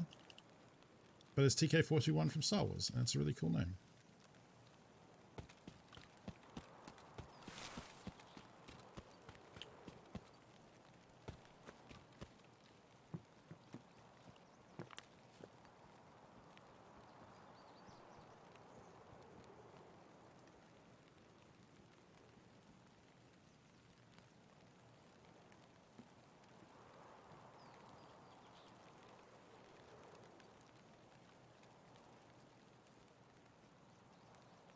Oh, I just heard someone stomping about.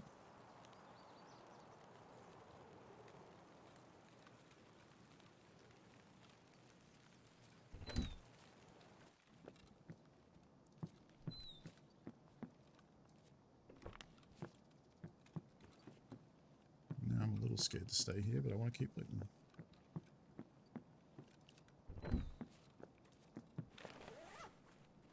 What do I know is not worth? This culture probably isn't.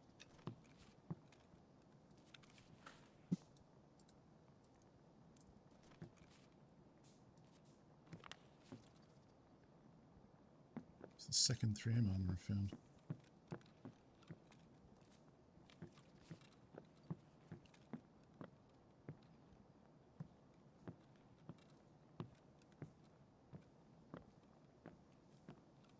$8. Sick. Oh, I just auto. Oh no. Auto combine them for a second. The almost gone cheese. Yeah, I suppose that's fair.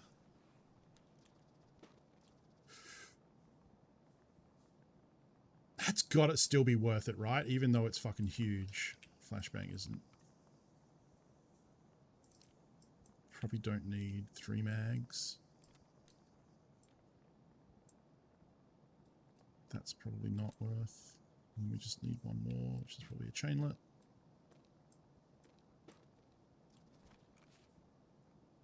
Alright, now we need to get out of here without dying to that person I heard. It was could have been a scav.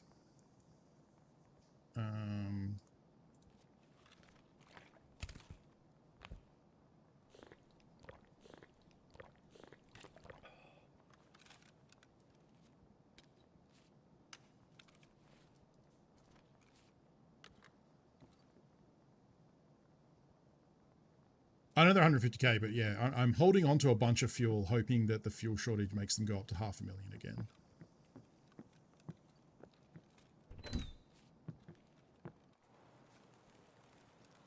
Thought I heard a sound out the back here.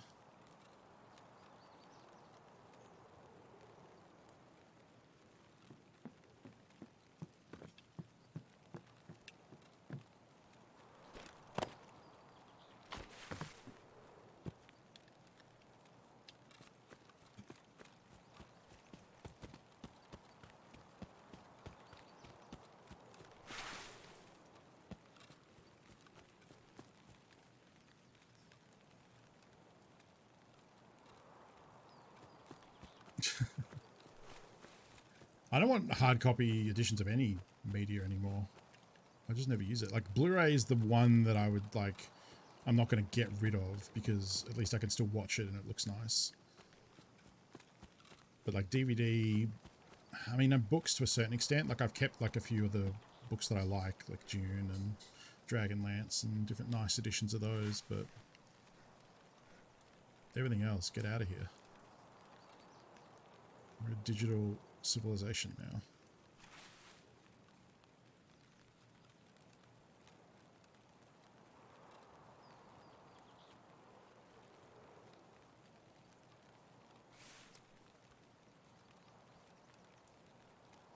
9 minutes, so just mosey on through to the extract.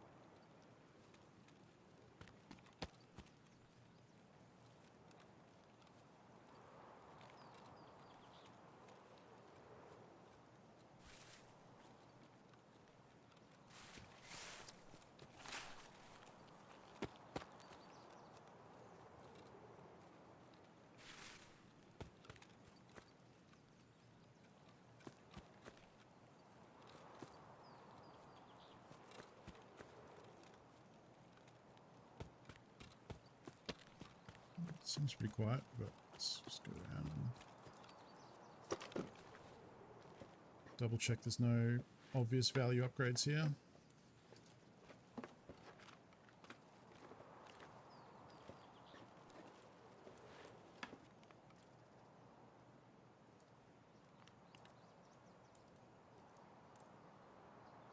Sodium.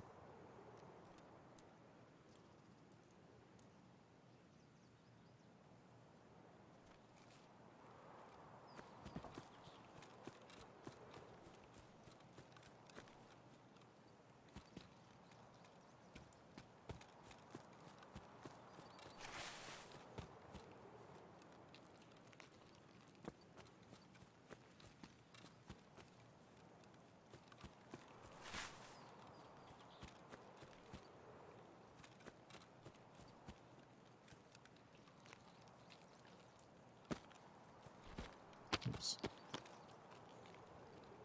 Fuck.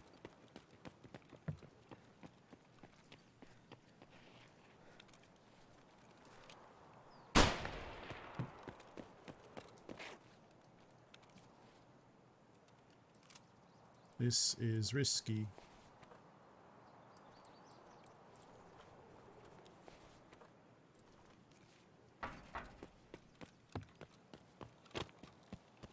I made noise and risked dying for a 16k bag and a PM pistol. Don't do that. Not worth it. Could have just left. It's going to be fine, but still, that could have alerted. If there was maybe someone extracting here, right ahead of me, and heard that shot, they could stop extracting and then camp and wait to kill me. You know, like... Wait. Is this not RUAF? Is RUAF the other one? That's okay. We've got 6 minutes. Is that UN roadblock? And the other one, the opposite one is RUAF? That's UN. Okay. Well, good to know. Ah, okay.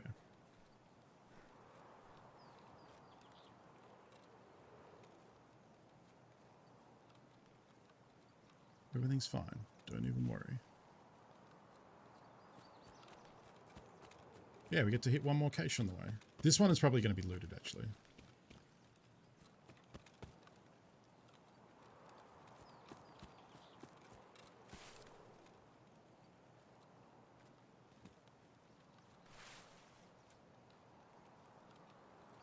Well, it's also set in Russia, so there aren't really a bunch of Abrams tanks lying around in Russia, as far as I know.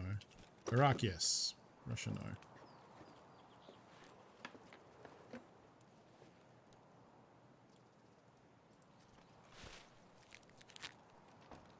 Not even really worth doing that, honestly. There's also a duffel over there we can touch.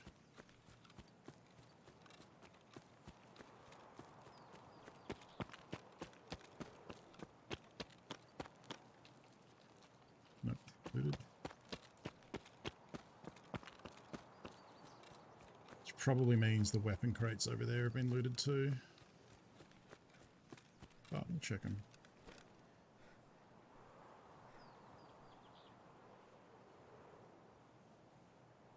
Yeah, it's wraps. It's fine. Delicious.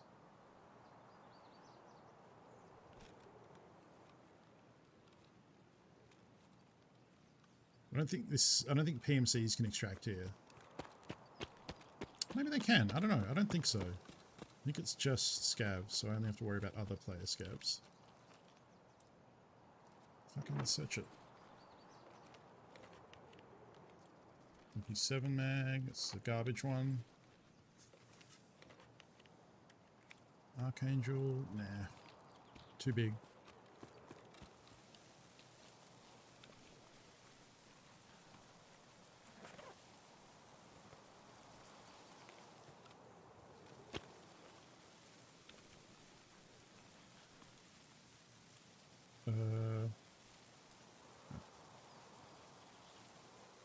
Excellent.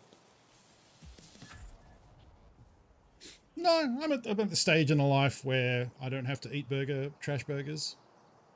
If I had a trash burger, it's because it's a conscious decision. You have extracted there as a PMC? Oh, okay. It rarely comes up, so it hasn't been a thing for me. Oh, right, yeah. Forgot. That. Oop.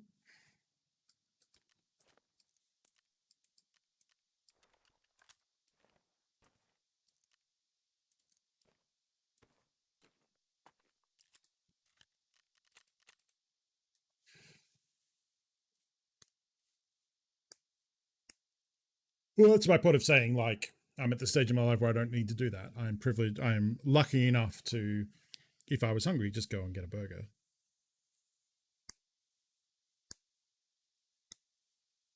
Oh, my hands, my precious hands.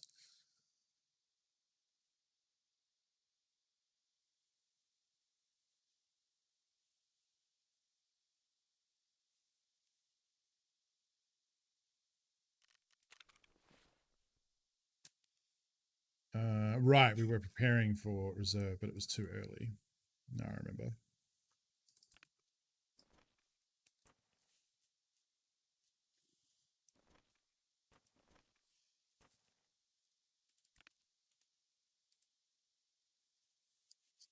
Sells for a lot. 70, so it's about 220. I don't think I want to wear this. I think it has... I wonder what that is compared to a Corund, because they're both tier 5. This says 70 versus 45. This is 9% turning speed. This is 12. This is 10% ergo. This is 7. This is 18% reduction versus 9. Wow, this is way better than a Corund. Damn. Corund is 18% movement speed? Okay. Maybe I'll keep the fort. Oh, excuse me.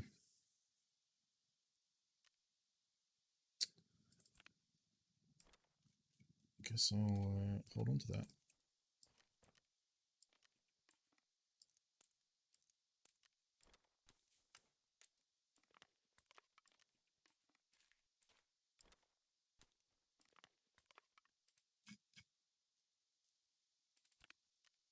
Fuel.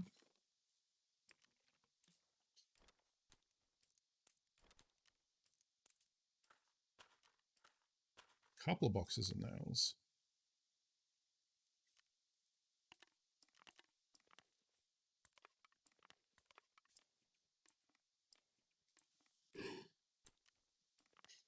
Oh, excuse me. Yawning today.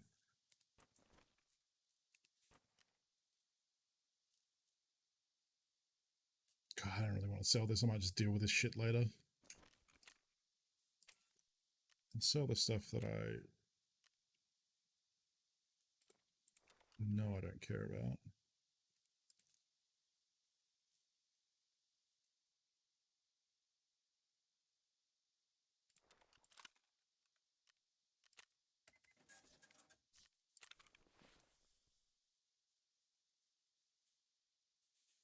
Funko, do you think it's worth putting air filter in your hideout to level strength endurance, or did they nerf it enough that it doesn't matter? Yes, if you can afford it.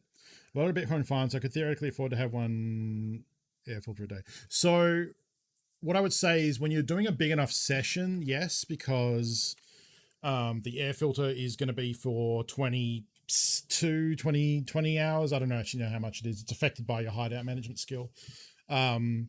So I put one in when I'm going to be doing like 5-6 hours of stream. The more you can do to use the filter, the better, obviously, because once you put it in, you can't remove it, and it's just going to tick down over time, including real time outside if you're not playing. So absolutely, it's worth it. Getting your endurance and strength. You can actually go and see it's all physical skills. So if we go sort by physical, these are the ones it affects. So having max endurance is a real, or just even high level endurance, because right now at level 45, I'm getting plus 45% stamina. Jump is 27% less stamina drain.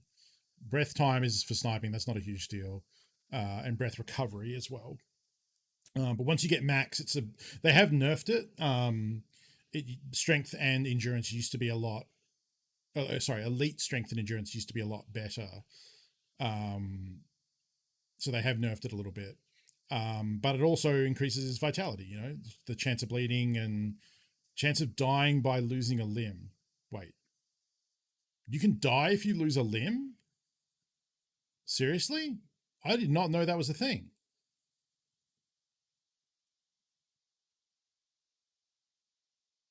So wait, you just have a straight up chance if your limb gets blacked out that you die? It must be super low. Wow, that fucking sucks. I think so. I'm not sure. Maybe that's strength. So strength is increases jump height, increases carrying weight, melee strike power, speed of movement and sprint, throw distance, and aiming drains the stamina. Okay, no, strength is governed. So aim stamina is governed by strength. Although this is saying drains less. It's possible that endurance just increases the amount you have. I wouldn't be surprised if this is just legs stamina though. And that you can never get more arm stamina, but strength means you drain less. How would you know though? Like it might not show that you died from limb loss post game. I don't know what this. I don't know if this is true. What does the wiki page say? Tarkov vitality. Decreases chance of bleeding. Decreases chance of dying by losing a limb. All bleeds stop on their own.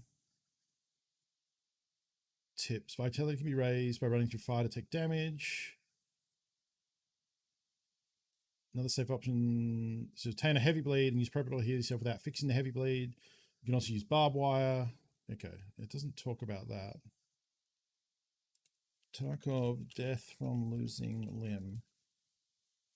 What does it mean by death by losing limb? Here we go. The skill is after the old system where if you had a blacked out limb, even if you stepped on a leg, you'd die. No, if you stepped on a Lego, you'd die. Maybe you can really lose limbs in the future by a grenade or something. I think that would be no. Okay, that's no, that's too extreme. This doesn't really explain it. It does sound like kind of a holdover. Here's another one. What is death by losing a limb? The mechanic has been removed. That doesn't mean anything. You can't spontaneously die from getting blacked out limbs anymore. Okay, well that answers that. It's one of those old holdovers that's still in the game that does fuck all. Good work, Battle State. And some other stuff like you need, so out of these skills, the ones that are quest related, I think you need like level 2 endurance or something for a hideout upgrade. You need strength for vents, both of which with how fast you level skills this wipe aren't really a concern. You'll have them, or at least I did, way before I had the items I needed to build those hideout upgrades. It's not a bottleneck like it used to be in previous wipes. There is a quest for, I think, both vitality and health to be of a certain level. And you need my metabolism level 3 for the nutrition station in the hideout. So actually, most of those things you would be past by the time you're able to build the air filter station, I believe.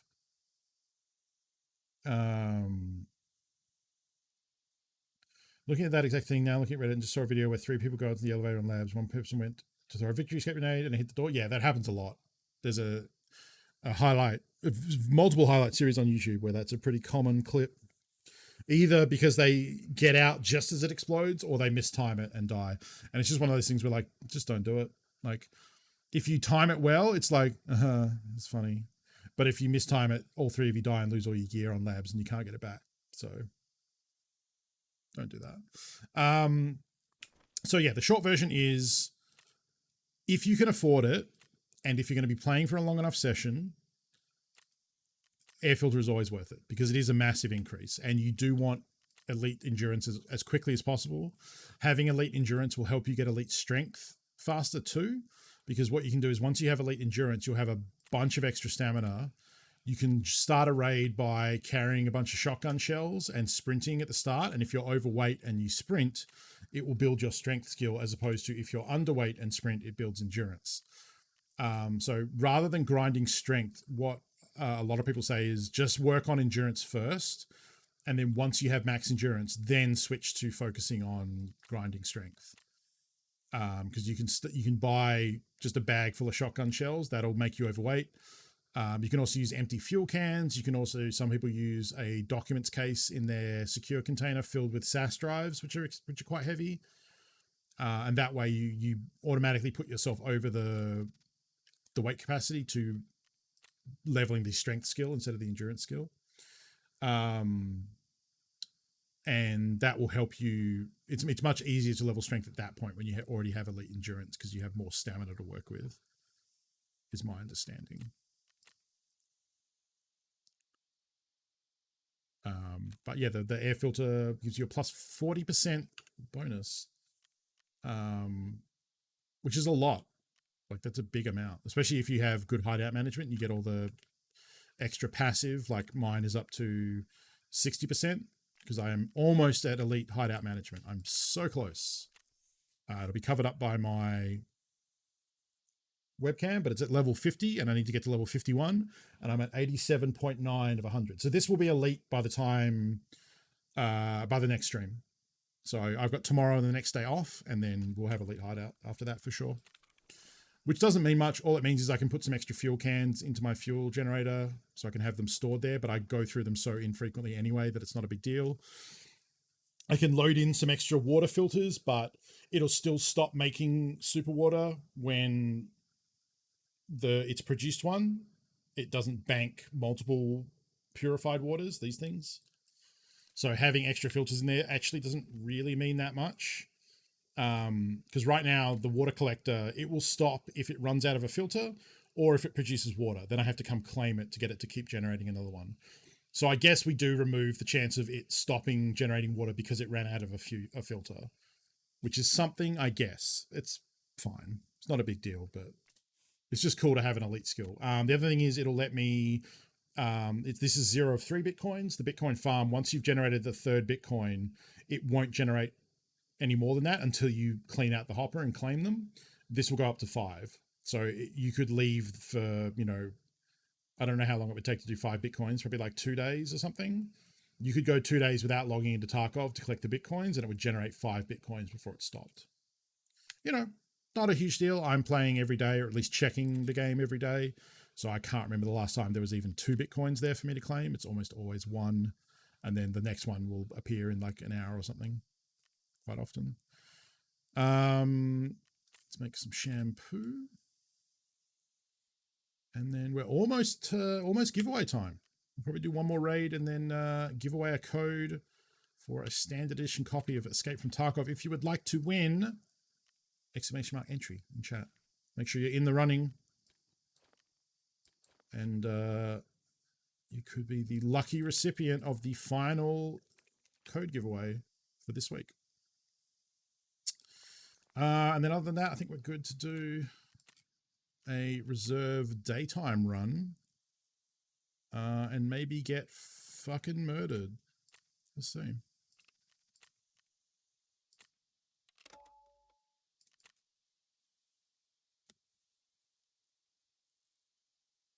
Is stacking tea bags still a thing? I remember that being extremely expensive when I started because people stack like 20. I don't know that. Has that ever been a thing? Maybe like the first week of the wipe when people don't have bags yet? Don't they take up the same amount of space they contain? Why would you stack them? People stack like 20. This is the first I've heard of this.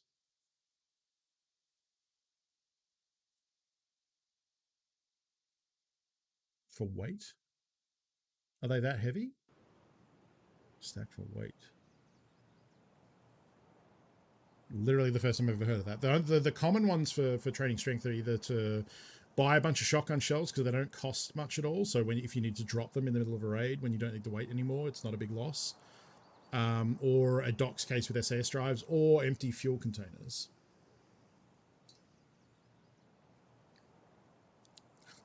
To me, that just sounds annoying. Like, a tea bag suck. They don't hold that much. Like,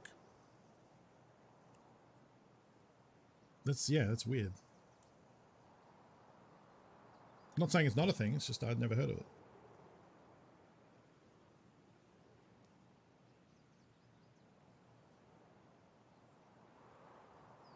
No, it's the little. It's not the duffel. It's the little scav bag. That's like the square. Right, but you put it in a regular. Oh. Oh, okay. I see what you mean. So it's a 4 square spot. Is it 4 squares? Is it 6? How big are they? Is it 3 by 3? Is it 9 squares? I feel like it's 3 by 3. I see. It's 3 by 3. Okay. So it's a 3 by 3, and then you have a shitload of them in there, so it makes it heavy. Okay, interesting. Because the problem with the shotgun shells is they take up a lot of cells because it's stacks of 20 or whatever shotgun shells stack at. I think it's 20. Interesting.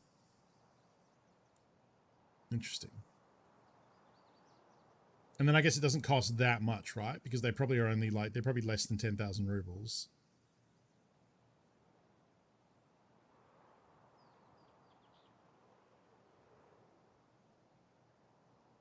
I think they're limited to X per player. I mean, that makes sense. They really don't like people nesting things forever. Although you can still do it with scavs and burkuts. I don't know if there's an actual limit. There might be, but I've never found it. So having bags inside of bags of the same size just rubs you the wrong way. Wish bags work like that, RLR. Well, they kind of do. I mean, it depends on the bag, but there's that scene in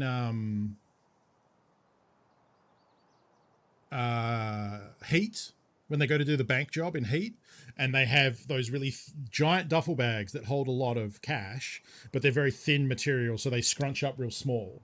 So like they go in and then they pull out like all these like giant bags to wrap up the big bundles of cash to carry them out, but they're actually quite thin, so they don't take up much room once they're squished up, you know? That's always the example I think of. All right, we're using this person's murder AK that we found. Hopefully it's cool. I don't know. I didn't even go into the hideout to check it, really. Hopefully it performs well.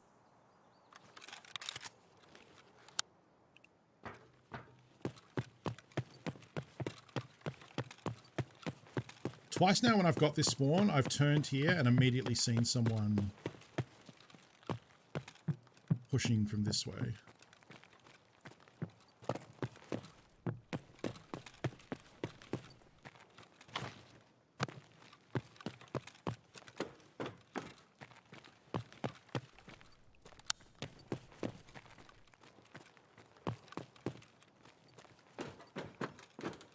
Doesn't look like Gluha and the boys are here.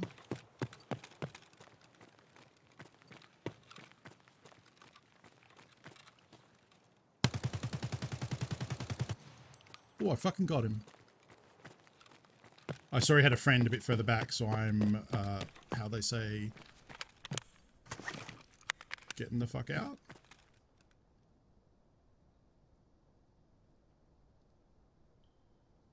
That's gonna suck for him, but that's what you get for running down the road. So he had another friend like further back. I don't know if I want to sprint this way and get clapped now though. It doesn't sound like Gluhar is here at all. We could go underground and try and get all the way to Dome. Actually, not really. I don't think this underground links up to the other bunker system.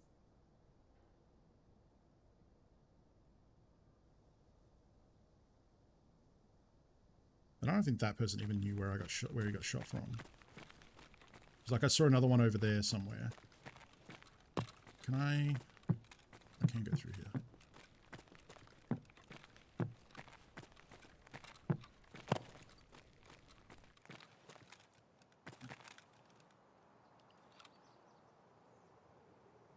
It's a regular old scav.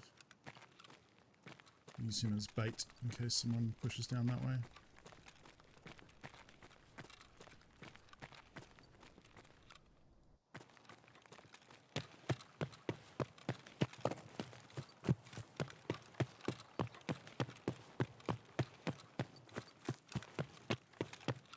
I wasn't even going to shoot at him, but then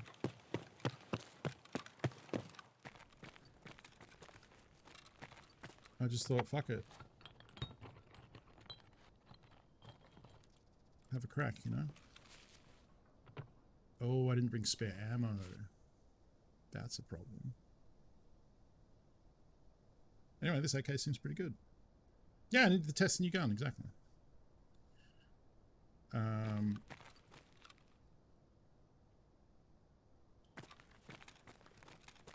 Doesn't sound like the gang is here, so I could try and cover the body for when his friend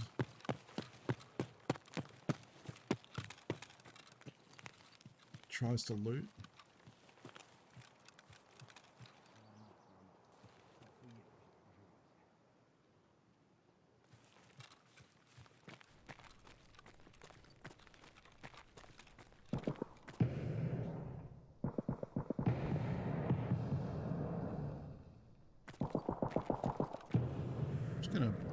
Back up a little bit.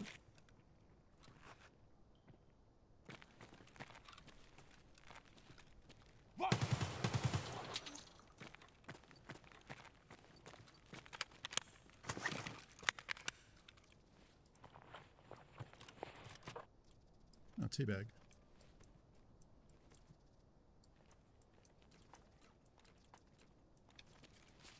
Oh, I'm gonna get out of here in case someone is hunting the person who killed their friend.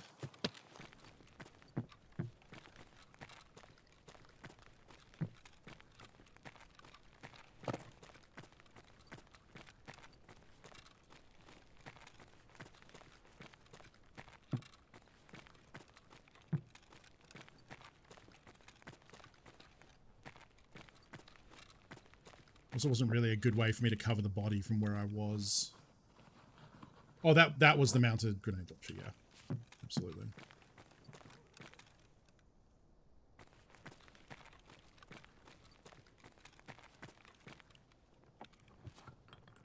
Which means there's someone up at Dome, I believe.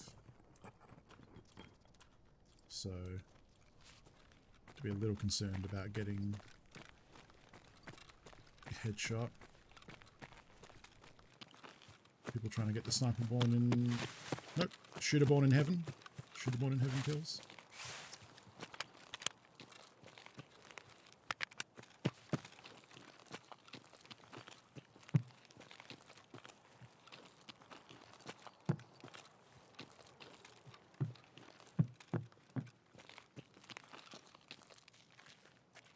Don't see anyone up there. You never know. Let's try and move with a swiftness.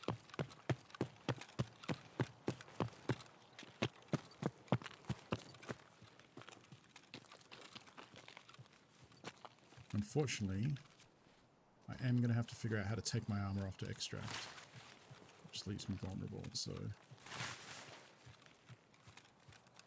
this will be interesting.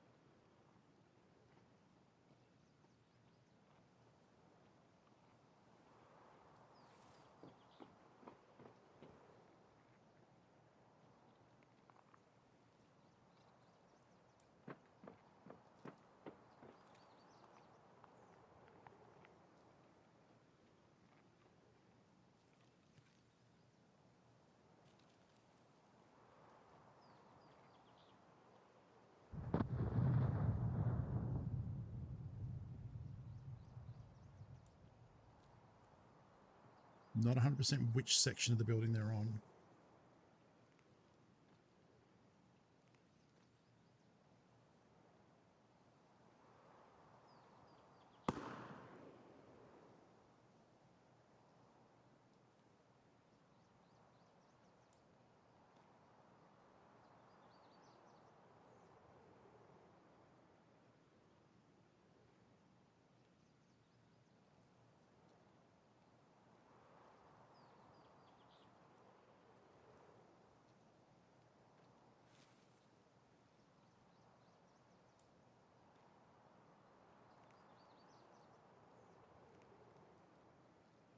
The metal, I'm pretty sure, means they're up top somewhere.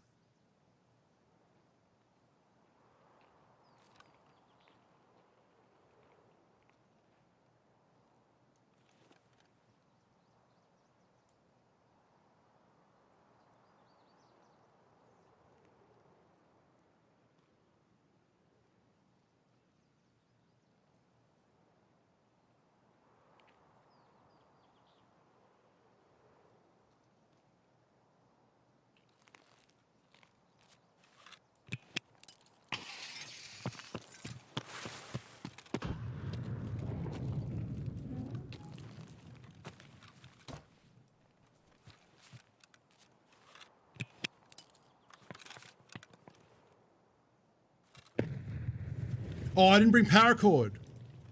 Oh, fuck. Fuck me. All right, well, fucking game on.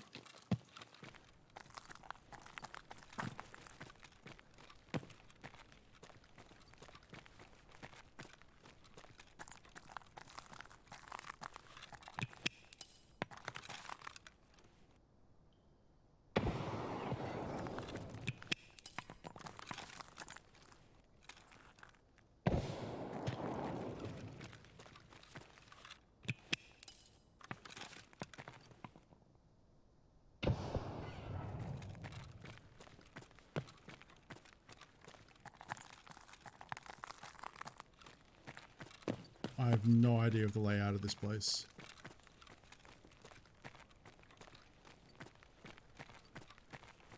Could have fucking gone outside for all I know.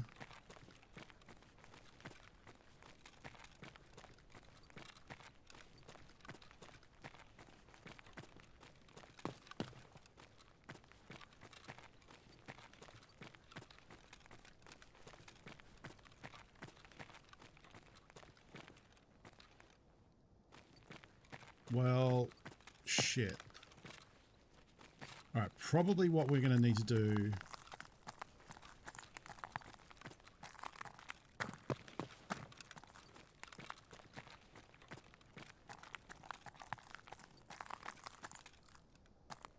is go use the sewer manhole and we can just ditch the tri-zip.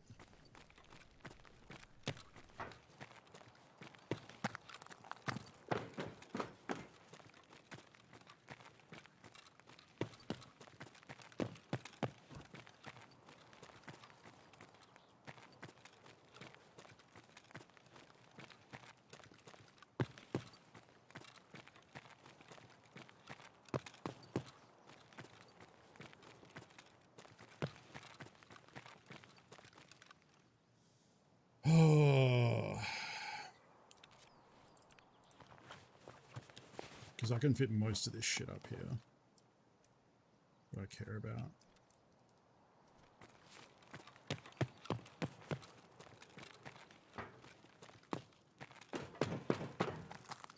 They could have booked it out the back end when the nades were going off and I'd have no fucking clue.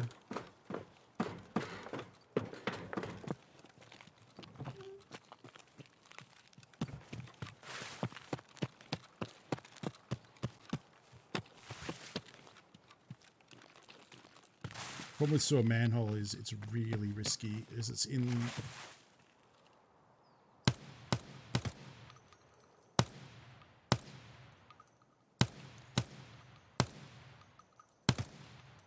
It's a scav.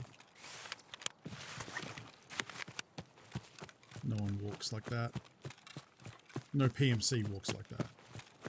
Strafing the side while being shot at without moving.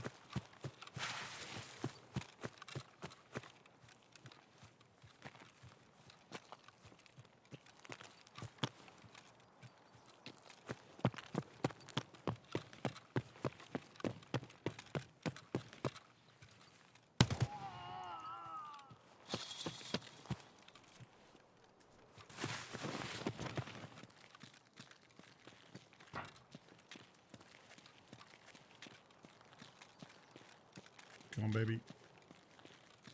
Cool.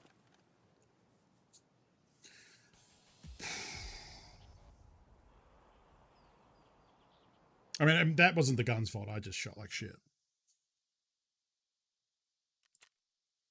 Yeah, got that first player, but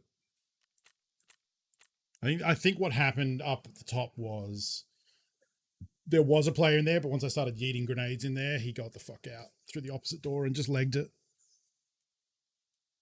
I don't know the layout of that place well enough to know exactly where they were based on. I think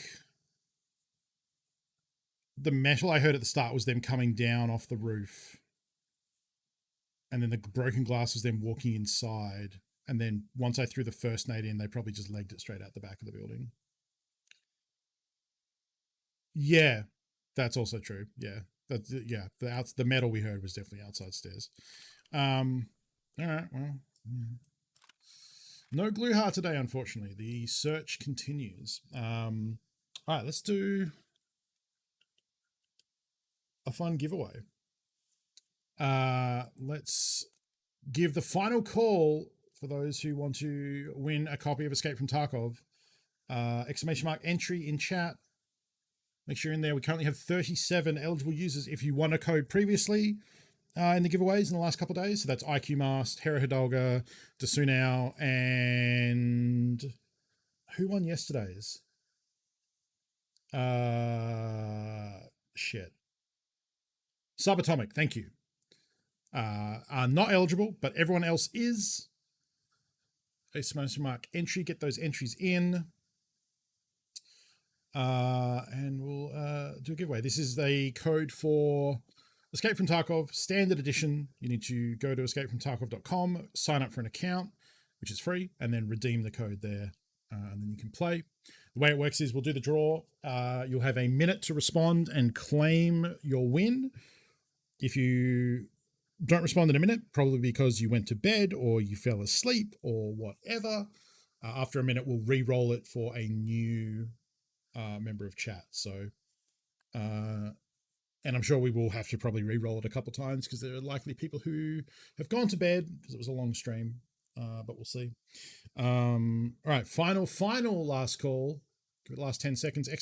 Entry if you want to be in to win. Wait, don't draw yet. Why am I waiting and not drawing yet? Nathan, I need more information. If it's for you to make an incognito account and create a second username, I don't care for that. But if you have a valid reason, can we have predictions on whether or not Joachim wins? Sure. Name that prediction. Will Joachim win a copy of Tarkov? Outcome. Yes. Get wrecked. All right. Predict. If it's not clear, the option for get wrecked is no. Joe does not win. So far, strong. Well, no, it swung back to yes. I think I did it for a minute. So there's 12 seconds remaining. 10, 9, 8. Get those predictions in. 7, 6, 5, 4, 3, 2, 1. Predictions are locked. Okay. It depends what version you're on, mobile, like versus desktop. All right. Good luck to everyone. Let's see who the first winner is. Drum roll, please. And the first winner is Page of Void. Start that timer. Page of Void, are you in chat? Are you there? Do you want to win? Please let me know. They could be in chat. They could be asleep. Who can say? We will wait and see. Hey, that's you. Congratulations. So choose outcome. Get wrecked. Pay the winners. Pay Page of Void. Congratulations on everyone who want to keep it, especially to Page of Void. There is still one more code to give away on my YouTube channel. So there's still one final chance. That will be coming soon. Not today. I still have to edit the video. So I will try and work on that in the next couple of days and get that posted.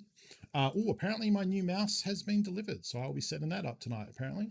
Where am I here? I will whisper you the code on Twitch. So I need to grab that one right there. Thank you all for hanging out. Oh, that's the timer, so my bad. Thank you all for hanging out and supporting me on this push to Twitch partner. Oh, you bet against yourself? I mean, that's pretty good though, like, because that way, even if you didn't win, you still get to win something, you know? No worries, Demon. I'll be back in a couple of days. We'll be not streaming tomorrow or the next day. I don't think James is doing Tarkov tomorrow either. So there'll be no Tarkov from either of us for a couple of days. And then on Thursday/Wednesday, depending which region you're in, we'll be back. Let me find Page of Void before I, there we go, forget. And then give it the old whisper. And let me make sure I'm actually copying the correct one. Yep. Page of Void, congratulations. Let me know if there's any issues. You should just have to go to escapefromtarkov.com, create an account, redeem the code, and it should all work. And I think that's going to be it for me. It was you know, a little shorter than usual today, but it's the end of the week. I want to chill out tonight, I think. Thank you all for hanging out. Congratulations to those who won keys. Commiserations to those who didn't. I guess exclamation mark YouTube. Did we do that already? Probably. Exclamation mark. Nope, that's tilde. Exclamation mark YouTube. There we go.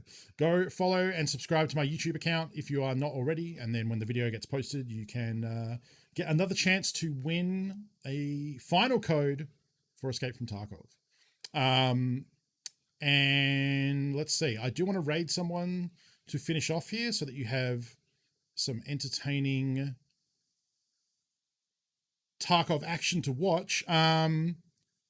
Let's raid. Let's raid Red Ops. Red Ops is a good Aussie Tarkov streamer. Let's go say hi to him. He is. What's he loading into? Thank you for the fail trombone.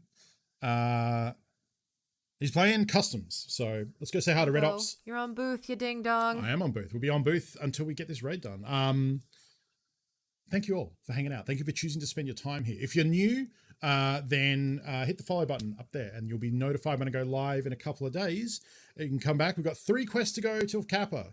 We'll be continuing with that on Thursday and / Wednesday if you're in the US.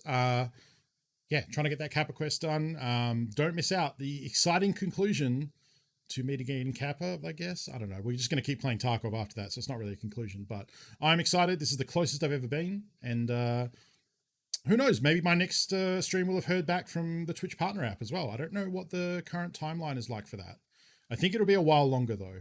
So in the meantime, we'll just hang out, have some good streams, play some good games, and yeah, enjoy this weird video game. And I'll see all you weird humans later. Take care of yourselves, friends. Go say hi to Red Ops for me, and I'll catch you later in the week. Bye.